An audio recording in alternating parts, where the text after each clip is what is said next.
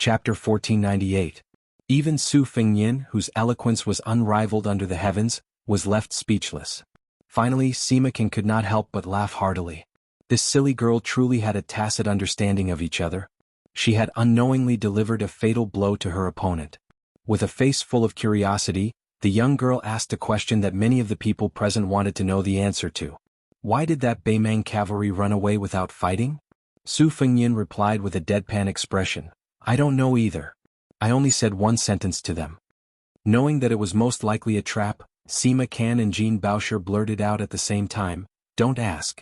However, Han Guishio impatiently asked, what did you say? Su Fengyin replied, I told them that it was getting late and that Lu Gui told them to return home and start cooking. Han Guishio stared blankly for a moment. With round eyes she asked, are those northern barbarians idiots? They really believe that? Su Fengyin smiled mischievously and nodded. That's right.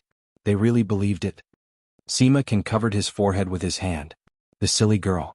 You haven't even climbed out of the first trap, yet you've already jumped into the second one at lightning speed. Jean Baosher felt extreme disgust towards this fellow who liked to act mysterious with his mouth full of oil. In a cold voice he asked, is it fun? Su Fengyin smiled and said no more. In order for your group to travel in a carefree manner and deal with Zhao Guo's death soldiers, 26 people from Beiliang's Fushui room have already died. More than half of them died outside of Beiliang's borders. This time Han Guzi was leading his troops west into Liangliang. As a remnant of northern Han whose entire family had perished in the flames of war, Yu Songyang naturally would not accompany him. Chang Sui, the famous poet and writer, was the only disciple of Han Guzi who did not enter Beiliang's territory. He was clad in a green robe, wielding a sword and a wine pot, and went to Ji Bei in an elegant manner. Of the three Jianghu masters, apart from the steel breaker Song Xinxing, who was Han Guzi's best friend, Qi Zihu, who carried the famous saber Forbidden Fire, was a chivalrous man. The young man at the tail of the caravan, Lu Shouwen, had an extraordinary background. He came from the Huiji Lu clan, which was ranked third among the clans in the world that Li Yang had recently set. Although Lu Shouwen was born of a concubine, the Lu clan had always valued both civil and martial arts. Lu Shouwen, who had attained the cultivation of third rank before the age of 30, was naturally a favored figure of the clan. The spy report from the Fushui Fang mentioned that this person, like Lu Duanmao, liked the woman named Jean Baosher, but this was not the main point. The main point was that Lu Shouwen was most likely a double agent. On the surface he was under Zhao Yi's Guangling Spring Snow building, but in secret he might be a spy from Nanjiang Road. Along the way, Lu Shouwen had risked his life to kill 3 Zhao Guo masters. Once he returned he would not be able to live in peace. It could be said that he was an infatuated type who did not love the country but the beauty. For some reason Han Guzi suddenly had a strange idea. He said that he wanted to try the feeling of riding a horse in the west wind. Song Xinxing, Su Huang and the others could not persuade him. Han Guishio, who wanted to see the world in chaos, clapped her hands and cheered. She taught the worried Jean Baosher a lesson. With the help of the sweaty Sima Can, the old man finally got on the horse. Su Fengyin had no choice but to move closer to prevent the old man from falling off the horse.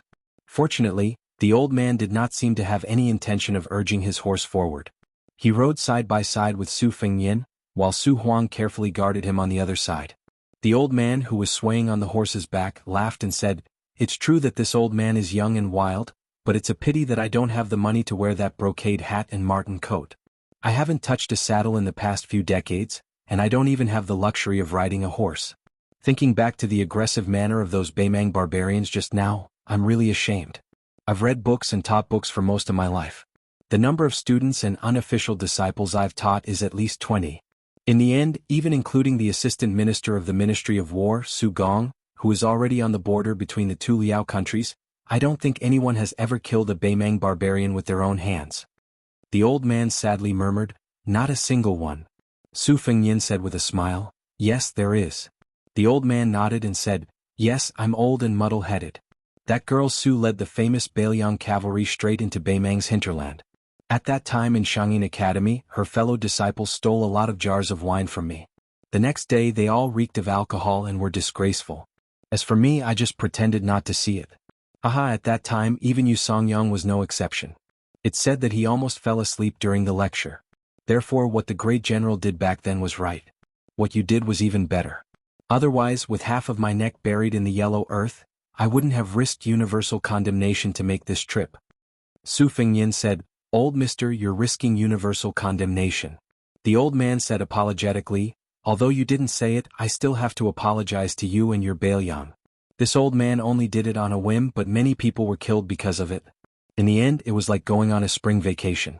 I just patted my butt and left. I couldn't help you at all. For the sake of my reputation, I didn't even get to see that girl Su even once when I was already at your doorstep.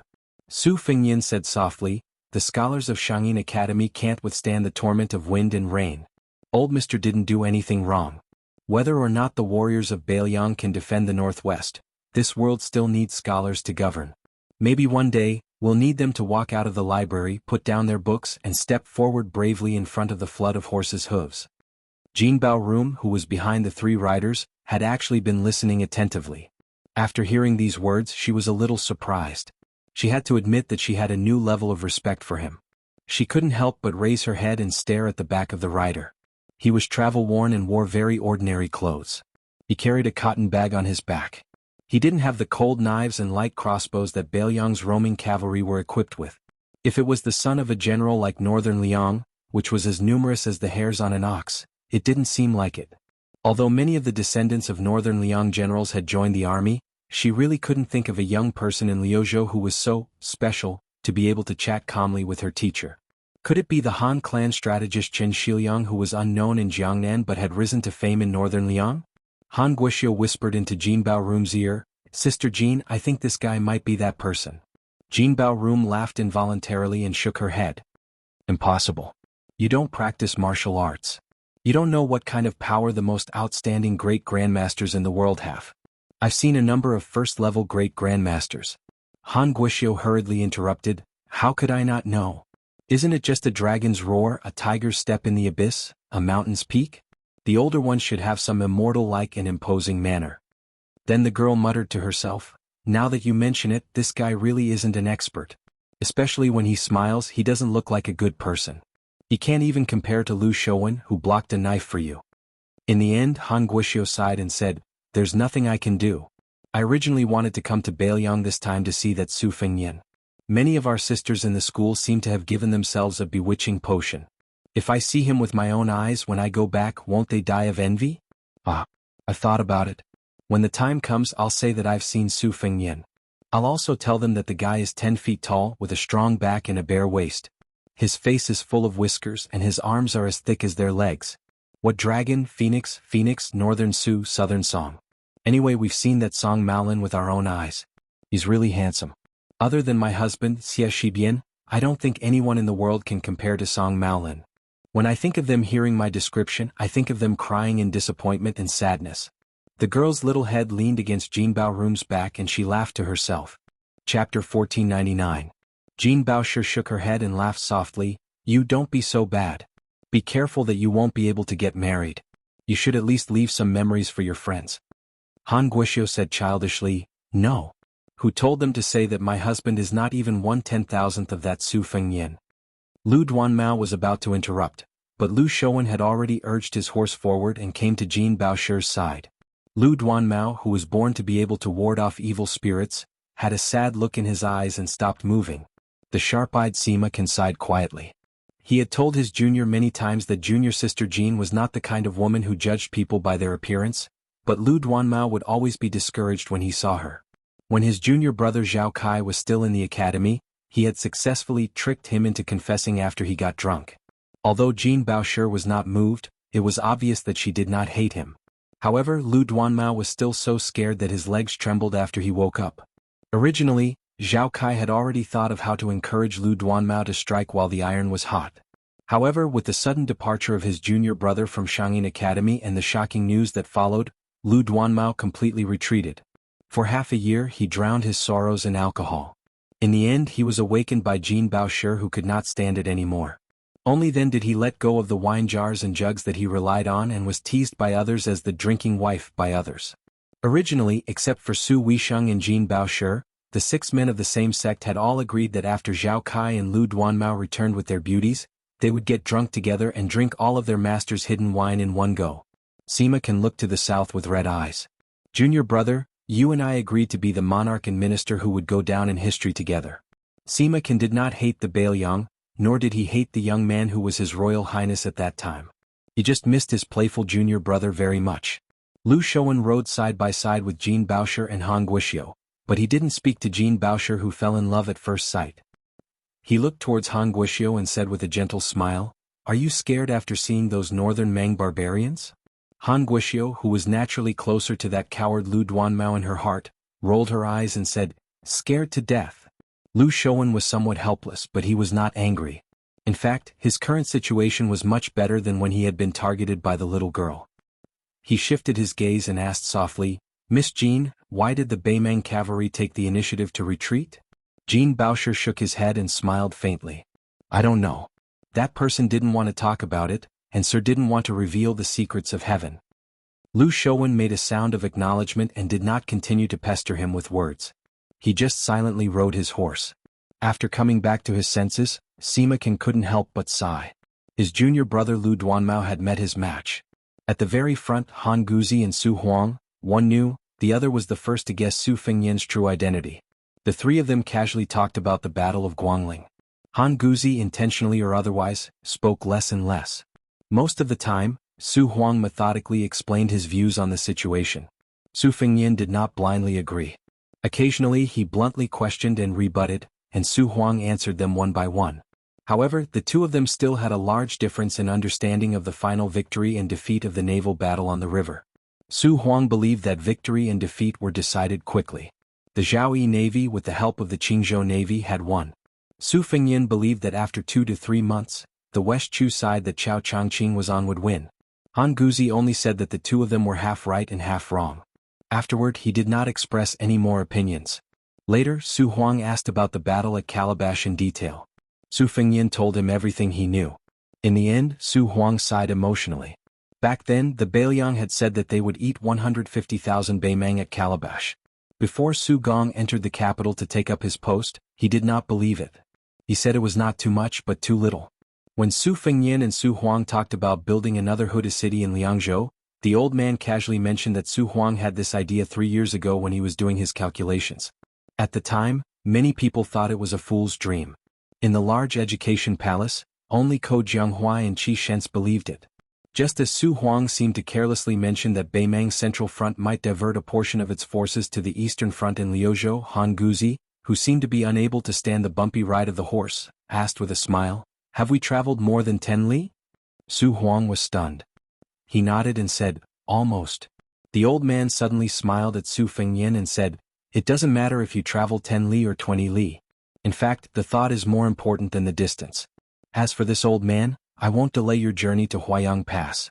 Once the Su girl gets angry, it's not just her fellow disciples who are all trembling in fear, like mice meeting a cat. In fact, I'm also afraid."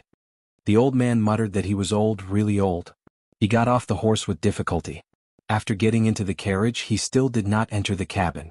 He sat down cross-legged behind Song Xinxing and waved his hand. He laughed loudly and said, "I have no wine to send you off. I'm old. I have the heart but not the strength." Su Fengyan smiled and stopped his horse. A rider brushed past him. He watched the group gradually disappear into the distance. The wind in Longshang was strong. Su Fengyan's sleeves wantonly fluttered forward. Sima Qian gave the little girl Han Guoxiu a look. Unfortunately, the girl did not understand at all.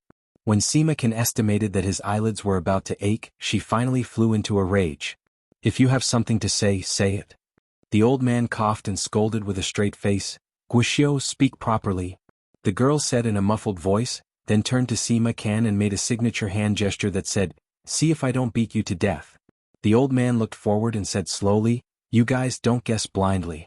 Wait a moment. As long as you look back, you'll know why the Baimang cavalry took the initiative to retreat." Apart from Su Huang and Song Xinxing, who needed to drive carefully, everyone turned to look. The old man laughed and said, "I, Han Guzi, am just a person who doesn't live up to my name. Compared to the young man who might make the entire Baimang avoid him in the future, I've lived for so many years in vain. But even so, I'm happy." Sima Qian, Lu Duanmao, Jin Baosher, Han Guoxiu, Qi Zihu, and Lu Shouwen all turned to look in that direction, but they only saw that the cavalry was galloping in the opposite direction. The old man closed his eyes and leisurely hummed a song that he had accidentally heard in the marketplace of Yuzhou. At that time, a little girl sang it when she bought green ant wine for her father. Her childish voice was clear and crisp. Perhaps she could buy some food with the little money she had left after buying the wine, but the innocent child seemed very happy when she sang. But at this moment, the yellow sand outside the Great Wall and the strong wind on the long river sounded particularly sorrowful and desolate when the old man hummed with a hoarse voice. Spring returns, yellow orioles fly on the branches. Autumn returns, wild geese return to the city. Year after year I've waited for many years. Bailiang's saber master, wrapped in horse hide, returned. Han Guishio, who had waited for a long time but still did not get an answer, felt her neck ache. Finally, she could not help but complain that her grandfather was lying. Everyone suddenly widened their eyes at the same time. In the distance, there was a line of peerless cavalry, like a snow-white tide, surging over. Sima said in shock, "Is it the great snow dragon cavalry?" Su Huang did not turn around and said in a deep voice, "It's the white horse cavalry." Han Guzi opened his eyes, thinking back to those years, the invincible elite soldiers of Great Qin. Every time there was a war, there would be two words that would resound through the sky. Su Huang closed his eyes as if he was imagining the scene of the tiger and wolf army with irresistible force. He laughed softly, "The wind rises." Sima Can, who was familiar with history books, murmured, "The wind rises." While Han Guishio was shocked behind him, Jean Baosher suddenly turned her horse around. Her whole body was trembling and she shouted at the back of the figure, "Bailiang, the wind rises." Han Guzi exhaled softly and laughed loudly. 800 years ago the wind rose in Great Qin. But how can the era that I, Han Guzi, live in be inferior? Because 800 years later Bailiang would fight to the death. Chapter 1500. Su Fengnian, escorted by 800 white horses, did not follow the original plan to go straight to Huda City so that he could be deployed in the Huayang Pass Protectorate. Instead, he was called to a place further south, where the northern Liang Path could be called a beautiful scenery. The water was abundant, the mountains were steep, and the geography was good. Naturally, it could not escape the eyes of the military. It was here that Bailiang was going to build a city more majestic than Huda City. Giant trees from the depths of the Nanzhao Mountains in West Shu, which had been stored in Bailiang for many years, and countless giant stones that had almost hollowed out the mountain peaks of Lanyu were transported along the wide road. Under the orders of the young lord, with the prince's mansion in Mount Qingliang as the center, the 3 provincial governors' mansions and the garrisons in various places as the main force, almost the entire Bailiang except for Liuzhou was affected by this new city. It was as if the majestic qi in the body of a master began to circulate rapidly. Su Fengnian personally assumed the temporary position of general master craftsman. Administrator Li Gongda and a master of Moism acted as governors, and 6 people, including the Liangzhou provincial governor Wang Peifong, who was half a rank higher among the 4 provincial governors, and Wang Linquan, who used to be the god of wealth in Qingzhou, acted as deputy supervisors who participated in specific affairs. In one breath, all the garrison troops in the south of Liangzhou's border and hundreds of thousands of soldiers under the age of 50 were stationed here. The construction was in full swing. Now in Bailiang the only person who could give orders to Su Fengnian was Su Weisheng, who had just been conferred the title of Princess Fujing by the Liang imperial court. In the twilight of the setting sun, Su Fengnian and Su Weisheng, as well as several powerful governors and deputy supervisors, slowly walked along the river. The master of Moism who came out of Mount Qingliang with Liuzhou provincial governor Yang Guangdou was temporarily unable to leave. Of course, Administrator Li Gongda, who was also one of the governors, had to be present to explain the construction process of the new city to the young lord. In the past few years, Li Gongda could be said to have tasted the taste of life. First, he was promoted to the second-rank administrator and became the top border official in the Liang dynasty. Then, before he could even sit down, he encountered the turbulent situation of Bailiang's change of dynasty. Sure enough, Su Beiji took away his title of Lingzhou provincial governor without saying anything. Then, Song Dongming became the deputy administrator who did not follow the etiquette system and was stationed in Mount Qingliang. In the eyes of the officialdom of Bailiang, it was naturally the new Prince Liang's doing for the sake of checks and balances. However, just when everyone mistakenly thought that Li Gongda would soon pack up his things and leave, the young lord immediately appointed Li Gongda as the governor of the new city. The desolate scene of the administrator's mansion in the early spring of the second year of Xiangfu was still vivid in the minds of the officialdom of Lingzhou. Now, many officials began to regret that they did not take advantage of the cold stove. and after Li Gongda rushed here he was like a different person from before. He ate and slept in the open with the big son of the Mo family. As a result, even Tian Peifong, who cared the most about health, suffered a lot. Li Gongda's mouth was dry from talking, so he casually took the water bottle mixed with a lot of herbal medicine from his waist and took a sip. Then he sighed with emotion.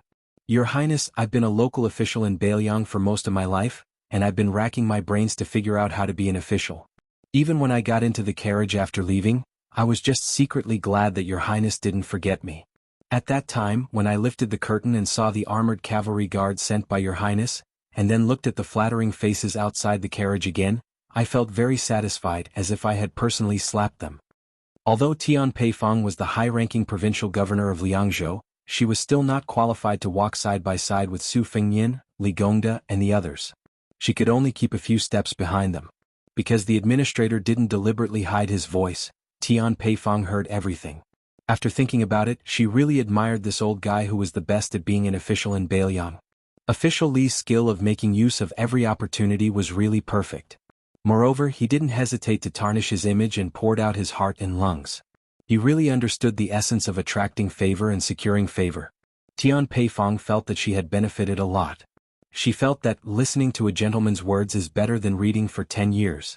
Li Gongda turned his head to look north at the address of the new city and said softly with a smile, "Back then I forced myself to agree to Hanlin's request to join the army at the border. In fact, at the beginning, I only wanted this precious son of mine to muddle along in the border army. Relying on his father's connections, it was enough for him to become a commandant. When he returned to his hometown and returned to a place where his father's words were still effective, he would have a meteoric rise. In the future, whether he was a general or a provincial governor, it was better than fighting desperately on the border. Therefore, when I heard that this boy secretly became a white horse crossbowman, I was really scared out of my wits. When I heard that Li Hanlin had actually followed the Longxiang army to attack Gusai province and even acted as a scout to open the way as his father, when did I not burn incense and pray to Buddha during that time? Therefore, when Hanlin, this boy, came back home alive and well with those young men who he treated as his life and death brothers, I, Li Gongda, wanted to scold him, but I couldn't bear to do so. I like the greedy and cowardly Li Gongda who amassed wealth. How did he give birth to such a son?" When Li Gongda said this, the pride on his face was particularly strong. He laughed loudly and said, "How did I give birth to such a son that even I feel ashamed of?" Li Gongda, who was so busy that his lips were full of bloody blisters, paused for a moment. Therefore, when this brat, who had been extravagant since he was young, suddenly said that he wanted to use the money he earned from killing the Beimang barbarians to invite me to the best restaurant in Lingzhou for a drink, I felt very comfortable. I, Li Gongda, am at ease. It's even more comfortable than being the northern Liangdao administrator of my dreams. Su Fengnian said softly, "Hanlin has already been promoted from a crossbowman to a captain. Back then, when I advised him to join the army, it was actually the same as Uncle Li's. I just wanted him to go to the border to calm down so that he wouldn't have nothing to do in Lingzhou and cause trouble all day long. At that time, the one in the most difficult position would definitely be Uncle Li, who had just become the new administrator. I also didn't expect Hanlin to be reborn and become a top-class elite soldier in the Bailiang Frontier Army on his own." Li Gongda suddenly lowered his voice and said hoarsely, "To be honest, if I could go back on my words, I still wouldn't want Hanlin to join the army. After all, I only have one son. If he's gone, then he's gone. Who will take care of me when I'm old? Do you still want me to send you off? Even if I, Hanlin, am a wastrel who doesn't amount to much in the eyes of a father, as long as I'm alive, it's better than anything else. But there's no medicine for regret in the world. Since Hanlin has come to this step, no matter how much I, Li Gongda, fear and trepidation every day, I can only do my best and leave the rest to fate." Li Gongda was the first to stop and turn around. Looking at the city, he muttered, "I, Bailiang, want to build tall buildings here and let this city dominate the border. I, Li Gongda, don't say anything about working for the Bailiang Frontier Army. I just want to use this opportunity to do it personally and let my son, who is fighting on the front lines, have more support." A father's love was like a mountain. All the fathers in the world were their sons' support. From beginning to end, from old age to death. Li Gongda, who had lost his composure, laughed at himself. "Your Highness, I'll go back to work first. Otherwise, I'll be sprayed with saliva by that bad-tempered master of the Mo family." Su Fengnian smiled and agreed. After the administrator, who had the highest official position, left, Wang Linquan, Tian Peifong, and the other deputy supervisors took his place. Wang Linquan in particular had a special status.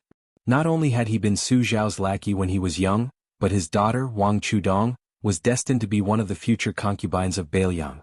However, because of the hasty death of the old Prince Liang, this joyous event had been delayed in Mount Qingliang. Now in Bailiang there were two in-laws in Bailiang Palace. It was reasonable to say that the children of the Lu family, who came from a powerful family in Qingzhou, should be more outstanding. However, as time went by, the result was unexpected. The Wang family, which was full of the stench of money, stood out. The Lu family, however, seemed to be not acclimatized.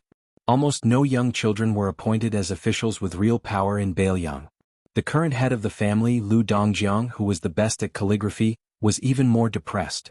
It was said that after several disturbances, this Lu Chuke had an irreconcilable conflict with his daughter, Lu Qingyan. Regarding this, the officials in Bailiang had different opinions. Originally they were betting on the Wang family and the Lu family equally.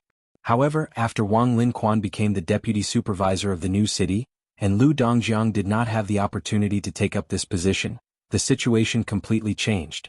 However, perhaps because Mount Qingliang did not want to embarrass the Lu family too much, one of Lu Dongjiang's nephews became the manager in charge of the construction of the new city's provisions. Unlike the unattainable but temporary deputy supervisor in Bailiang, this was an official position that could easily be promoted. At this moment, this child of the Lu family was closely following more than 20 steps away. Most of the men of the Lu family were elegant, and this person was no exception. Today he deliberately took off his official robe and put on a brand new bright brocade robe. In the group he looked particularly outstanding. There were several scholars of similar age with him. Chapter 1501. In fact, Su Fengyan recognized this person at a glance. He was Lu Qingyan's cousin, Lu Qingsong. He was one of the most outstanding talents in the Lu family of Qingzhou. However, Su Fengyan felt a little helpless about this person standing out from the crowd. When one enters a village, one must follow the local customs. This was the most simple principle. Being a crane in a flock of chickens meant that it was incompatible. In the officialdom, who was not in harmony with the light and the dust, it was a taboo to have this kind of edge. After all, it was a completely different field from the scholarly and literary world, which emphasized high standards and elegance. Su Fengyan sighed in his heart. After chatting with his father-in-law Wang Linquan, he deliberately turned around and stopped to look at Lu Qingsong, who was still 3 rows away from him. The people present were all old foxes in the officialdom. They quickly made way for him. Lu Qingsong, who had been paying attention to the young lord's movements, quickly understood and walked forward confidently. After a few steps he suddenly turned around and looked back. Then a young scholar hesitantly walked out of the line and followed Lu Qingsong. This presumptuous action made all the officials, including Tian Peifong, a little unhappy in their hearts. Those who were less cultured had already frowned. Lu Qingsong was just a small 7th-level manager. It was fine that he relied on the special identity of the Lu family to have an audience with the prince, but what right did he have to bring an outsider? Su Fengyan turned a blind eye to this. After Lu Qingsong bowed, he asked with a smile, "Uncle Lu, are you well?" After Lu Qingsong straightened his back, he did not bend down again. This small action made the nearby officials feel even more disgusted. Under the influence of the general, Northern Liang would not deliberately abide by the rule that the emperor should not be looked up to, and the vassals should not be looked at the same level. Naturally, those who violated the rule would not be so exaggerated as to need to stab themselves in the eyes as an apology. However, the arrogance that came from Lu Qingsong's bones was really too disgusting. Lu Qingsong still acted as if there was no one around. He said in a neither servile nor overbearing manner, "Uncle is well. Every day at home he writes more than 10 pieces of calligraphy." Even Tian Peifong could not help but roll her eyes. This guy's words had a hidden meaning. Did he mean that Lu Qingsong had to pretend to be leisurely because he could not fulfill his ambitions? Tian Peifong narrowed her eyes as she stared at the young face she had seen at the banquet. She had the urge to swear. Others might not know, but as the provincial governor of Liangzhou he knew very well. At the time, the king had intended for Lu Dongjiang to be the governor of Liangzhou, but the head of the Lu family did not want to be an assistant. He was unhappy and refused. The king then suggested that he be the mountain master of the White Horse Academy, which was as famous as the Green Deer Cave Academy. Lu Dongjiang was still not happy. At the time, Tian Peifong felt a little guilty for occupying the position of provincial governor of Liangzhou, so she personally set up a banquet to invite Lu Qingsong. In the end, none of the men of Lu Dongjiang's generation from the Lu family showed up. Only Lu Qingsong and the other young people who had not even grown hair yet entered the manor. On the other hand, Wang Linquan, who had the same status as Lu Dongjiang, was also a relative of the Qingliang Mountain imperial family. When had he not been amiable when he met people? What's wrong with being a scholar? Tian Peifong was a scholar that even Yao Baifeng praised a few words. Could it be that only scholars in Qingzhou with the surname Lu were precious in the world, while scholars in Beiliang were worthless? In the imperial court of Liang, among the older generation there was Yao Baifeng who was in charge of the imperial college, and Yan Jieshi the grand secretary of the palace pavilion.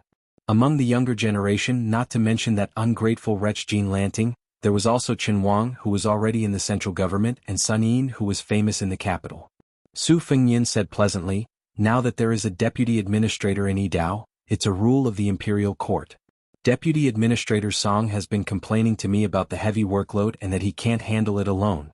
After all, Beiliang is different from other places. It shouldn't be difficult to ask the imperial court for a legitimate deputy administrator. Lu Qingsong, who heard the implied meaning, couldn't help but be excited. However, he immediately glanced at Wang Linquan, who was standing next to Su Fengyin, but the latter didn't move. Then Lu Qingsong introduced him to Su Fengyin. Your Highness, this is Zhang Huanji, who is very famous in Jiangnan's scholarly circles. He is skilled in zither, chess, calligraphy, and painting, especially his paintings of mountains and rivers far and near.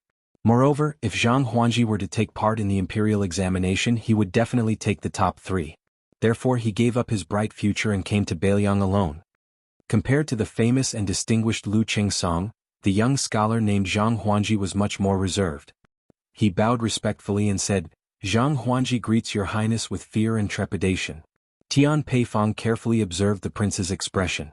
As long as the prince showed a trace of dissatisfaction, he could let this young man named Zhang Huanji sit on the bench in Beiliang's officialdom for a long time. Su Fengyin had already sized up Zhang Huanji. After hearing what he said, he smiled and said, It's been hard on you. Zhang Huanji was stunned.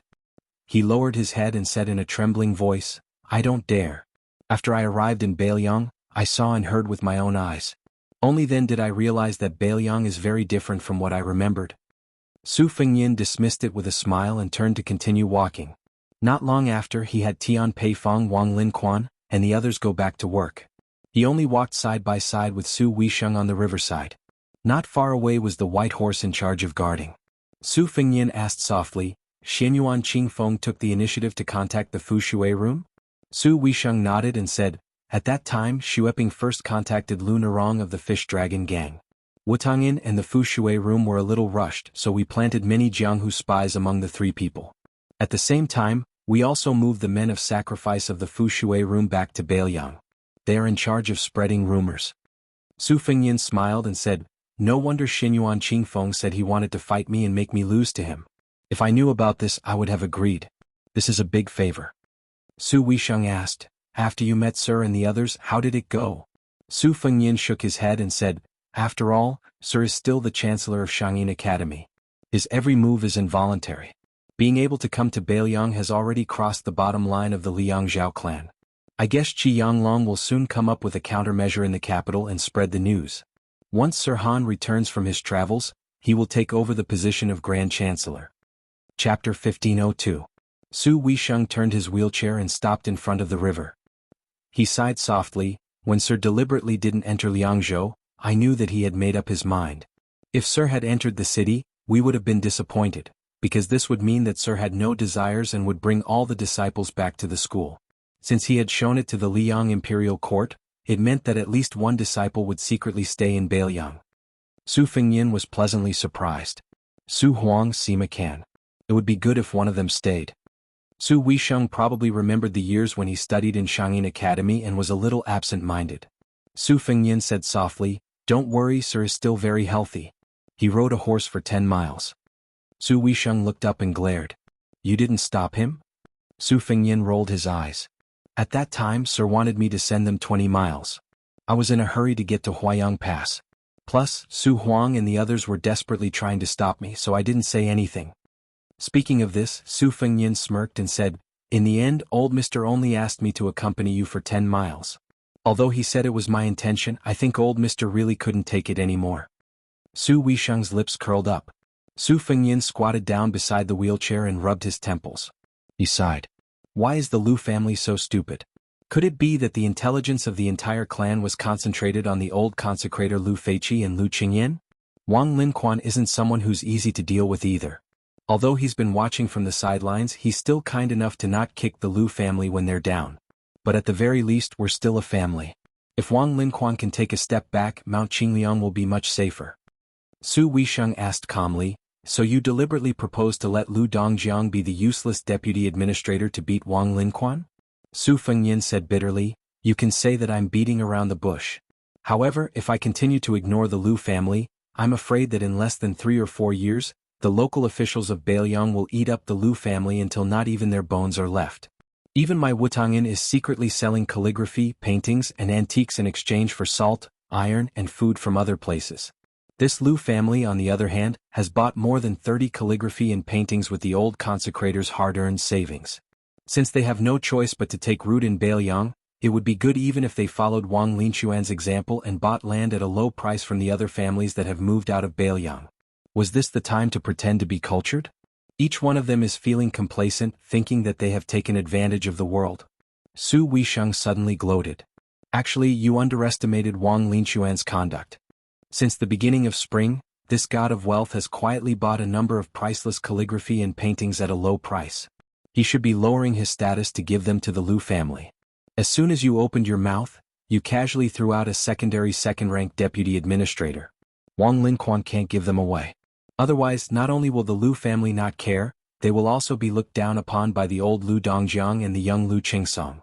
Su Fengyin was vexed. Sister, why didn't you say this earlier? Su Weisheng beamed. It's my fault. Su Fengyin immediately raised his hands. I acted abruptly. Su Weisheng sneered. Abruptly? Does our king of Beiliang act abruptly? Otherwise, why would he fight with the second most powerful person in the world, Tuoba Bodhisattva, all the way from the northern part of the western regions to Snow Lotus City? He fought to his heart's content and turned the world upside down. It was truly awe-inspiring. I was thinking of getting someone to make a plaque with the words number 1 in the world, and hanging it at the gate of Mount Qingliang. If you think the words number 1 in the world are tacky, how about invincible in the world? Isn't it more domineering? Su Fengyin knew his second sister's temperament, so he didn't dare to refute her. He pulled a blade of grass from the ground with a frown, flicked the soil away and held it in his mouth. Su Fengyin suddenly sighed. Beiliang is so big, so many aspects. Even a dog would hate to be the head of the household for 3 years. Su Weisheng reached out and slapped him heavily on the head. Who's the dog? Su Fengyin said helplessly, didn't I want to say the second half of my sentence?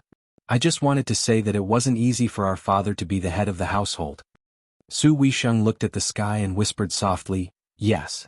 Su Fengyin, who was originally squatting, simply sat on the ground and slowly chewed on the blade of grass. For some reason, Su Weisheng thought of a song that had never been circulated. Back then, she and his sister were married off to Jiangnan. That day there was a young man in the Wutangin, knocking his chopsticks on a wine bowl. Seeing you off for 1,000 miles, until the steep mountains become flat plains. Parting with sorrow, please drink 6, 2, 3. 1 tail, may you bring an umbrella when it rains in Jiangnan. 2 tails, may you gently fan yourself in the heat.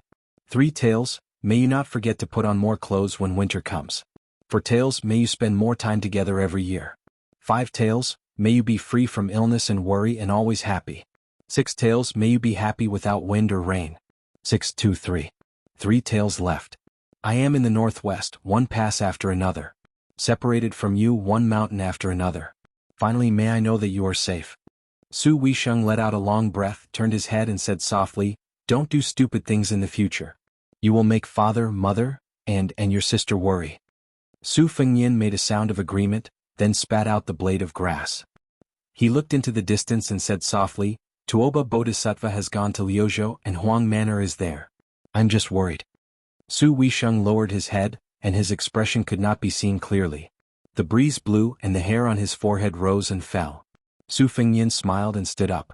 Sister, I am going to Huayang Pass. While Tuoba Bodhisattva is not at the border, I will personally go to Huda City. Sister, don't worry, this time I will not act on impulse. As long as the situation is not good, I will retreat. Su Weisheng raised his head and said in confusion, call me second sister. Su Fengyin scratched his head. It's all the same. Su Weisheng waved his hand. Go, when you reach Huda City, twist hundreds and thousands of Beimang heads off. Su Fengyin laughed. You said it yourself. 3 days later, at dusk, when a figure appeared on the city wall of Huda City, the Beimang army that had been attacking the city day and night for more than a month suddenly retreated. For the first time they had a truce. Looking at that person from afar, the Beimang army was terrified. At dawn the next day, a strong wind blew. The king of the northern court, Dong Zhuo, only dared to take 100 steps out of the formation under the protection of the Beimang armored guards. He looked at the city wall of Huda City and did not say any heroic words. He only raised his arm high and then waved it down heavily. Thus, the most tragic battle in the second year of Xiangfu began. Chapter 1503. Yesterday, Su Fengyin had rushed to the top of the city wall from the south without any warning and intruded into Huda City alone. Not to mention the Beimang army, even Lu Jinu and the other Beiliang soldiers looked at each other in dismay when they heard the news.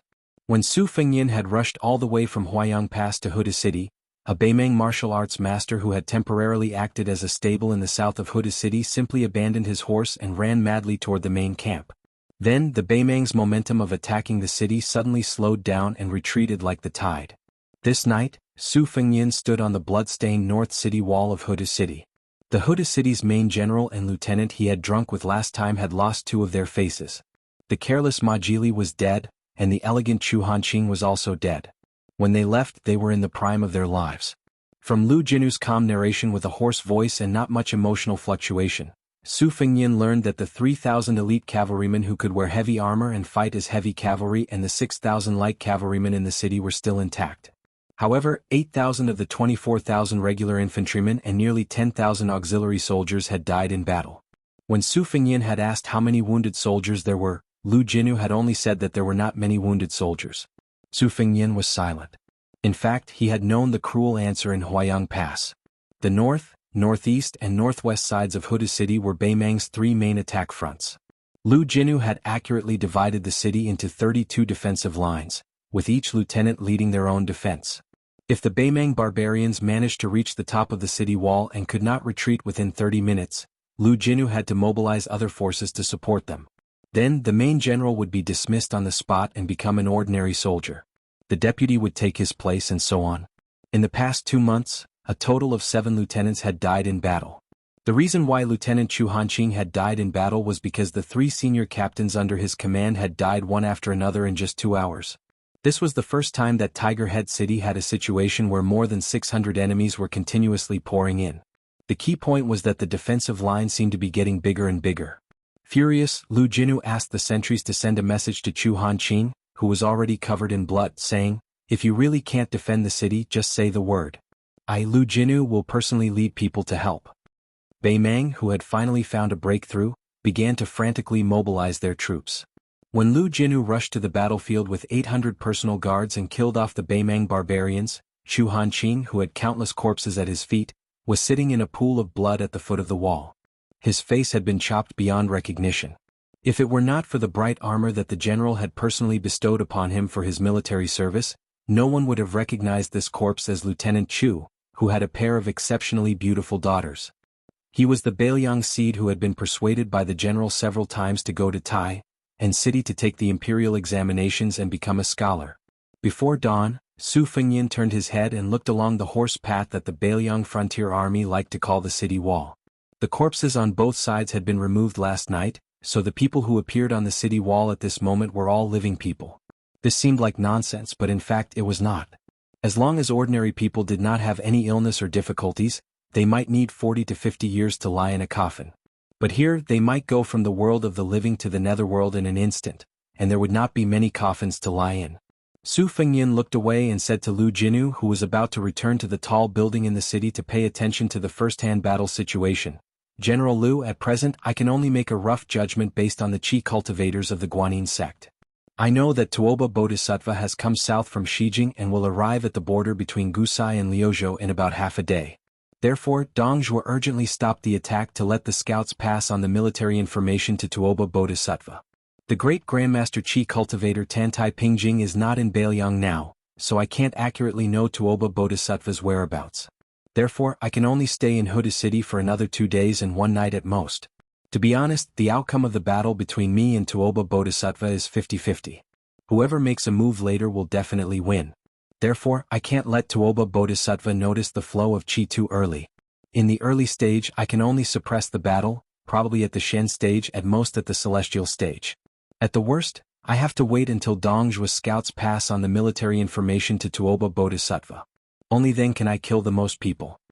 Lu Jinu hesitated for a moment. Actually, Your Highness only needs to appear in Huda City, you don't have to take the risk.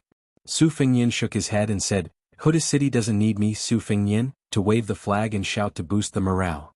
Then Su Fengyin smiled and said, if that's the case, if I come to Huda City and don't kill the barbarians, am I supposed to stand on the city wall and be a target for the barbarians? Or pretend to be a master? This is actually more tiring than going to the battlefield to kill the barbarians. Lu Jinu clenched the hilt of his sword and stared at Su Fengyin. He smiled calmly and said, the war is imminent. Perhaps it's unlucky and against the rules to say this, but I can't help but say this. Everyone can die except for Your Highness. If Your Highness dies, we can't fight in the future. Su Fengyin smiled and said, General Lu, don't worry. I'm very afraid of death. Lu Jinu looked at the young lord who probably didn't have time to wear the armor. He turned around and said softly, Majili has been guarding the front line of the city for more than a month.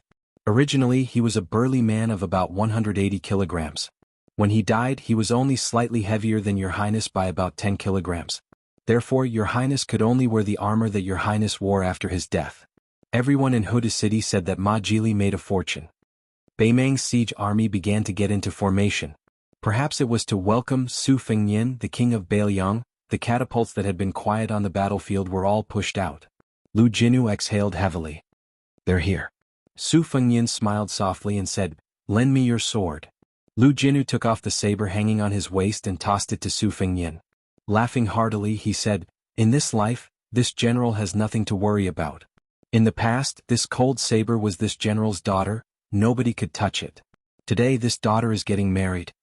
Lu Jinu strode away. In Jianghu, it was a moonless and windy night to kill people. On the battlefield, especially in Bailiang's Huda City and the Longyan Plain where Beimang's army was stationed, this was not important. When the king of the southern courtyard, Dongzhua, raised his arm and smashed down, the majestic sound of the bugle horn suddenly sounded. Pitch-black armored torrents slowly surged forward from both sides of Dongzhua's personal army's phalanx. Because they couldn't bear the burden or had been overused, only 700 or so of the 1,000 northern Mang stone catapults remained. However, most of the large-scale stone catapults were still in good condition. Under this round of neat firing, the might of the catapults still caused one's expression to change. It was like flowing fire that filled the sky. Dongzhua subconsciously tapped his teeth lightly and looked around. Other than the nearly 1,000 elite personal cavalry and squires of the Dong family, the top Beimang martial arts experts from the three major sects, Tao Dao sect, chess and sword music school and Princess Grave, were also hidden by him. On the periphery, there were a total of 40 huge ballistae that were said to be able to shoot a sword that was equivalent to the sword of a landsword immortal within 1,000 feet. They were all operated by the strongest person in the army, and the remaining dozen or so Qi refinement warriors of the Southern Dynasty were in charge of aiming. The originally vibrant Beimang martial arts world was almost ruined to such a small extent before the Bailiang was completely defeated. According to Dongzhua's original plan, he should have piled up all the martial arts experts of Beimang on the central line from the beginning. Together with all the Qi refinement warriors, they could be tied together into a rope. Even if you were Su Fengyin or Su Yambing, could you stop them? Unfortunately, even if he was already the king of the southern courtyard, he still had to take care of all the forces. As a result, he was now in such a messy and pitiful situation. Was it interesting to go through so much trouble to infiltrate Yuzhou to assassinate Yan Wenwan and cause a great loss to his vitality? Dongzhua curled his lips and raised his head. His gaze followed a huge rock that was smashing towards Huda City and looked at the figure. He said to himself, Su, come and kill me. Aren't you tempted to take the head of a general in the midst of thousands of soldiers? Anyway, it's still too early for Tuoba Bodhisattva to get here. If you have the ability, you can open up your realm. If you can dodge the rain of flying swords shot out from the ballista, I, Dongzhua, promise, will definitely escape. Just as Dongzhua was dilly-dallying by himself, the man on the city wall rose into the air like a dazzling white streak of light. Dongzhua narrowed his eyes and clicked his tongue. One man once fought against millions of soldiers. The Sword Emperor of West Shu did this kind of shady business. What happened in the end? That guy died under the hooves of your Su family's iron cavalry. Be careful that you don't suffer retribution today. Next to the fat man, there was a valiant young woman who was riding a horse and wearing armor. She frowned and said, "Can you kill with your mouth?" Dong Zhuo put on a straight face and said seriously, "If you never forget, there will be an echo." This fat man's second daughter-in-law was the daughter of Mount Bubang's leader, Diwu Raccoon. Back in Beimang, she had met Dong Zhuo and Su Fengyin once because of the little girl Tao Manwu. But at that time she never thought that her father would die in the hands of a young man. Even his head was taken back to Bailiang. Dong Zhuo suddenly laughed and said, "My Dong army was already on the way to Liuzhou last night. Killing his brother is more interesting than killing Su Fengyin." Chapter 1504. Dong Zhuo was clad in armor and carrying a saber as he sat on a large and majestic steed. The man and horse complemented each other perfectly. Although Dong Zhuo was fat, he did not appear fat and bloated. Compared to the king of the South Courtyard who controlled half of the Beimang army, Zhao Yi and Zhao Yuang of the Guangling Path were indeed much more lacking in appearance. Dong Zhuo straightened his neck and looked at the white rainbow that had fallen in front of the city. His eyes were shining. He was also a skilled martial artist. Otherwise, he would have been beaten into a skinny man if he had not swindled the daughter of the fifth raccoon of the Bingbing Mountain. Personally, Dong Zhuo did not have a bad impression of Su Fengyin from the opposing camp. When they first met in Beimang, he was the founder of the Dong Army, a separatist force. He was still separated from the current king of the South Courtyard by the great general of the Beimang. It could even be said that if Su Fengyin had not appeared out of nowhere and not only succeeded in usurping the position of the king of Bailiang, but also won the hearts of the Bailiang cavalry and the hearts of the people of Bailiang, then Dong Zhuo would at most be working under Lu Gui or Yang Yuanzhan, just like Hong Jingyan and Zhong Tan. In addition, Dong Zhuo owed Su Fengyin a favor because of the incident with Tao Manwu. Therefore, if it was not for the general trend, Dong Zhuo actually wanted to sit down and have a good chat with Su Fengyin. He wanted to learn from the famous scholars of the Central Plains who liked to chat and talk about heroes over wine on a snowy night instead of being in such a situation. In Dong Zhuo's vision, the person was indeed as expected. Because he was afraid of Tuoba Bodhisattva, he did not display the supreme cultivation of the celestial state. Instead, he borrowed weapons from the border army of Huda City or the armored soldiers of Beimang to block the giant stones thrown by nearly 1,000 catapults. The attacking figure landed in the open space between the two armies. Although he had suppressed his chi and momentum, his momentum was not inferior to the scene of thousands of cavalry charging out of the city. This made Dong Zhuo, who was limited to the Vajra state because of his root bone and fate, could not help but tremble with fear. Fatty Dong said that even the Sword Emperor of Shishu could not be a match for 10,000 people on the battlefield. However, Dong Zhuo knew that if Su Fengyin did not have the worry of Tuoba Bodhisattva and allowed him to fight freely, the formation of the Beimang siege army, which was mostly infantrymen and only had 2 winged cavalry, would be easily disrupted. Therefore, Dong Zhuo hoped that the great guru would show the magnanimity of an immortal on the land and ignore the fight between the ants under his feet. It would be best if he came alone to find trouble with Dong Zhuo. In this regard, Dong Zhuo had already prepared a response. In addition to the top masters around him and the large ballistae that could shoot the immortal sword of 1,000 feet, Dong Zhuo had also placed many masters who could conceal their chi in the cavalry on both sides. As long as Su Fengyin was deeply trapped in the formation when he wanted to retreat, it would be easy for them to form a circle around him. Not to mention intercepting and killing Su Fengyin, who was returning to Huda City. The worst-case scenario would be to consume a large amount of Su Fengyin's essence, chi and spirit. In this way they would be able to delay until Tuoba Bodhisattva entered the formation. For this reason, Dong Zhuo had specially asked several grandmasters of Beimang and repeatedly confirmed that after entering the celestial phenomenon state, one would be able to achieve what the Confucians called the heavens perception and be able to resonate with heaven and earth. Then, the chi in the martial artist's body would be like a turbulent river meeting a flood season. Could be said that it was like adding wings to a tiger.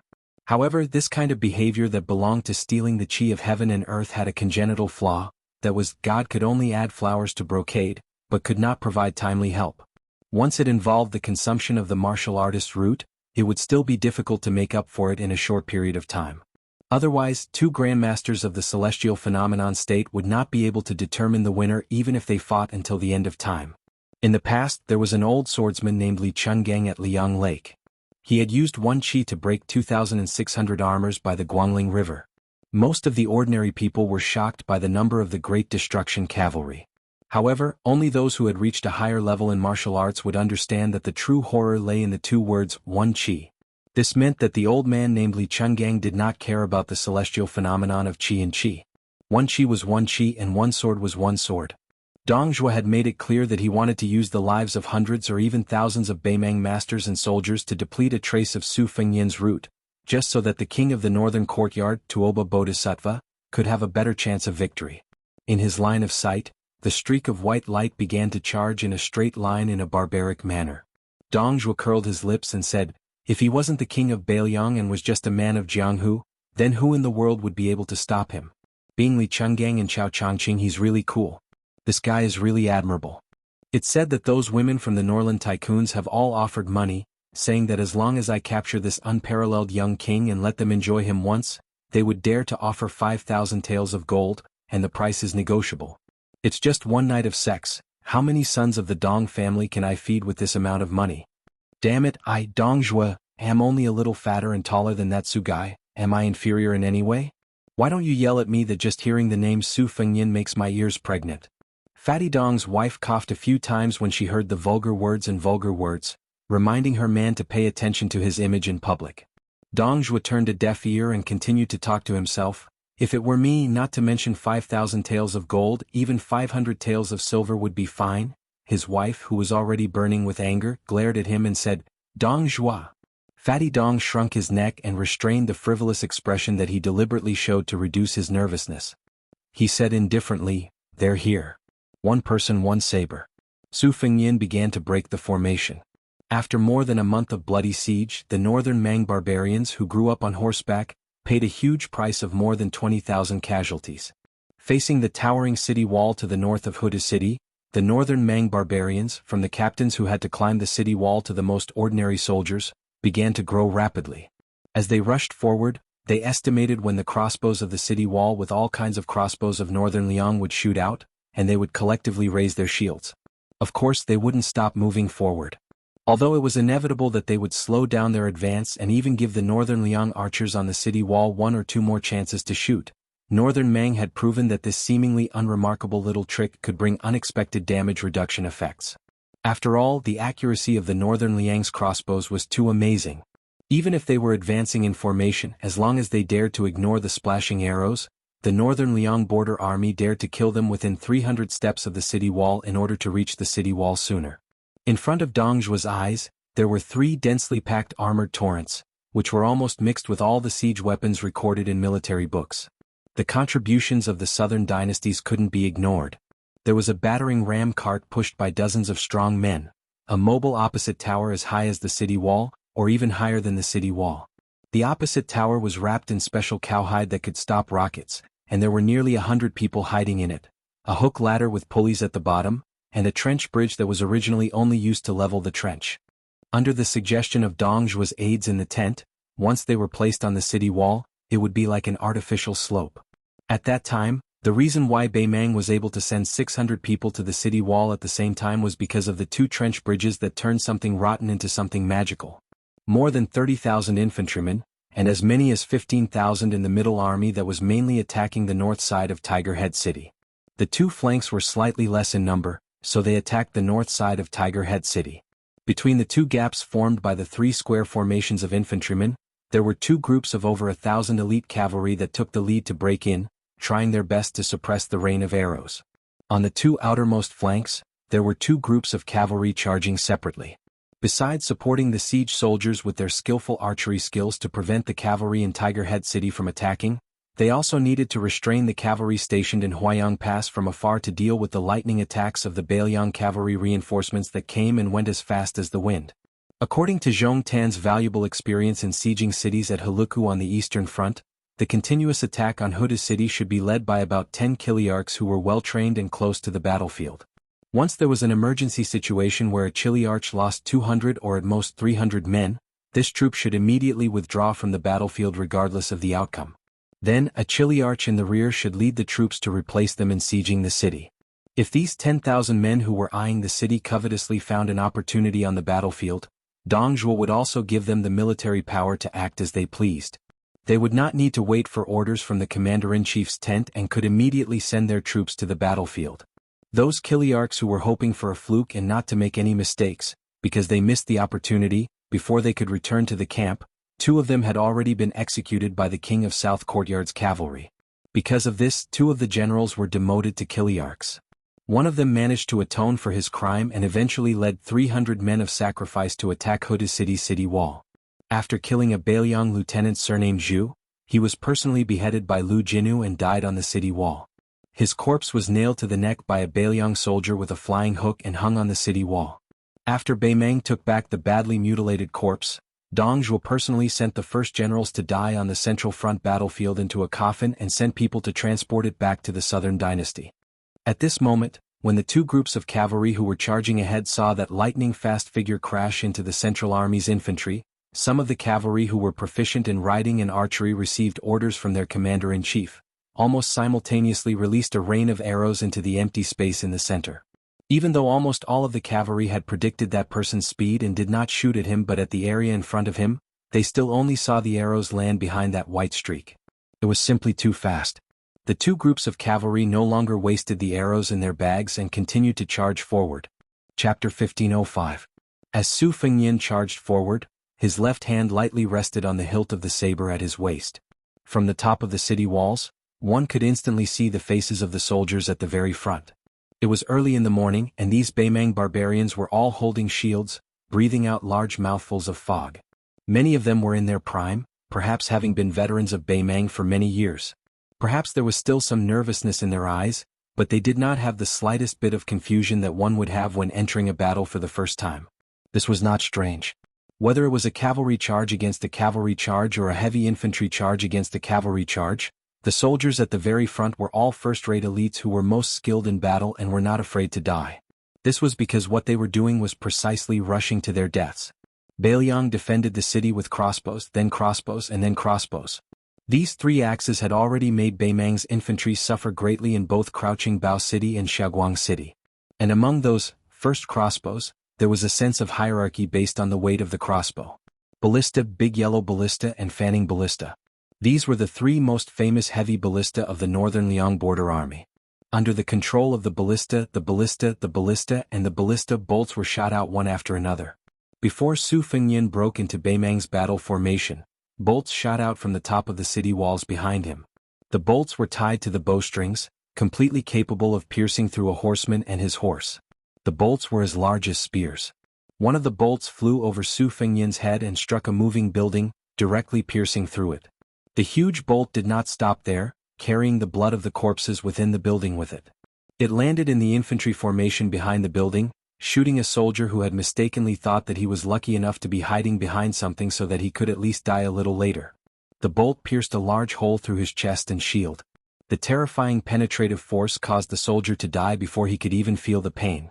Su Fengyin instantly pulled out his cold saber, breaking the formation by himself.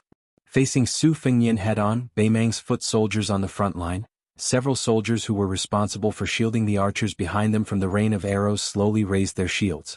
Su Fengyin pierced through the Beimeng soldier's shield and body at the same time, and the 2 halves flew to the sides.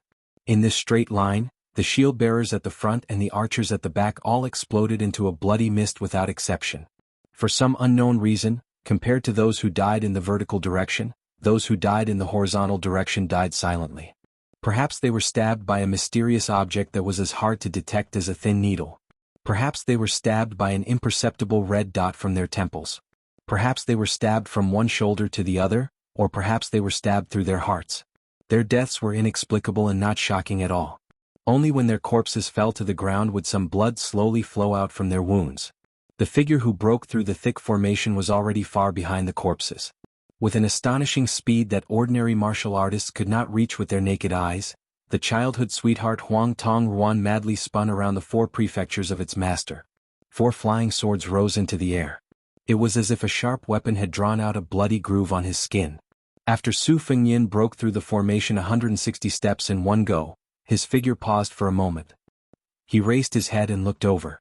As expected, there were already 3 Northern Mang martial way experts who had moved upon hearing the scent of blood nearby. Even further away there was also a group of experts rushing over in succession. However, Beimeng's foot soldiers did not slow down because of this. They brushed past him amidst the deafening sound of the war drums. When Su Fengyin arrived at Huda City and saw Beimeng's extremely orderly retreat, He already felt that it was very difficult to deal with. At the same time, he admired Lu Jinu of Huda City even more for his ability to defend the city. Su Fengyin seized the moment when the leading blade-wielding expert hacked downwards to a leisurely and carefree shake of his wrist. It looked like he was casually shaking off the blood on his cold blade, but because of that wave of fierce aura, the corpses of those northern Mang armored soldiers to his left flew outwards in large amounts. The master wielding a sword was not afraid of death. He poured all of his qi into the sword that he thought had reached the realm of perfection. There was a light green gang qi at the tip of the sword. It was obvious that he had an extraordinary cultivation level that only a level 2 master could have. While the master who was determined to die attracted Su Fengyin's attention, there were 2 people on his left and right who suddenly sped up. One of them was a burly man who was bare-handed. He suddenly pounced forward after descending from the sky. On the other hand, the short old man to the right of Su Fengyin closed his mouth tightly. He placed one hand on his chest and the other hand behind his back like a long spear. He bent his back and rushed towards the young man who was one of the 4 masters in the world. The exuberant killing intent that instantly erupted made those trembling northern Mang ordinary soldiers who didn't even look sideways feel a wave of chilliness all over their bodies. That master who jumped down from high up and slashed down like a hot knife through butter suddenly opened his eyes wide. The old guy, in his hand, which he had relied on for half of his life and could be considered a heavy weapon among sabers, was actually casually extended a hand to that young man and casually grasped the blade's edge. At the same time, the brawny man who had hammered out with his fists seemed to have suffered a heavy blow. His tall and sturdy body paused for a moment before he gritted his teeth and continued to charge forward. Then, a series of faint yet continuous sounds came from his chest. This Jianghu martial artist who had been conscripted into the army was indeed a tough man. In the pitiful situation where his entire chest was almost riddled with holes from the 4 flying swords, he still tried to smash his fists onto the young man. However, the distance between them was only 7 or 8 steps. It felt like they were so close but so far away. After his body was hit 4 times, not only was blood flowing from his chest, his face was also bleeding. He staggered and could only sway. That punch that used up all of his vitality was still weak and powerless. It was like he was trying to touch the shoulder of his opponent. The burly man's eyes were filled with unwillingness. He fell to the ground and died. In the end, he didn't even touch the corner of that person's clothes. Before the burly man died, the master who attacked Su Fengyin lost his weapon. Su Fengyin casually slapped his chest and sent him flying. Chapter 1506. The short old man didn't care about the deaths of the 2 people. He turned his body, and his feet kicked up a cloud of yellow sand and dust on the ground. In the blurry vision, the old man's hand that was holding the spear flew out a sinister hidden weapon that he was famous for. A white light also flew out from the palm of the hand that was originally on his chest. After 2 light tinkling sounds, the motionless Su Fengyin grabbed the old man's head with one hand and slowly lifted it up. The old man, whose mouth was tightly shut, didn't struggle at all. He smiled ferociously at the young man in front of him and spat out the real killing move hidden under his tongue. The thin old man, who had spent his whole life to learn half of the finger mysterious realm, had the tip of his tongue as the tip of his sword. Therefore he had the nickname Sword-Spitting Elder, in the Jianghu and diabolism of Beimang. Countless masters of the same realm had died under his unexpected one flying sword. Unfortunately, before the old man died, he saw an incredible scene. The half-inch flying sword that he had nurtured for many years hovered in the air between the 2 people.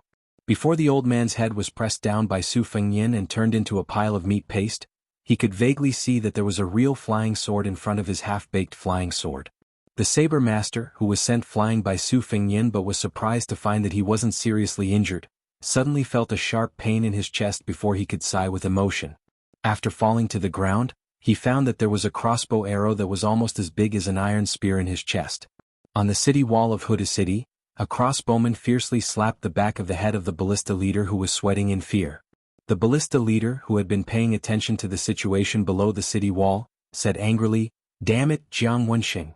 Are you a spy sent by the barbarians of Beimang? It's fine if you can't shoot the enemy, but how come you almost hurt our prince? Just 4 or 5 steps away. Do you still want to be a crossbowman? Alright, scram to the side. I'll do it myself." The crossbowman from Huda City named Jiang Wenxing was young, but because of his outstanding eyesight and amazing eyesight, he had already been ranked as one of the most valiant crossbowmen in the border army. At this moment, he had a long face and did not even dare to fart.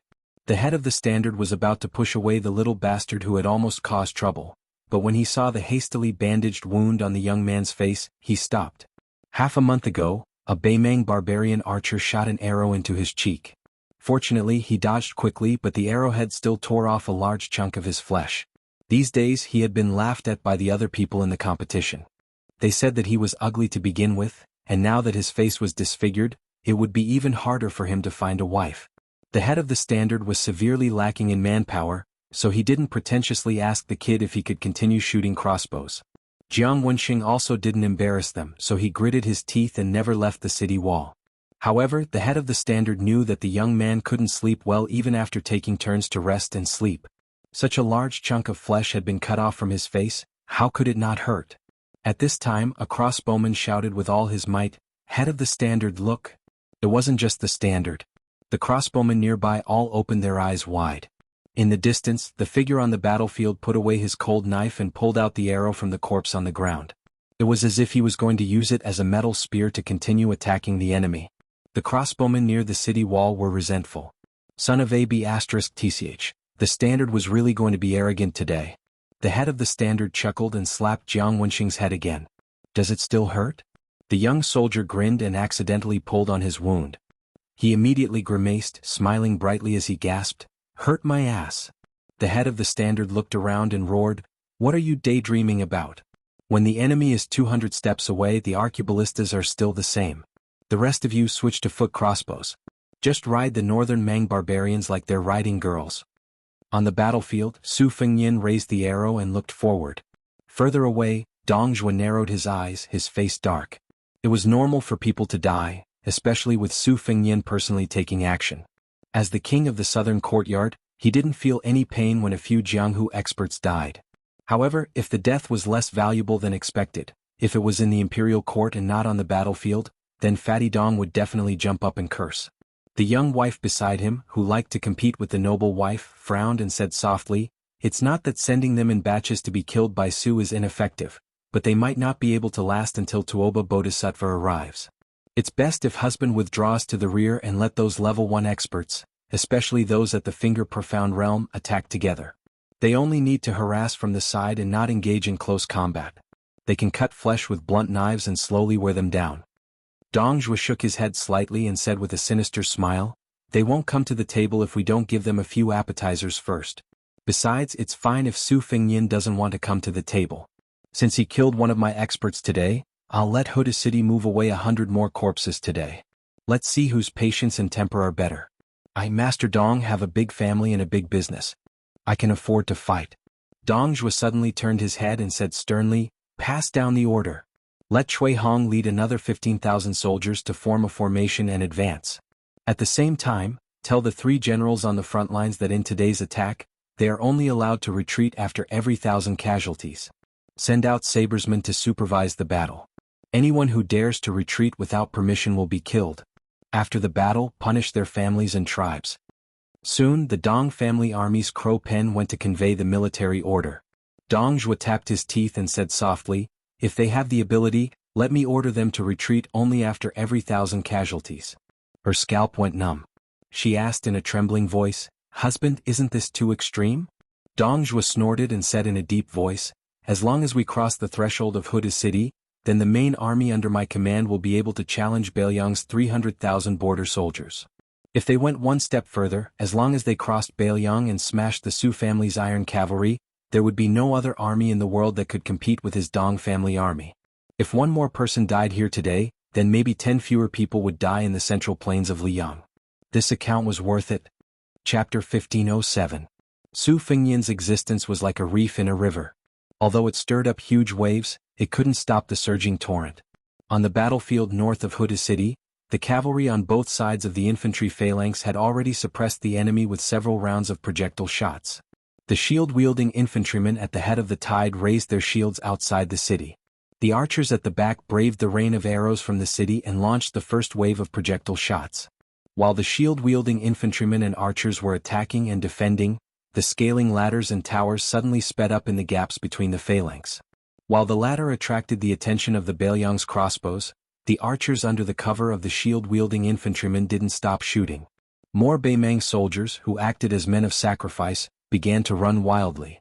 They didn't wear heavy iron armor, only lighter leather armor. They held a shield in one hand and a saber in the other. These men of sacrifice, who had been conserving their energy during the advance of the phalanx, began to charge forward when they were 150 steps away from the city. They would play the most bloody role in the history of war. Almost at the same time, nearly 100 scaling ladders raised high by the Beimang soldiers were placed in the gaps between the battlements. As the name suggested, the 10 or so towers, which were almost as tall as the city, formed a pattern of confrontation with the city after they stopped. At this time they seemed to show their ferocious faces. The thick cowhide, which was called a mask by the remnants of the southern dynasties of Beimang, was suddenly torn off. The archers hiding in the towers were all great archers of the grassland. Compared to the archers who created the rain of arrows behind the shield-wielding infantrymen, their accuracy was far better. They wanted to kill as many soldiers of Huda city who could hide in their blind spots as possible.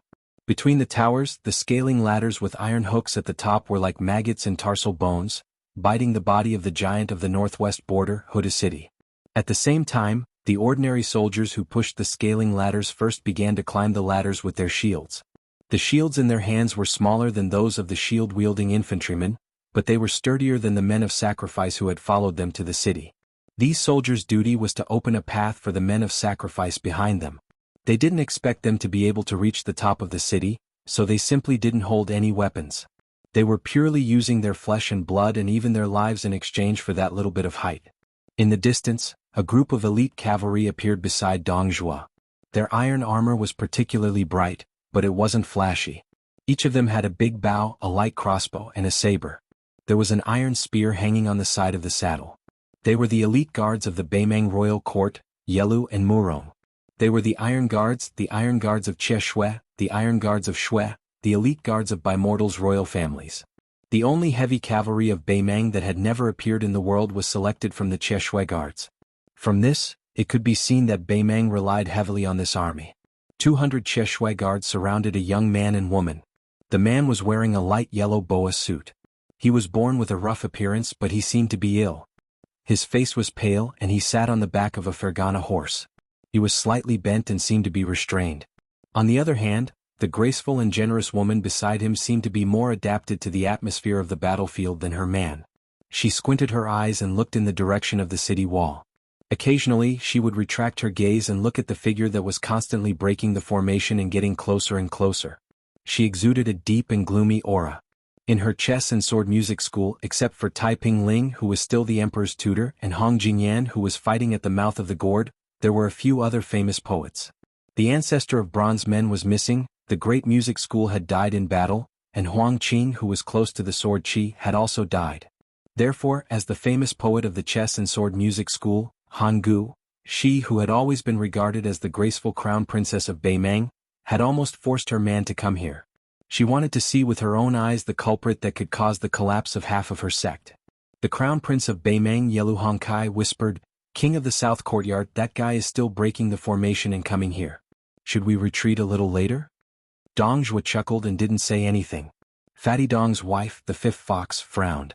In the past, she had heard from the woman who always competed with her for the title of first wife that Yelu Hongkai seemed to have been scared out of his wits when he was young. Now he looked 70 to 80% similar to the late emperor, but his boldness was lacking. He even fainted at the sight of blood. Every time he went on a hunting trip with the empress, he could only rely on the prey that his personal guard, Jie Shui, caught to get by. The fifth fox quickly felt relieved. If Yelu Hongkai was as talented and astute as his father, he would have died a long time ago, just like many other Yelu descendants. Yelu Hongkai probably realized that his proposal was somewhat inappropriate, so he quickly found a way out for himself. He pretended to be calm and said, "King of the South Courtyard, aren't we waiting for the military god? The deeper the king of Beimang breaks through the formation, the more energy he will need. If our position is too close to the front, won't that Su guy immediately run into a wall and retreat? When the time comes, the one surnamed Su will suffer and hide in Tiger Head City without coming out. Wouldn't that ruin the South Courtyard King's plan?" Dong Zhuo finally turned his head slowly and looked at the burly man with the most distinguished status in Beimang. He smiled and said, "Your Highness is right. Luring the enemy deep into the enemy's territory with a deep understanding of the art of war is also good. Let's do as Your Highness says. How about we retreat 500 steps?" Yelu Hongkai whispered, "Will 800 steps be safer?" Dong Zhuo laughed and said, "Whatever your highness says." Dong family's personal army and the crown prince's cowardly Shui iron guards began to withdraw. Those hidden experts and arqueballista formations also began to move. Yelu Hongkai immediately smiled widely, even his waist subconsciously straightening a bit. It was unknown if this crown prince who was like a puppet in Beimang's imperial court was rejoicing that he escaped danger, or if he was enjoying the great sense of accomplishment brought by Fatty Dong's respect. Yelu Hongkai reined in his horse and turned around. When he was about to raise his whip in high spirits, he suddenly heard Dong Zhuo cough a few times from beside him. The crown prince stared at this king of the south courtyard in confusion, his face full of confusion. Fatty Dong secretly moved his chin. Only now did Yelu Hongkai notice that his wife was still standing in place, having no intention of retreating with him at all. This Beimang crown prince who didn't have any news of accomplishments in Liang's royal court released a light sigh, indicating for the cowardly Shui iron guards to continue forward. He turned his horse around alone and arrived at her side, gently asking, "What's wrong?" She raised her horsewhip, pointing it in Tiger Head City's direction, coldly saying, "On that battlefield, my tens of thousands of great Mang men are all heading to their deaths." Yelu Hongkai reached out his hand to rub his chin, nodding and saying, "Indeed, Beiliang indeed dares to fight, but when have my grasslands warriors ever feared death?" She slowly turned around, looking at this man who had slept on the same bed as her for many years, her eyes full of anger and sorrow for his misfortune. At the same time, her limpid eyes seemed to be asking this man who was the future lord of the grassland. The grassland's men didn't fear death, to the extent where even the king of Beiliang dared to personally charge into battle. Then what about you, Yelu Hongkai? Yelu Hongkai didn't seem to dare look the crown prince's wife in the eye, lowering his head and saying, "Let's go." She lowered her horsewhip, saying with a sneer, "How can retreating 800 steps be enough? It's better if we directly return to Shijing." After turning around, she took the lead to head north, leaving behind a cloud of dust. Yelu Hongkai looked at her rear figure, his lips moving slightly, but in the end he still didn't release any sound. Behind this couple, further south of that lone figure, a great battle was raging in Huda City. Huda City's unparalleled and sturdy defense line was a line that separated the living and the dead. On the northern defense line, the city wall was 15 feet tall. The top part of the wall was filled with mortar mixed with tung oil, glutinous rice and lime. Just this part alone could be more than 10 feet tall, and 7 layers of bricks were added to it. On the city wall, other than the main arrow tower above the main gate, there were 12 piers, 8 large crossbows, and 2 turrets built on the east and west sections. The Beiliang frontier army had battlements and parapets on both sides of the city wall, which was known as the Horse Path. There were more than 2,000 arrow stacks in Huda City that could be used for archery and observation. Every brick in this city located in the extreme northwest of the Liang dynasty had a seal on it, clearly indicating the era, the kiln, and the name of the craftsman to prevent the craftsman from dereliction of duty. In the northern direction of Huda City, there were 3 gates: the main gate, the arrow tower, and the gatehouse. Lu Jinu, the commanding general of Huda City, stood on the top of the tallest arrow tower, overlooking the entire city from above. This was because Hong Jia, who had brought many scholars and craftsmen to Beimang, had rushed north.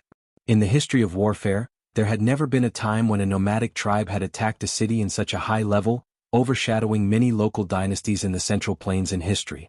More importantly, Beimang had never been so determined to abandon their horses, and they were still so fearless even after dismounting to fight. Huda City claimed to have the richest and most complete stockpile in the Liang dynasty, and it was also Beiliang's largest stockpile of weapons. However, in less than 2 months of defense, more than 4,000 crossbows had been damaged. Half of the crossbow platforms had been destroyed, and more than 20 winches used to store battle equipment had been destroyed. As a result, Huda City had to replace the greatly reduced power of the brick and clay battle equipment. More than half of Northern Mang's 1,000 or so death-sworn soldiers who made it up the city walls were either injured or killed. Even though there were more than 10 death-sworn soldiers who made it up the city walls, in the end, they still couldn't gain a firm footing. Below the city walls, there were layers upon layers of corpses and wounded soldiers who couldn't be dragged out of the battlefield in time. The former were silent, while the latter howled in grief. Their casualties, apart from the arrows that poured down from above, could also be caused by a country's pot of boiling oil, rolling batons, or even batons similar to those used by Navy ships. A single strike from these batons could instantly shatter an entire cloud ladder. Meanwhile, the northern Mang strong soldiers who climbed up the cloud ladders were as weak as mosquitoes, killed on the city walls with a single strike. Chapter 1508. Compared with the bravery of the men of sacrifice on the ladder, the Baimang archers in the giant towers outside the city caused significant damage to the defenders of Tiger Head City. Compared with the Baimang soldiers who had to pay the price of less heavy armor in order to climb up the city quickly, the Bailiang frontier army's armors were tougher and sturdier. Earlier, the archers of the Baimang's two flanks and the archers behind the shield soldiers seemed to be dense, but they could not cause any real damage unless they hit the vital parts. However, the Baimang's arrows could almost be called a face-to-face, close-range shooting, especially when they were all excellent archers. One by one, the defenders of Tiger Head City had their throats and eyes pierced through. Many Bailiang soldiers even had their armors pierced through on the spot. The ladders in the infantry phalanx were constantly placed on top of the city wall. After more than 1,000 light-armored men of sacrifice opened a path for the rear to buy time, Baimang would not give Tiger Head City any chance to breathe. Soon, the strong men of Baimang wearing iron helmets and chain armor began to climb up the tower. If the first batch of men of sacrifice were all agile Baimang infantry, then this batch of strong men of sacrifice could be said to be comparable to the heavy infantry of the Central Plains who had almost destroyed the cavalry in history if they put on real heavy armor. When these strong men climbed up the city wall, even if the arrows shot down from the top of the city wall were close at hand, they only paused for a moment with their shields raised. Occasionally, a powerful Bailiang archer would shoot an arrow through the shield and the sharp arrowhead directly into the arm, but they would never flinch. In the deafening sound of fighting, a Baimang man climbing up the tower had 4 or 5 arrows nailed into the shield on top of his head. He was in the prime of his life, a man from a small tribe on the northern grassland. For him there was no royal court or Aquarius state. This time he followed the army to the south only because he wanted to accumulate enough military merits before winter this year so that his son, who was growing up, could have enough meat to eat and be promoted by one level with him. He hoped that his son could walk out of the unpredictable grassland in the future and have a chance to go to the central plains of Liang on his behalf. As for himself, he did not expect to leave the battlefield alive. This Tiger Head City was too hard to shake, which was very different from the rumors when he joined the army. However, he was not annoyed because he was deceived. Even if he died in the battle, the pension would be enough for his son to grow up and let his son grow into a grassland man who was not inferior to him. Out of the corner of his eye, the strong man wearing iron armor and a shield on top of his head saw that a tower opposite the city wall was heavily smashed down by a baton. The tower shook violently and the top of the tower was smashed into pieces. More than a dozen master archers were killed on the spot and merged into the tower like meat paste. He breathed heavily, gritted his teeth and continued to climb up. Then he left the ladder in an instant. Not only him but 3 or 4 strong men behind him also met the same fate. His heart immediately turned to ashes. Immediately afterwards, he and several other Baimang strong men's backs smashed into the city wall near the ladder at almost the same time. They were like a bunch of pitiful grasshoppers that were strung up by ropes. The man who fell until he was completely dizzy held his shield tightly, raising his arm to block above his head. Sure enough, immediately afterwards, there were light crossbows that shot down from above the city wall. He who temporarily escaped this disaster knew that the true danger was still to come. Their group had their armors hooked by Bailiang's flying owls. This type of weapon used specifically to deal with great Mang strong men was a 7-zhang long iron chain. There were sharp flying hooks nailed to the iron chain every 3 feet. Once the latter armored soldiers were hooked, they wouldn't be able to control themselves, quickly being dragged up. What welcomed them were spears one after another. He had personally seen many strong men die miserably under these flying owls.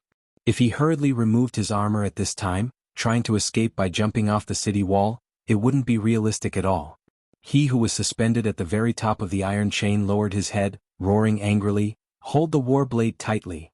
This iron chain flying owl was pulled back by several Bailiang soldiers. The 4 Baimang strong men's iron armor grinded against the walls, releasing chi-chi noises. Out of the 4 of them he was the first to climb up to the top of the city wall. His mind was blank. He instinctively turned around and faced the top of the city wall. After he was pulled out of the city wall, he held his shield in front of him. Instantly, his shield was hit by a spear and smashed into his chest. However, when he tried to swing his saber randomly, a northern Liang guard on the city wall wielding a strange straight saber smashed into his head. Blood splattered everywhere and he died on the spot. As for the 3 strong men who were dragged onto the city wall after his death, they either died under this type of axe or spear. Their corpses were removed from the flying owl and then casually pushed off the city wall. Then that flying owl was flung off the city wall again. On Tiger Head City's battlefront, one side was like ants, the other side was like ants, both sides' lives truly were like ants. Su Fengyin, who was deep in enemy territory, continued forward, unstoppable like a hot knife through butter. He swept through everything before him, no one able to withstand a single blow. However, Su Fengyin could clearly feel a few balls of dense energy following him. These people were undoubtedly Beimang martial path experts who were waiting for a chance to strike. Most of them were at Master Realm. Further away, 200 steps away, there were two top experts, one King Kong and one Shenji.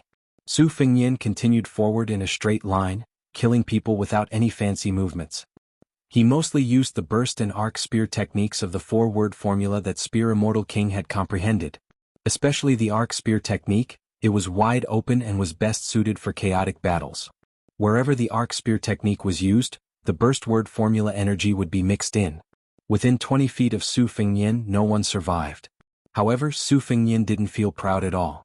Instead, his heart became heavier and heavier. He headed straight for Dongzhuo's flag. Everyone knew that the only people who could stop him were those martial path experts.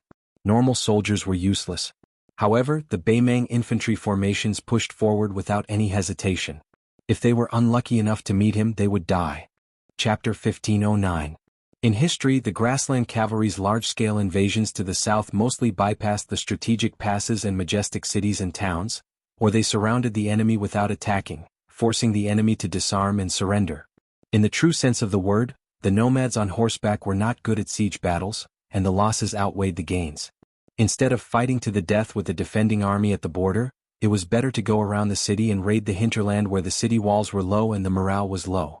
Even though Su Fengyin had long understood that Northern Mang's plan was a bad one, that they had no choice but to make an example out of Northern Liang, Dongzhuo and the Magistrate of Peace were clearly ambitious as well. They wanted to use Northern Liang's 300,000 border soldiers as whetstones. This was the same reasoning as when Su Fengyin used Tuoba Bodhisattva to build up momentum. If they could win, they would be able to gallop across a wide expanse of flat plains. Once Beiliang fell, Beimang, which seemed to have suffered heavy casualties, could win the most precious general situation. It was just like when the Su family's cavalry defeated West Chu and secured the victory at the Battle of West Leibi. After that, they attacked West Chu and South Tang. It was just the icing on the cake. The key point that made Su Fengyin feel heavy was that Beimang only had Dongzhuo and Taiping Ling at the beginning.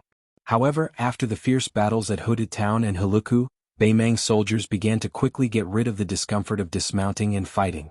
Su Fengyin led the Phantom Cavalry to fight Beimang's cavalry outside Heluku. At that time he did not see Zhong Tan leading his troops to attack the city, so he did not have a deep impression of it. Only when he was there and saw them advancing in an orderly manner and taking turns attacking the city did he realize that Beimang's million soldiers had a high chance of winning. Su Fengyin was suddenly enraged. Beiliang was a small place with few people. Every time Qingliang Mountain recruited a master they had to use them carefully. Even Su Fengyin treated the Finger Xian Realm Sword Path Grandmaster Mi Fengjie with respect. But on this battlefield, a few Master Realm Masters had already died. Out of the 3 that showed up, there were 2 that blocked his path. He found some clues and casually tossed out an arrow to kill one of them. In the blink of an eye there were 6. On the other hand, how many Master Realm Masters could there be in the entire Whispering Water Room?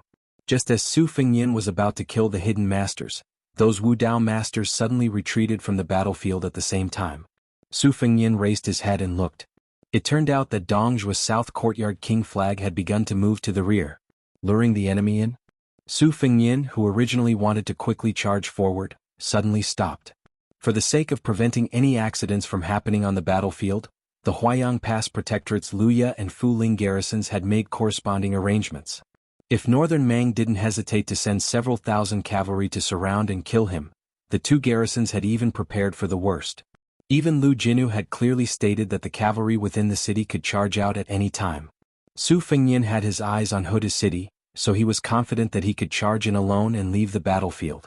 However, at this moment Su Fengyin suddenly had a bad feeling. Dongzhuo's breakthrough point, or Beimang's breakthrough point, wasn't Hooded City or Gourd Mouth, but Beimang's Lu province that both sides had their eyes on at the start but had tacitly given up on as the situation changed. At that time he had suggested Chu Lushan and Yuan Zuozong to launch an astonishing strategy. They wanted to use the great snow dragon cavalry that had been biding their time and a genuine heavy cavalry as the main force to move their forces and swallow up Yang Yuanzhan's army. They would first invite the enemy into the jar and then catch the turtle in the jar. In that case, was it possible for Northern Mang to change their strategy before this and attempt to swallow up Lu province in one go? Before Su Fengnian arrived at Huayang Pass, he had already followed the plan and asked Chu Lushan to give Ko Jianghuai the title of Lu province general. He would lead 3,000 cavalry and 6,000 Liangzhou infantry to assist Lu province and work with the Longxiang army to guard the Lu province battlefield where Tuoba Bodhisattva had joined the battle. Su Fengnian stood where he was and looked towards the west, towards the distant Lu province. At this time, more than 20 cavalry had unknowingly followed the king of Beimang into the battlefield, each of them carrying a sword. The two at the front were the sword-crowned Wu Luding of the Wu family sword tomb and the female sword attendant Cuehua. Wu Luding rode up to Su Fengnian's side. This young swordsman said with a mischievous smile, "You don't dare to advance any more?" Su Fengnian didn't say anything. The sword attendant Cuehua, who was used to closing her eyes to rest, frowned and said in a low voice, "Let's get down to business." Wu Luding immediately kept quiet out of fear and helplessly said, "Protector General Chu wanted me to pass on a message. He said that he felt that the boy Dong Zhuo has bad intentions, so he took the initiative last night to bring several hundred of his personal guards to Lu province. However, at the border between Lianglu province and Lu province, he already had 8,000 soldiers lying in ambush there, waiting for Beimang to make this move. Oh, and Protector General Chu also said that those 8,000 soldiers were all troublemakers that had been urgently picked out from the various border armies. Without him personally leading the troops, those old soldiers wouldn't be able to do anything." Su Fengnian suddenly began to laugh heartily, unable to stop no matter what. Wu Luding turned his head to Cuehua and asked, "Have you gone crazy?" Su Fengnian finally stopped laughing and looked towards Dong Zhuo's banner in the distance to the north. He smiled and asked, "Do you dare follow me to break the formation for another 2 li?" Wu Luding said without hesitation, "I'm just here to pass on the message. I don't dare." The female sword attendant opened her eyes and calmly said to Su Fengnian, "Your Highness, please be at ease with your back." Su Fengnian nodded. Those 8,000 old soldiers that had been put together at the last moment. In reality, long before the Su family had died, they had already been disorganized. Even before that, when a certain fatty led his army into Shu, there was no such thing as a direct line of soldiers. It had always been great General Su Shao who gave him as many soldiers as he wanted to fight. The soldiers under his command were either the ones who died the quickest in the Su family army or the ones who rose the quickest. If one had to give him a name, there was one. It was a battle that had made him famous when he was young. It had taken place by a river. At the time of the 8,000 cavalry that he had put together, only 400 had survived. After Su Fengnian's hereditary title as the king of Northern Liang, he had a casual conversation with Fatty, who was the governor of Northern Liang at Huayang Pass. Only then did he know that ever since Fatty had led troops in more than 70 battles, there were about 10,000 people left in Northern Liang who had served under him and had not died. The older ones had already become the family heads of the general families. Most of them were young men in their 40s in the army. The most useless of them should be at least a standard commander at the very least. If Su Fengnian remembered correctly, that river was called the Yeluo. At the border bordering the cold stream, a fatty who had just put on his armor and mounted a horse looked at the cavalry in front of him, those familiar faces. He laughed and asked, "Everyone, how does it feel to go from a general to a lowly soldier under my Chu Lushan's command?" The cavalry roared with laughter. The fatty beamed and said, "I hear that there are quite a few people from the infantry who came here to make up the numbers. I, Chu Lushan, am a sentimental person and will not bicker with you all. Presumably, after all these years, you haven't fallen too far behind in archery and horses." The cavalry laughed even louder. The fatty's face suddenly seethed with killing intent as he viciously said, "Everyone here knows an old rule. If you follow me into battle and don't die, you'll be promoted. This time I'll have to disappoint all of you. It's hard to say if you'll die, but even if you don't die, you won't be promoted. Let me say this first. The enemy this time is the cavalry under the direct command of that Dong Zhuo of Beimang. There are at least 20,000 of them. We only have 8,000 people. What do we do?" A solemn silence reigned. Chu Lushan suddenly clasped his fist and said, "Then I invite everyone to make another trip to the Yeluo with Chu Lushan." Chapter 15:10. In the northern part of West Shu, there were 9 mountains that looked like swords. Among them, where the big and small swords faced each other, the old emperor of West Shu chiseled a rock to open the door. People called it the Sword Gate. This was because after Li Yang unified the Central Plains, the Swords Gate mountain road had been banished into the Cold Palace. For many years only those small merchants would travel through this road. As for the Sword Gate, after Jian Zhihuang's death battle with Wang Xinji in Martial Emperor City, some people said that the reason for its nickname was due to the fact that Jian Zhihuang had comprehended the art of swordsmanship while observing the mountains. There were even some who said that before Jian Zhihuang left Shu, he had carved a sword manual on a stone wall somewhere along the plank road. Now, there were quite a few young swordsmen from western Shu who came to the plank road in search of opportunities. It was the beginning of summer when the peach blossoms gradually fell. The winding path between the mountain walls was slightly dark and damp. A middle-aged man was riding a donkey, and a handsome young man who looked like a page boy was leading the donkey. The young man was carrying a large bamboo box and he was muttering to himself. The ordinary-looking man was probably used to the young man's complaints, so he turned a deaf ear to him and dozed off leisurely on the donkey. At this moment, a group of people came from the front. The leader was a common woodcutter in West Shu. He was leading a group of young men and women in embroidered clothes. The young man's eyes brightened. He threw a bunch of peach branches to the middle-aged man and whispered, "Master, master, hurry up. Turn around and ride the donkey. Also, it's time for you to recite a poem. Otherwise, with so many donkey-riding followers in the world, you won't be able to show your identity. Otherwise, you can't call yourself the Peach Blossom Sword God. No one will believe you." The middle-aged man said helplessly, "I've met more than 10 groups of people along the way. Every time I have to recite a poem with the word, peach blossom. How can I have so many poems in my stomach?" The young man glared and threatened, "Then I'll repeat the previous one. That, immortals in the forest, it sounds quite celestial. Master, if you don't recite it, I won't help you lead the donkey."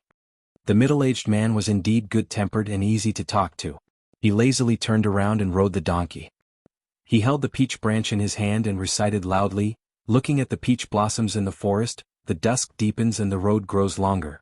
The old man taught me the 3 Pure Ones book, lived for 1,000 years and laughed at the sovereign king." The young man, who had been as tired as a dog, instantly assumed the demeanor of a child under an immortal. He looked straight ahead and led the donkey forward in large strides. When the group of young masters and young ladies who hired the woodcutter to lead the way saw this scene, they were stunned at first. Then one of them turned to his companion and said, "Hey, these 2 little swindlers are bullying us because we haven't seen the world. Do they really think that they are Dong Tai just because they got a donkey and a peach branch? I'll get a white horse and wear a saber, then I'll be a Su Feng Yin." The young man was so angry that his face turned red. The middle-aged man laughed and turned around again, no longer riding the donkey backwards. He threw the peach branch into the gap of the bamboo box. The 2 groups of people brushed past each other lightly. The young man with the donkey had carefully arranged this chance encounter, but in the end he only received countless disdainful looks. The man looked at the dispirited youth's back and chuckled. "Angry? Don't be angry. Actually, Master has been wanting to tell you this for a long time. In Jianghu, it's all about a real person not revealing his true self." The young man snorted coldly. Obviously he was still angry. The middle-aged man comforted him. "All right, Master will definitely bring you to see the great scenery of Shu this time." The young man was silent. The man could only smile. "Why don't Master ride the sword and let those people broaden their horizons?" The young man sighed. "Forget it. Those guys have eyes but can't see. Anyway, they are the ones who are at a disadvantage."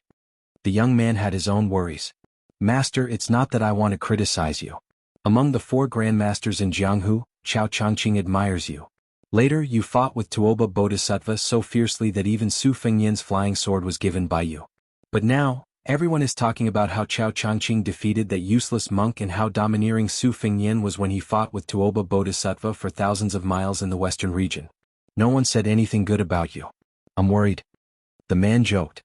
"Then why do you always practice swordsmanship when I teach you swordsmanship?" The young man sighed heavily like an old man. "I know my own limitations. I don't have the foundation nor the talent. I can't be a disciple, so I can only hope that Master will be more successful." The man laughed angrily. "You're really open-minded." The young man suddenly turned his head and asked, "Master, why did you take me in as your disciple back then? Look at Wang Xinji, Linya, and the others. They are all top-notch martial arts grandmasters. So let me tell you, don't expect me to help you make a name for yourself in Jianghu." The man said casually, "Master, what do I need that for? Besides, it's great to live happily and die without regrets. Do you think that Chao Changqing, Su Fengyin, and Tuoba Bodhisattva can do this?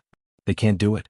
If Master were to die tomorrow, you would be able to rely on yourself and not have to worry about food and clothing. So I don't have too many people and things to worry about.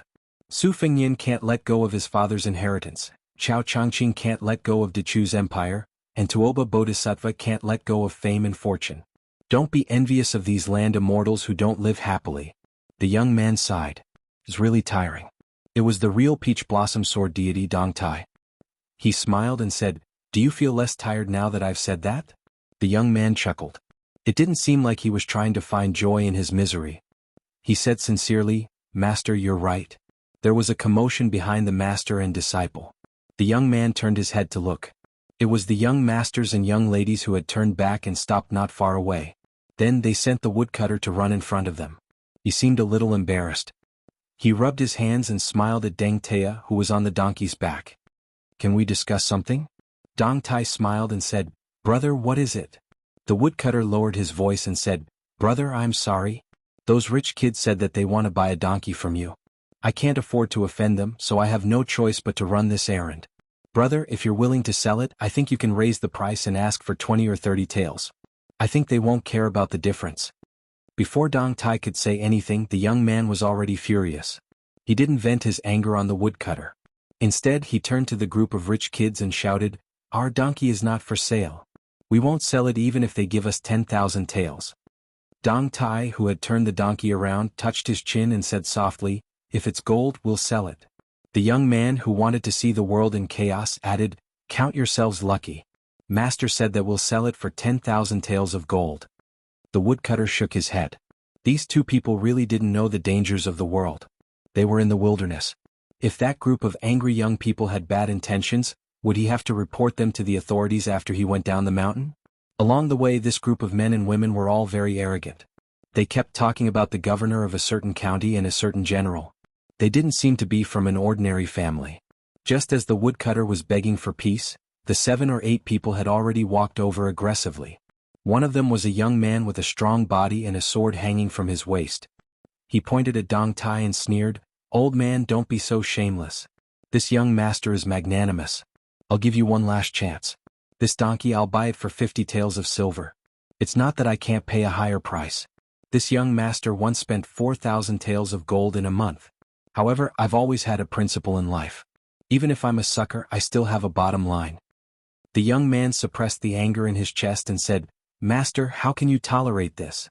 In short, I don't want to tolerate this anymore. I want to make a move. I won't be able to deal with a grandmaster, but I'm more than enough to deal with these guys." Dong Tai glanced at a beautiful young woman in the group and then looked at his disciple. The latter swallowed his saliva guiltily. Chapter 15:11. At that time, Dong Tai had just left the Wu family sword tomb and was not yet the peach blossom sword god. He was a nobody in Jianghu and had no interest in showing off his swordsmanship to others. He tolerated as much as he could. In the early years, it was this foolish disciple who had been beaten up by others when he saw injustice on the road. Perhaps this was his innate chivalrous heart. It was something that Dong Tai did not have. To Dong Tai, everything in the world except for the sword in his heart had nothing to do with him. Later, one day, after listening to a storyteller's Jianghu romance in a restaurant and commenting on the sects and masters in Jianghu, his disciple suddenly said that he wanted to learn martial arts. Dong Tai laughed and asked him what would happen if he learned martial arts. He said that he had not thought about it and would think about other things after he learned it. At that time, Dong Tai was happy to get rid of this burden, so he secretly helped him enter a small sect. When the child, who was thought to have a good foundation, became a direct disciple of the small sect, it did not take long for him to lose his drive to become a master. Practicing martial arts was normal, but because he was a direct disciple, he could get 1 tael of silver every month, so he became a little money grubber. Dong Tai, who was worried about him, had no choice but to show up. The excited child saw Dong Tai at the gate and said that he wanted to treat him to a good meal. Then he ran back to the sect and took the bag of silver he had saved up. It turned out that the child had bought a saber for Dong Tai and the sect. Because the child had traveled with Dong Tai in the past, he had occasionally heard Dong Tai snort disdainfully at the swordsmen of the world. He thought that his savior, who could not afford a weapon, should not like being a swordsman but rather a saber wielder. From then on, Dong Tai took in his one and only disciple. As for the saber, he exchanged it for a donkey. When Dong Tai went to Martial Emperor City of the Eastern Sea to fight with Wang Xianji, it was a time when peach blossoms were blooming.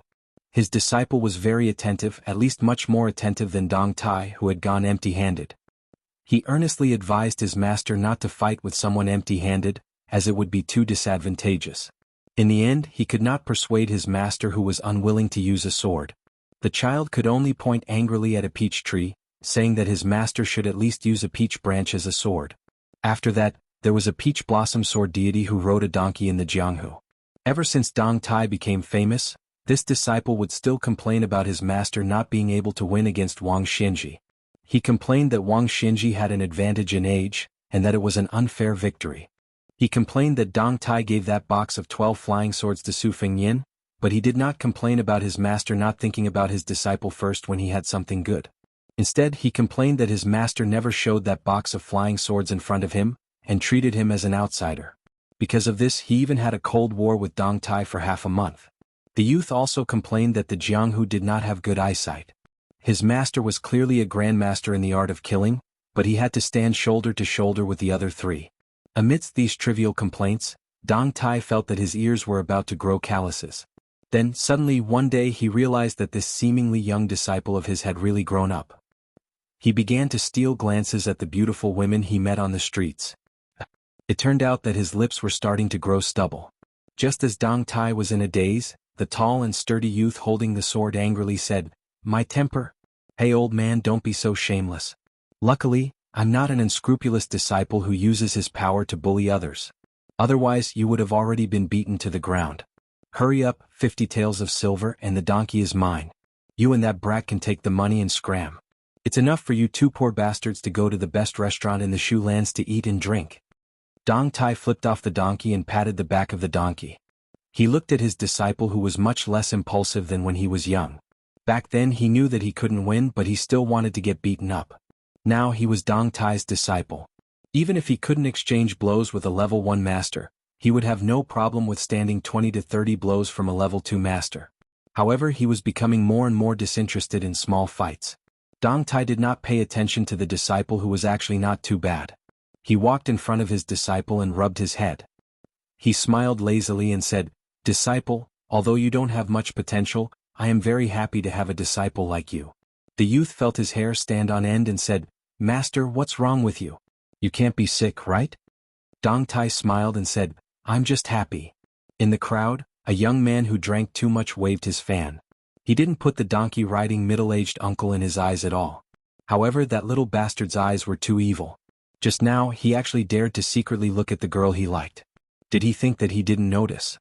The only daughter of the Western Shu Izhou Deputy General, was she someone that a donkey-riding young man could covet? He skillfully closed his fan and smiled at the youth. 50 taels of silver is not a small amount. If you want to go to the Jianghu, you can buy a good weapon. If you want to go to the imperial examinations, you can even buy a lot of books. Dong Tai heard these words that were like needles hidden in cotton floss and laughed it off. His disciple rolled his eyes and said to Dong Tai, "Master, let's go." "Ignore them." Dong Tai nodded and said, "Give me the bamboo box." The youth frowned and said, "Don't. Although I'm afraid of being tired, I'm more afraid of our donkey being tired." "Master, you're carrying it." "In the end, it's still the donkey carrying it. It's not young anymore." Dong Tai glared at him and said, "Give it to me if I want you to." The youth reluctantly took off the bamboo box and handed it to Dong Tai. He couldn't help but mumble again. Large and small swords faced off against each other. Between the mountains there was a strong wind. Occasionally birds would fly past. Dong Tai rarely carried the box himself.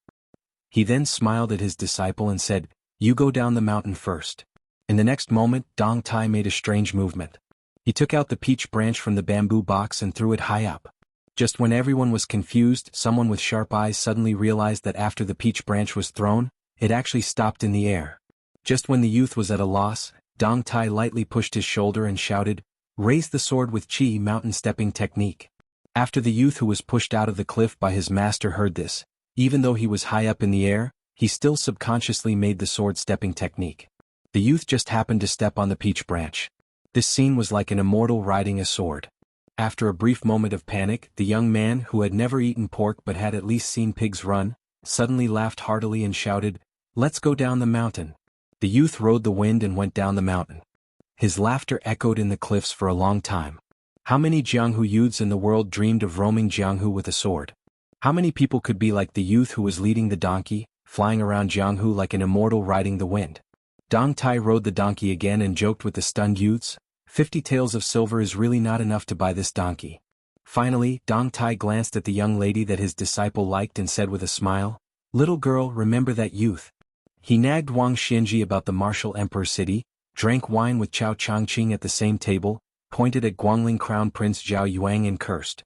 Of course, the most important thing is that this guy gave me the nickname of Peach Blossom Sword God. Isn't he awesome? The young lady was so shocked that she couldn't speak. The old donkey's hooves tapped on the ground leisurely and went further and further away.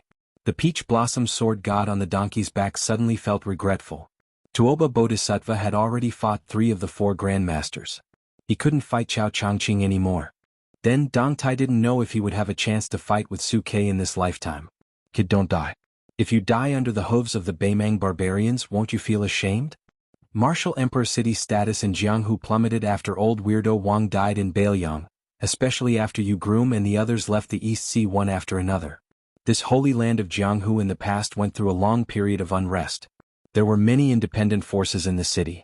Especially without the restraint of the prohibition of martial arts, the fights between the experts were so frequent that it was difficult to find a higher place to fight. The fights between the sects were even more numerous. It was said that some busybodies calculated that there were as many as 60 sects that rose and fell within half a year. Of course, many of the so-called sects were just small kittens and puppies. All this chaos only began to stabilize after the young man surnamed Jiang had been fighting for half a year on the city wall. As for the young man's identity, there were many speculations. Some said that Jiang Fuding was Wang Xianji's real disciple in closed-door training. Some said that he was a banished immortal like Qi Xianzhu who had great luck and was the ultimate counter to the king of Bailiang in this generation. Jiang Fuding, who was a loner in martial emperor city, didn't pay attention to the affairs of the world. He just fought for the city wall day after day. The handsome young man who used to challenge the king of Bailiang with a pawn entering cold on his waist had become as tanned as a fisherman's. Ever since Linya, the grandmaster of fist techniques, left martial emperor city, Jiang Fuding stopped drinking. In fact, it wasn't like a turtle dove occupying a magpie's nest. Wang Xianji's residence had become ownerless. Jiang Fuding used his fists to monopolize old weirdo Wang's former residence. Those who didn't accept it or didn't have eyes had their bodies smashed by him. That night, the bright moon shone over the sea. Chapter 15:12. Using the moonlight, Jiang Fuding sat cross-legged at the top of the city wall with a pot of wine, drinking slowly. This young man with a hidden identity had once been young and arrogant. In such a large Great Peace city, among his peers, he despised the 2 sons of General Gu Jiantang for being too rigid. He despised the 4th imperial son for his reputation but lack of ambition. He despised the 1st imperial son Zhao Wu for being vulgar. He despised the children of the officials for being useless. In the end, he only got along well with the illegitimate son of the previous emperor, Zhao Kai.